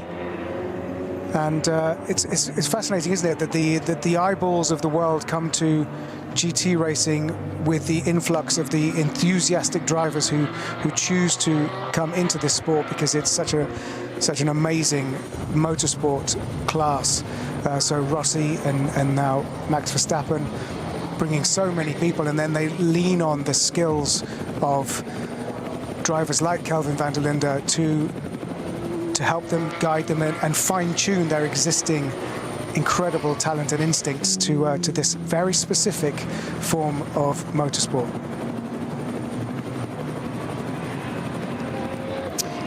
Another confirmation there from race control, by the way, that they are in the process of changing any penalties which have not been served into time penalties added post-race. Kelvin van der Linde got very, very uncomfortably close to the Gamotta Racing BMW, and in turn then almost squeezed another car behind him. The lights flash in a response, but we survived. That's all that matters. 30 minutes left to go. Van der Linde doesn't have the patience to wait much more. He slides past that car as though it's almost standing still. And now as they head up towards the Caracciolo Carousel, some more traffic to navigate through, but they'll drop in safely. When you get this right, it hooks in like a dream, like you're on rails and you're spat out on the other side when you put your foot on the floor, and the power runs you up the hill towards the highest point of the track. But that was aggression. Kelvin van der Linde getting the elbows out and forcing a competitor out onto the grass.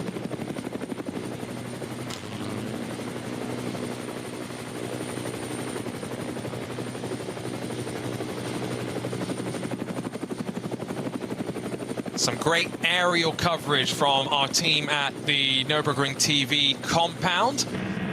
The same great team, by the way, that also helped do some of the digital Nürburgring TV productions. That was nice being able to say hi to some familiar faces. Some clean air up front, though, for Scherer Sport, excuse me, in the Audi R8 LMS GT3 Evo.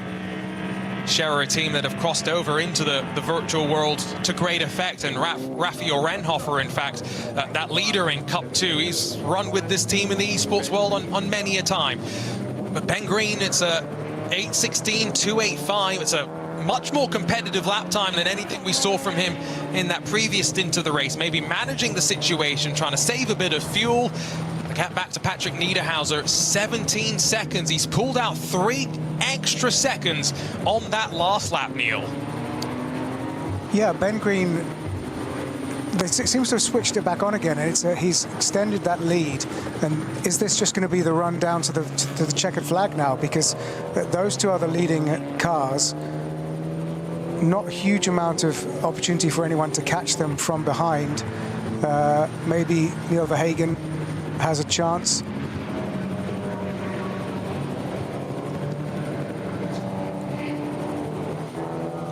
But just waiting for our timing to cycle through, and we'll get some good gaps on the rest of the field as well, Neil.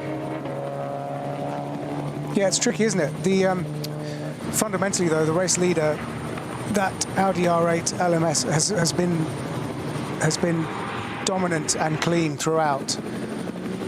And with penalties for the number 80 car helping to push that back a little bit further,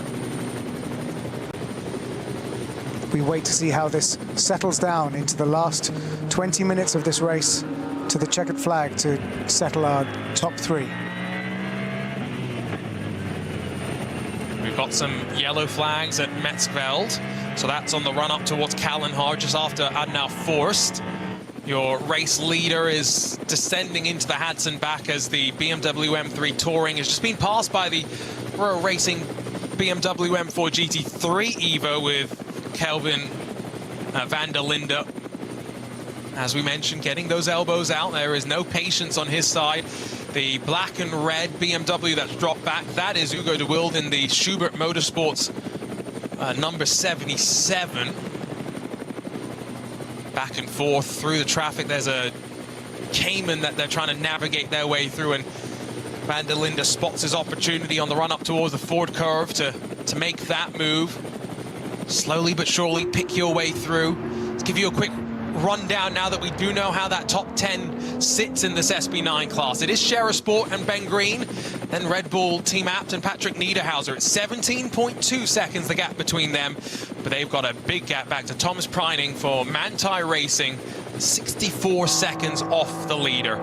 Fabian Schiller, the Ravenel Mercedes team, they would have been in that 3rd spot pretty comfortably without their pit penalty. They're down in 4th, with the Schnitzel Racing Mercedes then behind them. Royal Racing's BMW just in front of the BMW M3 Touring. The turbo noise you can hear right now. And then a lot more of this engine noise behind as well. Schubert's BMW, Gomotta's BMW, and Christian Krognes in the Aston Martin Vantage. That was the car, of course, that pitted first in this race, and therefore made its last pit stop first as well. Edge of the top 10 for them. Quick update on the rest of the classes. Cup 2, it's still that Renhofer-driven entry with no team name that leads in the Porsche Endurance Trophy Nürburgring. They're about 2 minutes in front of Black Falcon Team Fanatec, who are second on the road of the Porsche Cup cars, but second in Cup 2 is Molnar Motorsports, third in Cup 2 is Kramer Racing. They're just in front of Smiralis Racing, your leaders in Cup 3, while if you go down to SP10, now Hofer Racing, been bouncing around those podium spots. They jumped up to the lead in class in their BMW M4 GT4 Evo, just in front of the Toyo Tires with Ring Racing team, although Hofer Racing have just made their way down to pit lane for what will be the final time today, with 24 minutes on the clock left. In VT2 front-wheel drive, it's an Audi S3 that leads the way there, the number 480, while in the VT2 rear-wheel drive, it's the BMW 330 of Adrenaline Motorsports, that number 500, that still continues to lead. That's an update of the majority of the important classes in terms of ones with multiple cars. Update on TCR, Neil. I did note that that VW Golf, the GTI, it has cycled forward to the lead of the class because unfortunately the Hyundai Motorsports 830 is still sat in pit lane. Yeah, a shame for the Ascona Hyundai, but pretty much inevitable really that the damage done driving pretty much 2/3 of this Nordschleife on the rim would be doing damage to the car, and it is being pushed back out onto the apron, so it looks like they're going to try and do some more laps in it, but yes, it is no longer in contention for a class win. No longer in contention either is Lucas Auer, Max Verstappen, after losing 28 minutes in pit lane with a yet-to-be-diagnosed front splitter issue. It developed on the Dottinger-Hoa at speed, unfortunately, and required a mandatory trip back to pit lane. They are out on track at the very least. Lucas Auer gaining the repetitions, but they are 3 laps adrift, down in 45th position overall. Again, a question of what could have been. Max Verstappen did look very good at the start, though. The car looked very balanced. Verstappen made moves at the right time. It's all building up with some decent momentum, crucially, Neil, heading into next month's race. That is part of why they came here, right? To maybe get the monkey off their back after losing NLS5 victory, after falling afoul of those tyre requirements, show some more speed, try and grab a victory, and continue to build up to Max's first real-world 24-hour race. And let's not forget, this is bonus time for them, for Max particularly, to get any time this weekend in the car and to get data from that car, because, you know, in another dimension, in a different timeline, he would have been competing in the Saudi Arabia Grand Prix this weekend in his Formula One car. So this is crucial extra time, not just for Max behind the wheel, because we know how talented he is, and he showed that in his first stint, how good he is at the overtakes before the front splitter was damaged, but crucial for the team and for him. It is kind of a little bonus feature for him before the big race next month. We heard some words from that Hyundai camp in the aftermath of the puncture, and what a horrific place to have the puncture, through Schwedenkreuz at speed. I mean, it's one of the fastest points on the track, and in a front-wheel drive touring car, suddenly having one of the cars that does the power and steer mit einem frontangetriebenen have Auto. a failure is pretty terrible. Let's go and listen to what's happening down in the camp. You had a crash at Schwedenkreuz. Why? What happened? Yeah, I had a front right explosion on the moment of turning, so yeah, nothing I could have avoided. I just went straight into the barrier. Luckily, I could manage to bring the car into the box, so the guys, they are fixing the car, so it was very dangerous action there, and yeah, to have a puncture there on this corner where you arrive 250 is not a really nice feeling, but luckily everything is fine. Sounds like a typical Cole Brown moment. It was, for sure. It was. How is it to drive a front-wheel drive car, especially in these kind of corners? I can imagine that the rear of the car gets also quite loose. You have to work with that quite well, right? I mean, for an endurance race, you really have to have a good balance on the car. You cannot be fighting with the rear all the time. So, to be honest, on an endurance, the car is a little bit understeering than usual. Okay. What's the difference? Can you talk us a little bit through? You were also driving in the WTCR Championship, so those are sprint races. The car is coming back into the pits again, not a good sign, but in sprint races, you mean the setup is more aggressively than in an endurance race? Yeah, for sure, because sprint races, you want to find the maximum performance of the car for a 14 lap. But here in endurance, you really want a reliable car, no problems, no mechanical issues. So to be fair with you, the setup really changed a lot for a sprint and endurance, and yeah. Is that a routine check right now, or I mean, yeah, you look like you have a big question mark in your face. No, if the car is here, it's because it's not ready to go into the North Life. Should have some issues on the suspension because yeah, the hit into the barrier, it was really strong. So it means it's also all about testing and all this stuff right now. Yeah. It's all about testing and all this stuff right We'll now. have to check now. Yeah. All right. Thank you very much. Damit zurück zu euch. Great to hear from Michael Azcona. And of course, the geometry would have been quite seriously skewed maybe after he had the blowout and then hit the barrier. And just a word on Michael Azcona. I've spent a lot of time with him in World Touring Cars, and briefly, if you remember, there was the electric touring car series, which I was involved with, and he was one of the pioneers of that, 5 years ago now. So yeah, a very talented driver and a real gentleman to hang around with. And I loved hearing the explanation of the difference between sprint and endurance for touring cars. We had briefly had a discussion about that earlier, but you know, driver's perspective, it's always appreciated. They did try, by the way, to get that 830 out onto track, but took the car onto the Grand Prix loop, realized it was too damaged to continue, and took the shortcut back into pit lane. Down at the bottom of the Grand Prix loop, the row racing BMW one way than the other on the climb up to the Schumacher S, is making himself visible in the rear view mirrors. They've got some traffic as they continue to contend. Behind them, the Schubert Motorsport BMW M4 GT3 has slid in front of the BMW M3 Touring, so sign of some good speed there for Hugo de Wilde. Meanwhile, for Kelvin van der Linde, good exit, and now he pulls alongside of the right rear of the Mercedes, blasting up to that faster Vidal chicane. You can carry that speed around the outside, and that's exactly what the South African will do. And now forward in towards 5th position for the BMW. Yeah, and that's a great effort from Kelvin, building on what went ahead of him by Max Hesse and Jordan Pepper. A very good effort from Kelvin, proving why he's a pro factory driver.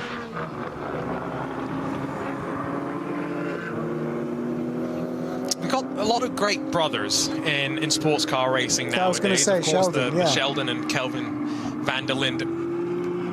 Yeah, so what a great connection there. Dries and Lawrence Vantor as well. That Mercedes, though, struggling. The Schnitzel-Lahm number 11, not quite sure if there's an issue for Kenneth Heyer, if he's maybe not feeling too confident. What is a Pro-Am car? We should point out it's just been passed down on the exit of the Hudson back in towards Quiddelbacher-Hoa, not traditionally a passing spot you would assume, but Hugo de Wilde in what is a pro-entered SB9 machine flying. Also flying, remember, if not for a penalty, Fabian Schiller would have been dropped onto the racetrack after the final pit stops in the Mercedes Ravenol blue and orange in 3rd position. Instead, he's going to have to fight his way forward, pick his way past what seems to be a VW Jetta, slide down the inside as we work towards Callenhard and Thomas Preining firmly in the windshield. Target acquired.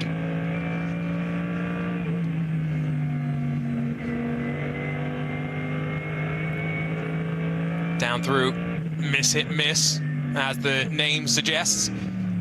That's what you want to do with the apexes. Slowest point on the track now. This is where you'd think the Porsche's rear engine nature will squat down and help put that power down quite nicely, even without any sight of rain. Always awkward as you stumble down through Exmüller and then Breitscheid. Use that curb on the left if you want a bit more room to sweep that momentum in towards the Lauda links.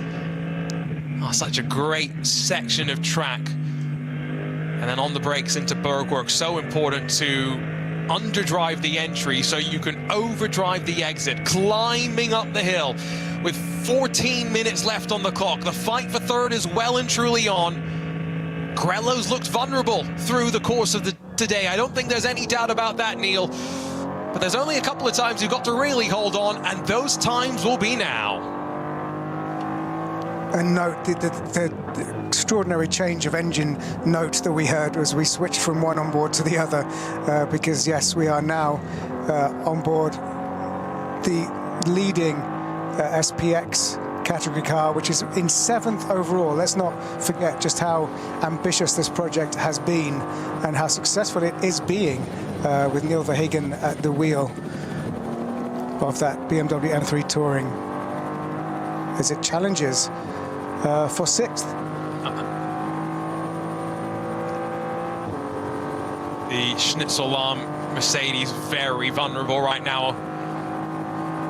Closing stages, the balance maybe not quite there. It's so easy to have that shift in direction on a track as long as this. And that's why having a feeling in the car that everyone is comfortable with across your team. Remember, multiple drivers for not just this 4-hour race, but indeed for the 24 hours as well. Oh, lots of momentum for the M3 Touring as he sweeps out through the Mut Curve. Some traffic in front of them. Onto the brakes just before the Caracciola carousel. Oh, and Neil Verhagen sweeps through on that Mercedes, the big M3 Touring. It's moving like a dream.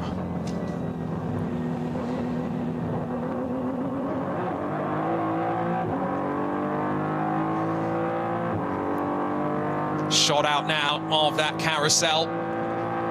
What a fascinating addition to the track, that is, which over time has been repaved to some degree, but that carousel retains so much of that character. And well, if character is another word for bumps, I guess that is fair enough to say. Still through the traffic they go. As mentioned, of course, we've also got that fight for third. Fabian Schiller trying to hunt down Thomas Preining. They work their way at the end of the Stefan Beloff S's, I think. And almost now onto the run out of Galgenkopf and in towards the final stage of the lap. Indeed, yes, jink to the inside of one of the BMWs. Oh, Fabian Schiller gets a little bit checked up there, has to move to the right side of the track. He wanted to stay on the left and sweep into Galgenkopf, but Thomas Preining's lost some of his own time behind an orange and black GT4 Mercedes. Here comes Fabian Schiller, pulls to the right-hand side of the track, and before we even start the climb up into the final complex, Thomas Preining is tucked back into the draft. And now does Grello have the straight line speed to challenge and pull alongside on the run up towards Antonius Bucher, and then dropping down in towards Tiergarten once again? Remember, Christopher Haase tried this a couple of times for the race lead on Max Verstappen, and that Mercedes was having none of it. Fabian Schiller is also having none of it as they edge their way closer to a Volkswagen, closer to a BMW. Thomas Preining a bit bolder than we saw from the Audi slightly earlier on. And as they finally get to the inside of the first bit of traffic, positions have not switched hands, and Thomas Preining is back in front after being passed on the Dottinger Hoa. But Neil, this is not done. And don't forget, after nearly 4 hours of racing, this is a battle for the podium. And there was a very shrewd bit of race work there, racecraft by Thomas Preining, because he used the traffic to his advantage to gain that position back. So this is the battle for the podium, and they are going head-to-head, toe-to-toe, door-to-door, with 10 minutes to go until the checkered flag. So this is for the podium. Thomas Preining almost 2 wheels off the track there, but it gave him the inside down through the forward curve, back around the outside. This is great stuff. We may not be getting a fight for the lead, but now that the pit stops have brought us back together, Porsche and Mercedes, two of our contenders going into next month's second round of the Intercontinental GT Challenge. After the Maguires, Bathurst 12 hours to open up that calendar. Sweeping through, Preining will hold on as they climb the Schumacher S. But with 9 minutes left to go, this should be the penultimate lap of the race. Next time Ben Green comes around to see the start-finish line, we'll start the final lap of this 4-hour race. So Ben Green has a healthy lead of nearly 20 seconds, so unless there's any mistakes, we can presume that he's sort of sealed the victory in the Scherer Sport Audi R8 LMS, and behind him Niederhauser in the Red Bull Team Abt Lamborghini Huracan. But then a minute behind them is this battle for the podium, and that's the battle we're going to continue to watch, because this is a long way from over. You just do feel like Schiller is biding his time to make another attack as they hit traffic again. And if you cast your mind back to the opening hour of the race, where was Max Verstappen most successful in making his moves? Well, with traffic, that's where he made the boldest moves that maybe surprised us the most. Update on Cup 2, by the way, now that our pit stop sequence has seemingly cycled through. It's still Renhofer that leads in the Porsche Endurance Trophy Nürburgring Cup 2 class. Northern Motorsports are second, though, on the road. There's not much time separating them, while Steve Brown in the Black Falcon Team Fanatec 82 alternative fuel-entered Porsche Cup car, third on the road of the Porsches. See what Steve's able to do in the remaining lap and a bit that he's still got underneath him. Cup 3 leader is still the Smiralist Racing Porsche Cayman, while in SP10, now that our pit stops there have also been worked through, Toyo tires with Ring Racing. That's the Toyota GR Supra that is looking like they are on course for a victory, with a 41-second gap back to Hofur Racing in the BMW M4 GT4. Down at the bottom of the foxhole, where we've heard some reports of cars heavily hitting and compressing against the bottom of the track. These two in their fight for third. Wind out of Ardenau Forest. And now towards Metzgveld, the fast left-hander.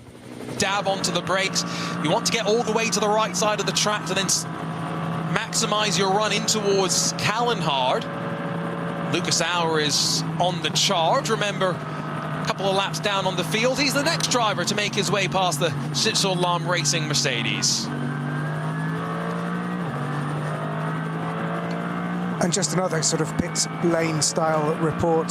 One of the stories that might get overlooked is Michael Schrey. I don't know if you were aware, but he was planning to retire from motorsport, but his former team, Bonk Motorsport, got on the blower and got him back in the car for this one. And it's a return that's paying off, as he's leading both the SP10 class for GT4 and the BMW M2 class. So Michael Schrey doing a great job.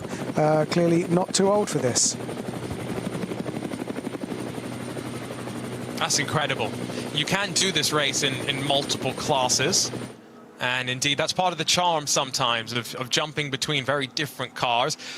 We'll grab another look for those watching in vision at the battle that we had on the Grand Prix part of the track for third. It was a bit of a squeeze from Thomas Preining to the entry in towards the Ford complex, but of course when you shortcut out of that Yokohama S, you really are allowing yourself to get caught up in these side-by-side entanglements, and it continued all the way down in towards the Dunlop hairpin at the very bottom of the track, where maybe Thomas Preining opens up the steering slightly, pushes Fabian Schiller out wide, and as the track cambers back up as they hook through the bottom part of the track, the Porsche was able to put the power down quite nicely and pull away back into the lead of this battle, back up towards the carousel they will run. And once more, just note the line that they take here. So important to drop in at the right point, run a constant speed, and then put the power down and spit yourself out with the maximum force that you can find. For a car, Neil, that I have said has been hot and cold today in terms of form, the Grello Manthey Porsche now is very much relying on Thomas Preining to use all his experience here at the Nordschleife in a Porsche 911 GT3R to put the car in the right place at the right time. Yeah, you're exactly right. We don't know if there was an actual issue in the middle part of the race, but that certainly wasn't delivering as it should have been. But now with Preining at the wheel, he is holding off. And don't forget, he's holding off a car, part of the Winwood Racing team, that will be feeling a disappointment at what happened with the Max Verstappen car, which is now currently in 41st place overall, with Lucas Auer at the wheel. But yes, that battle for the podium is one that's particularly keenly contested for Schiller in the number 80 Winwood Racing Mercedes-AMG GT3, because of course that would be their only chance of a podium in the absence of Auer and Verstappen. And after being stripped of the NLS2 win, after using too many tires per the allocation requirements, they would quite like to be on the podium once again, and this time actually keep the trophies. That's a lapped car that peels out of the way of our race leader. It means that Ben Green is going to get set for the final lap of this 4-hour Ravenol ADAC 24-hour Nürburgring qualifier race. A bit of a misnomer, that name. We're not qualifying for the race itself. Part of the results will, yes, be used to help determine which cars will maybe advance directly to the final part of top qualifying, which has been split into 3 sections for next month's race. But ultimately, a lack of participation here, as Neil has pointed out this weekend, is not a sign of anything untoward ahead of next month. The reality is it's a busy weekend with racing in IMSA out on the streets of Long Beach, racing in Imola as the World Endurance Championship gets underway, and of course racing at Spa as well with the 24-hour series Creventic, and coverage of all 3 of those and the NLS here across of the Radio Show Limited Network channels. A couple more penalties that have just been flashed up on screen, though, and these will be converted, Neil, we should point out, to post-race time penalties. The expectation isn't that they'll come down and serve them now. But the TCR class leader, remember, after the Hyundai had its moment, the Volkswagen Golf was promoted to the TCR lead. They've just been given a 45-second time penalty for non-respect of code 60. Another team getting caught up with just making a mistake with the processes here today. So obviously within that class, it's that time penalty is meaningless, but if it comes with any kind of points on the license, then that could be a problem. So it still has impact, even if it's the only car in its class that's actually in contention. And this battle for the podium continues as we reach the very final stages of this 4-hour race. And it looks like Schiller is biding his time for a move.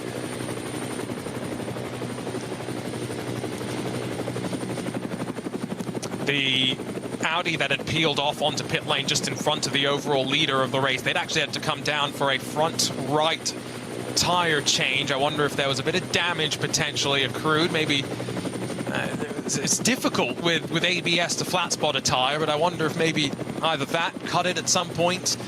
But back out onto track for Juta Racing's Audi R8 LMS Evo 2. And they'll finish this race 1 lap down. Also in pit lane, and I'm not seeing a sign as to whether this has been a longer stop than was initially intended, but the car that pitted first in the SB9 class, the Trinity Solutions Aston Martin, the number 34, it is going to drop out of the top 10 if it continues to sit in pit lane. There is pace out on track, though, because Raphael Renhofer has just set the overall fastest lap of any Porsche Cup car today with an 8:26.529. Bodes well for the Porsche GT3R that's defending right now. And Fabian Schiller, after pulling alongside on the Dottinger Hoher a lap or so ago, has not been close enough to do so again, Neil. No, I think you're right. This has really come into the hands of Preining in these closing stages, and that Porsche is really delivering, and it's managing to defend this crucial podium position, which did seem to elude them earlier in the race. So very impressive work by both the engineers and, of course, Thomas Preining. We've been talking about production cars aplenty, and there are some storylines to keep an eye on onto this final lap of the race. The VT2 front-wheel drive class, there's only 30 seconds covering the top 2 right now, although that screen would indicate maybe a bit more time, and maybe my timing is yet to update.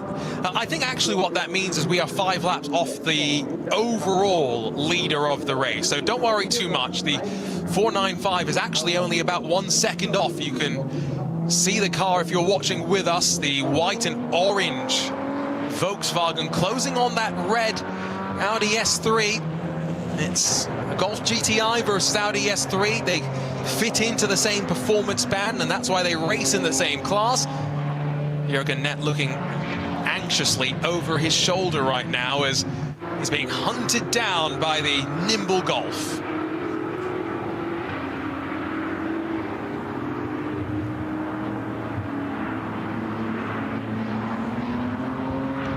Fastest lap as well on the last time around by the 495 on the hunt. So clearly a sign that the car coming alive in these closing stages. Traffic not making it easy by any means as well.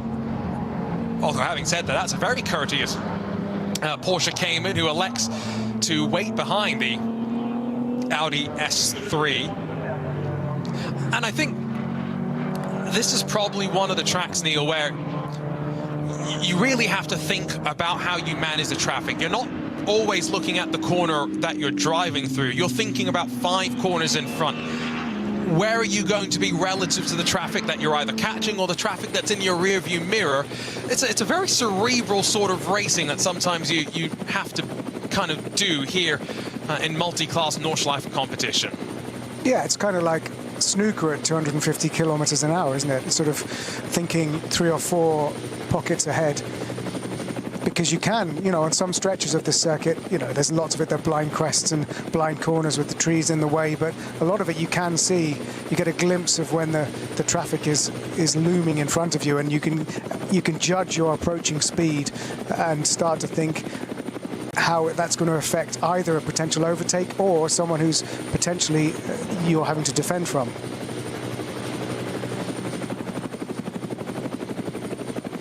Thomas Preining still under pressure. Wonderful aerial shots, great coverage from our team at Nürburgring TV here, and a thank you to them, to all our track workers and everyone that makes this weekend possible.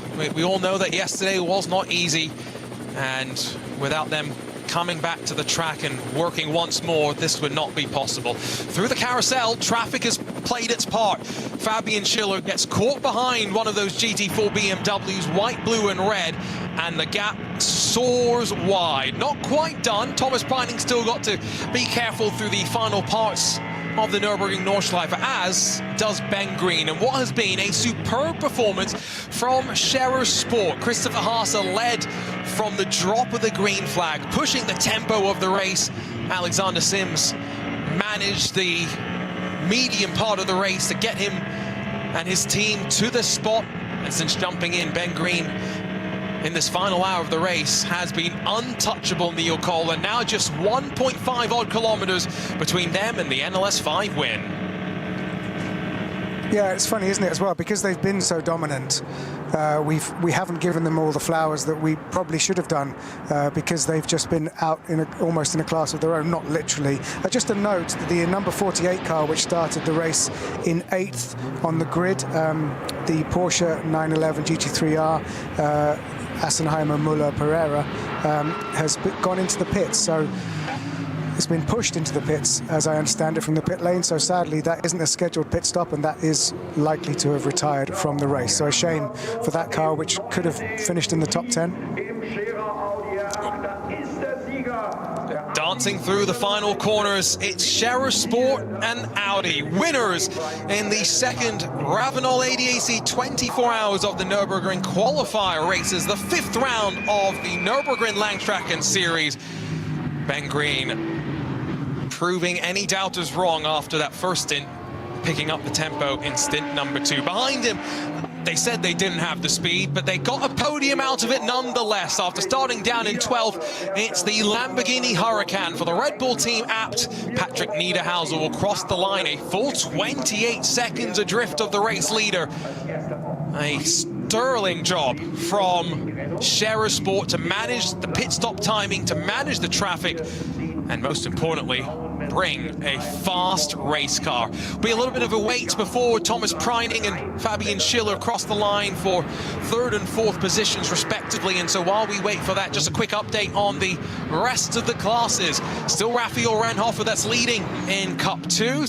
It's still Steve Brown that leads in the 82 class, and Smiralus Racing leading in Cup 3. No changes just yet, and no change on this final lap for 3rd. Grello, even with some up and down here today, holds on to a step on the podium, Neil, in NLS number 5. And it'll be a huge relief just that they not just finished the race, but, you know, managed to get a podium, considering how tricky that race seemed to be in the middle section.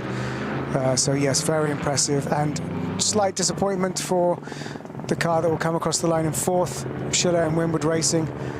Question of what could have been for that team, for both cars.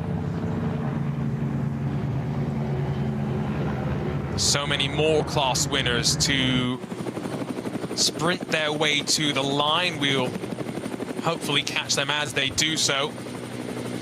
But Christopher Haase and Max Verstappen had a good fight in the first hour of the race after pushing past the pole-sitting Ferrari. What heartbreak for Realized Condor Racing with Rinaldi. I saw a tweet from David Perel, didn't even get to jump into the car.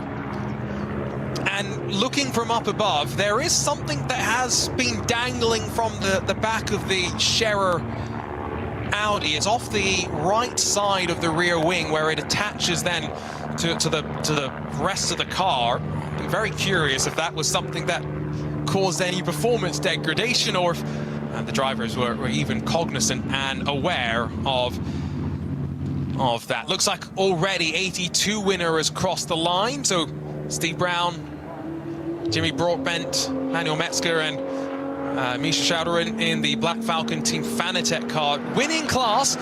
Might be a little bit disappointed that after leading amongst all the different Porsche Cup machinery entered today, they slipped back slightly in the closing stages. But again, if their goal is to be running up toward the front of next month's 24-hour race, there is, I think, plenty of promising signs for them, as our field is going to be waved back around into the paddock, into Parc Ferme, as our drivers get ready to celebrate. But again, with the events of yesterday, it will be a slightly different celebration, I am sure, for all, Neil. Not the jubilant celebrations, instead a remembrance of motorsport, the community that we're a part of, and unfortunately the life that was lost, Juha Mettinen passing away in a tragic accident yesterday. Yeah, it's been a heavy weekend for motorsport, and it's been once again our condolences to Juha Miettinen's family, friends, the team, and kudos really to all of these drivers for getting back strapped into the cars again to go again. The community rallying around and continuing to do what they love. But yes, we must not forget that we lost Juha Miettinen yesterday.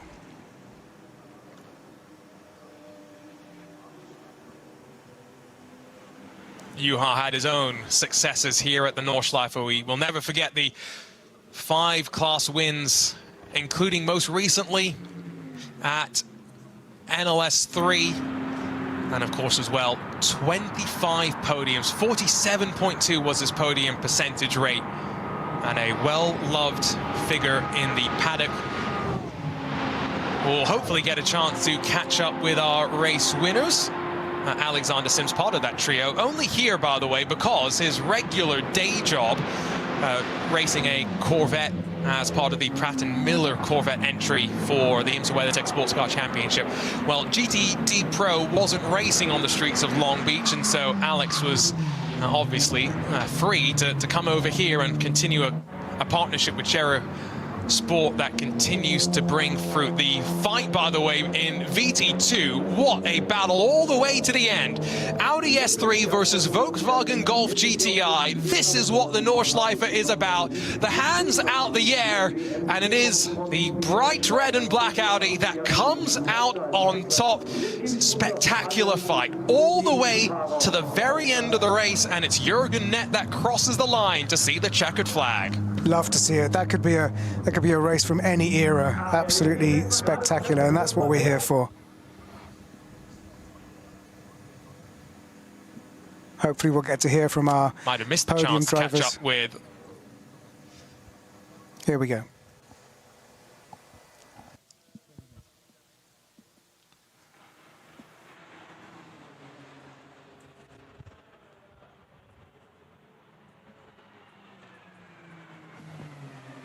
So hopefully we'll get the audio soon. Otherwise, we'll try and do maybe some lip reading of what is happening.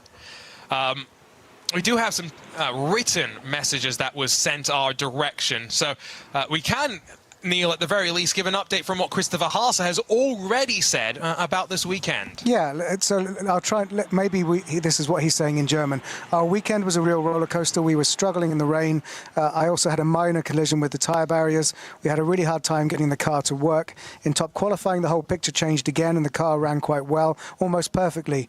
While things are going well for us in the race right now, the balance isn't quite where I personally would want it to be, but in the end it went pretty well for us. We did see a few things in the data that we're not entirely happy with.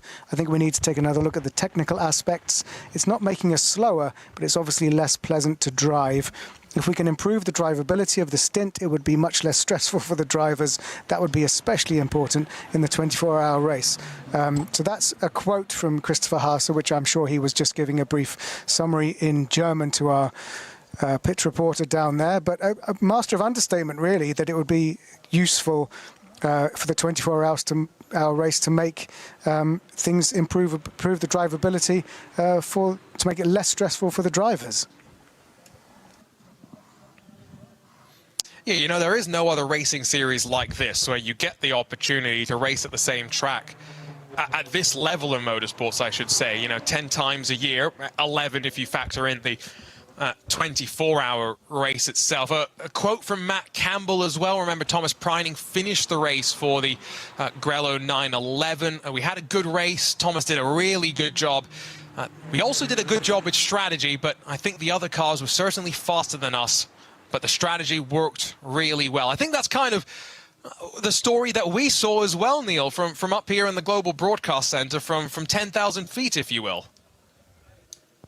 Very much so. Also a word from Mirko Bortolotti. From a sporting perspective, it was a great weekend for us. We had 2 great starts yesterday and today. Things are going in the right direction regarding preparations for the 24-hour race. But yesterday was a dark day and really tough for all of us. It was a really difficult moment for the entire paddock. My thoughts are with my family. You don't want to see something like that in motorsport, but unfortunately sometimes it's part of it. So not a happy weekend, but from a sporting point of view, I can't complain. So very well put there by Mirko Bortolotti, who was impressive in the early part of this race in the number 84 Lamborghini Huracan. We are getting word of a couple of post-race penalties that will be swinging the way of some competitors. The heavy-handed arm of the law will never fail to grasp you if you've done something wrong. One of our BMW 318s in SP3, they're going to get a 60-second time penalty. Not sure exactly how that converts into the post-race, but also the other thing that I did see was something for one of the Subarus Toyota Supras in the field, ignoring one of the double waved yellow periods. And so another thing that will affect our provisional results, which we'll work through in a couple of moments' time and talk through our winners today, who will leave this round of the NLS with some good data heading into next month's 24-hour race, because this is it. The dress rehearsal is now done. The only thing left to do, Neil, is go racing for the 24 hours of the Nürburgring. Yeah, what a perfect way to race today. Great conditions, no rain, pretty much blanket sunshine throughout the whole race, and really important work for everybody to get through today in preparation for the 24 hours next month, but also to, you know, gird your loins and to do it for Juha Miettinen, really. But difficult, and kudos to everybody involved. Let's give you a quick update then on. So let's give you that update on our winners, and we can begin to wrap up here and officially start to plant our feet forward to next month's running of the Ravenel ADAC 24 Hours of the Nürburgring. In SP9, after a exhilarating battle in the opening hour with Max Verstappen and the Verstappen Racing Mercedes, Shera Sport and Christopher Haase, Alexander Sims and Ben Green are your winners in their Audi R8 LMS GT3 Evo 2. SPX, we should also highlight, Neil Verhagen crossed the line 7th for the BMW M3 Touring. So they will be thrilled with the effort in top qualifying, only 5 seconds off, and another good 4 hours worth of data racked up ahead of the big race. In Cup 2, it was the teamless entry, but 2 very quick drivers who score some valuable points in the Porsche Endurance Trophy Nürburgring, Raphael Renhofer and Noah Nagelsdijk, combined to win there. They were just in front of Mullner Motorsports. I say just, the gap relatively large on the track, but also just in front then of the 82 class winners, the Black Falcon Team Fanatec Porsche Cup car, with, of course, a couple of different accoutrements and fuel powering that machine. Cup 3, they led for the majority of the race. It was Smilleris Racing in their Porsche 718 Cayman. That's another one of our classes eligible in the Porsche Endurance Trophy Nürburgring, while in SP10, it was Toyo Tires with Ring Racing that held on in the Toyota GR Supra. For those watching, see the full scroll of results, but we'll continue to talk through the winners of respective classes.